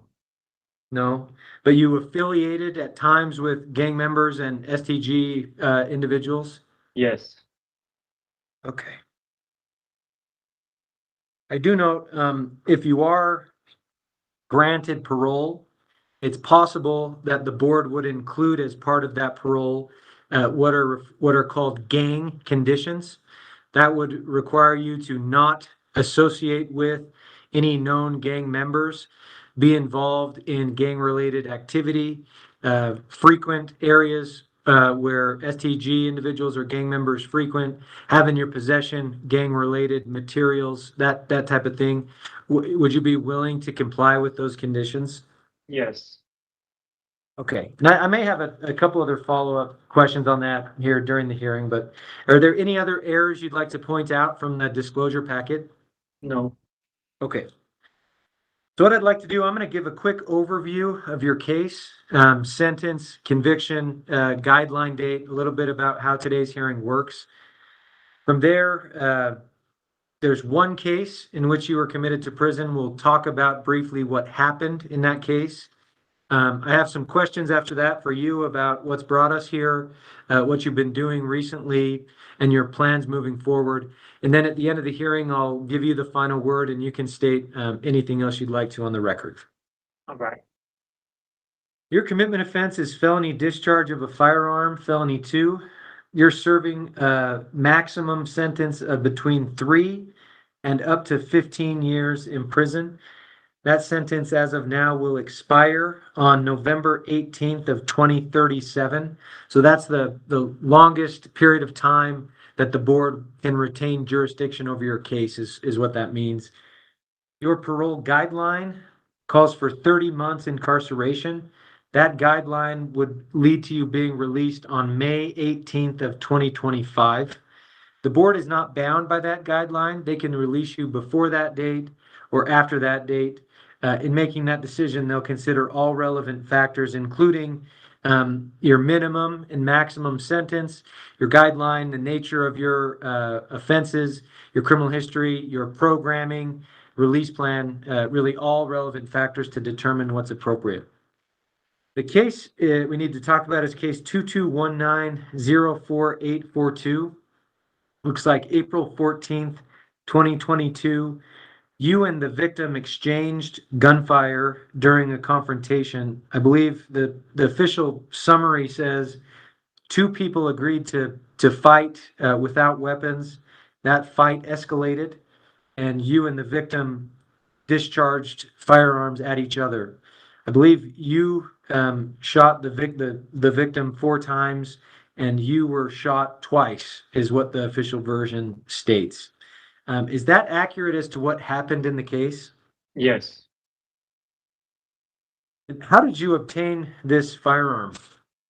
I obtained it through another friend I had at the moment. I asked him if I could use the firearm in order to see if it escalated to me using it. So that's how I obtained it. Why were you carrying a firearm with you? To be honest, I think it should be safety for myself, safety to make sure I make it home that night to my family.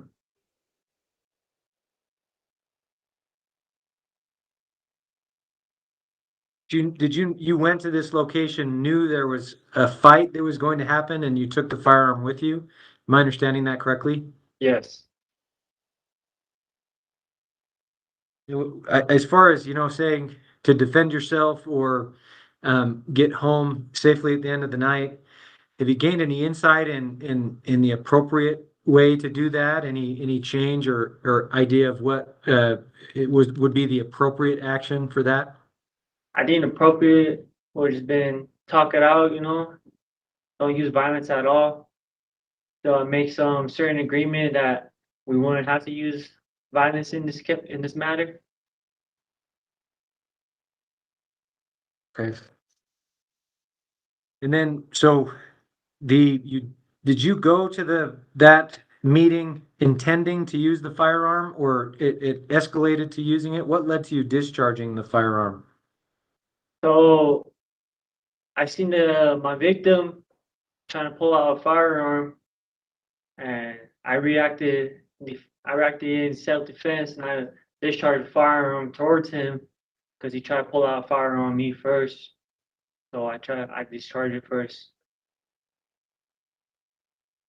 Okay. I think in reviewing the reports, this was the third incident in which you were involved in an incident where firearm was discharged at other people. I think one of the cases you were charged as the shooter. The other, I think you were charged with possession of a dangerous weapon. The pre-sentence reports talk about those. What has led to you being involved in that behavior or those incidents? I was surrounded by gang members growing up, so when I was younger, I looked them as my family. I had nothing else towards for me. I was just surrounded in gang influence, which led me to this, using violence towards others. That's what it led me to. Okay.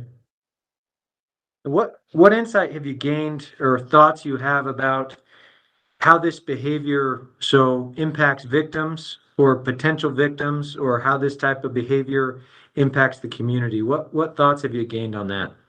It impacts the community because it's not safe, it's not safe for everyone out there.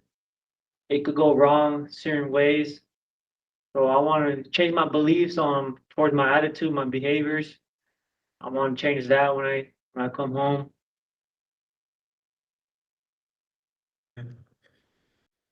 I think you were on juvenile parole when this case happened.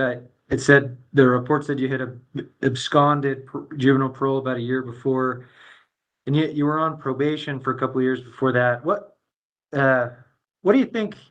What did you do during probation? Did you do classes? Were you trying to comply with that? What went wrong on those probations? So I was in JJS custody. I was doing everything as he said, and I moved myself out towards my sister's house, and they didn't like that because they wanted me to stay at my mom's, but I was trying to move to a different area and do my own thing and focus on myself to better myself. And that's why you stopped reporting to Yeah. APP? And Yeah. so you went to a different residence? Am I understanding that correctly? So I was never on APP. I was in a department. I'm sorry, juvenile probation. I'm sorry about that. Just supervision. Yes. Okay.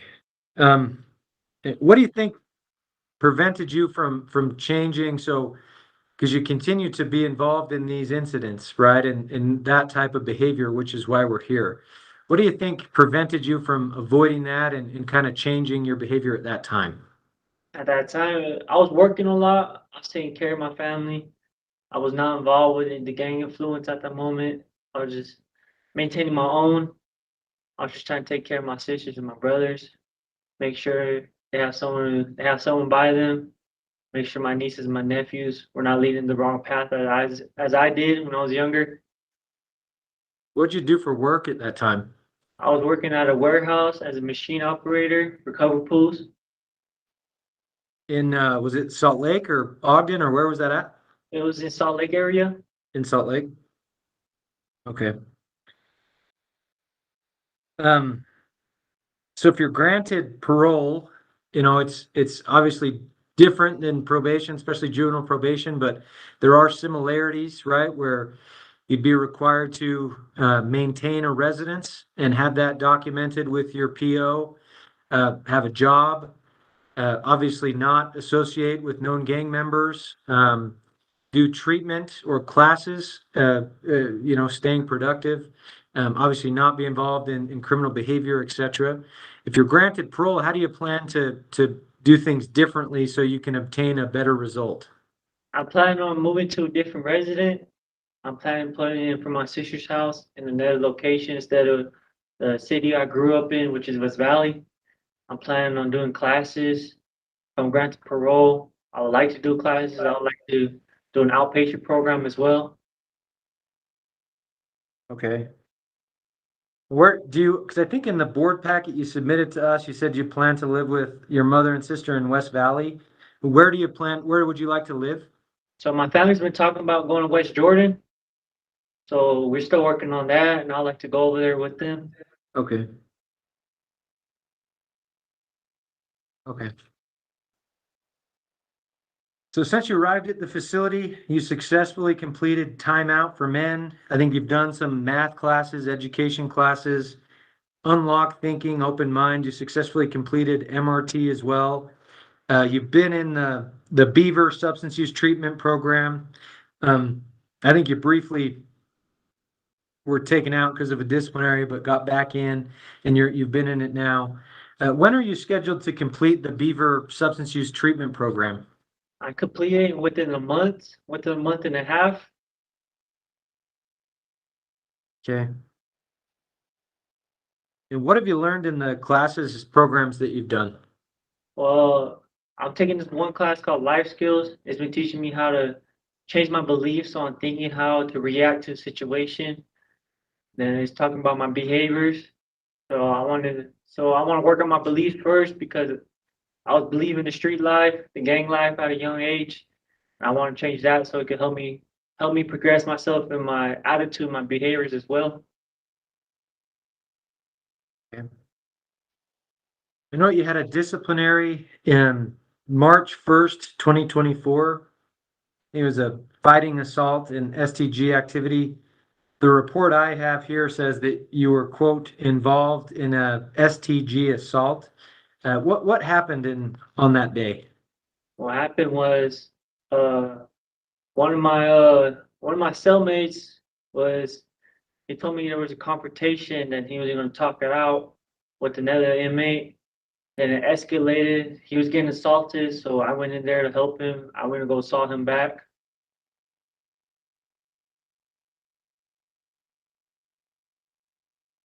Okay. And was this a gang-related incident? No.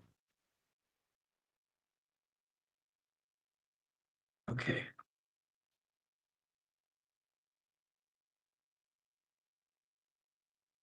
The institutional progress report, so the prisons report, lists jobs. So you were a unit worker for a few months with good ratings. It says you successfully completed it. Housing staff gives generally a positive report of your behavior and attitude. All right, so as far as your release plan, I've reviewed your written submission. So it looks like maybe hoping to go to West Jordan with family. What else would your release plan look like if you're granted parole, work or treatment or anything else that you'd hope to do? So I want to go back to work. My cousin has a job lined up for me in welding, and he was telling me I could get into his welding program and I could be his helper in it. Then I want to do an outpatient program as possible. And if possible, I also want to, if I could, I would like to be placed on electronic ankle monitor as well to keep my priorities straight and avoid gang influence and just keep doing my own thing. Focus on my future.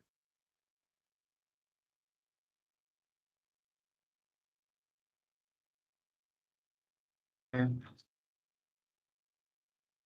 You said you're not active STG. So we talked about gang conditions. You said you're willing to do that. If you're granted parole, what else do you plan to do to avoid that influence and stay away from that, letting that influence your behavior? I want to stay away by not using social media, not getting in contact with old friends. I just want to focus on my family. I missed out a lot of times with them. I have a niece that was born. I haven't met her yet. I'd like to meet her instead of going back to my old ways. Okay. And have you ever been diagnosed with a mental illness? Do you have any mental health diagnoses from the past? No, Okay, and how would you say your mental health is right now? it's all good. Okay. Those are the questions I have for you. Is there anything else you'd like the board to know? No. What I'll do from here is take your case under advisement. I've put together a report of what I reviewed before today's hearing. I'll include into that report what you and I talked about today, and then I'll submit that to the members of the board, hopefully by tomorrow. There's 5 members of the board. They make decisions by majority vote, so 3 out of 5 have to agree on what to do. Usually that takes between 2 to 4 weeks for a decision to be made. Sometimes it's quicker than that. Sometimes it does take a bit longer than that. Once a decision is made, we'll send it to you in writing through the mail, and it will also be posted to the Board of Pardons website if there's anyone in the community that would like to access it there. So with that, thank you for being here and answering my questions. Wish you the best of luck moving forward, and we'll go ahead and conclude today's hearing. All right. Thank you.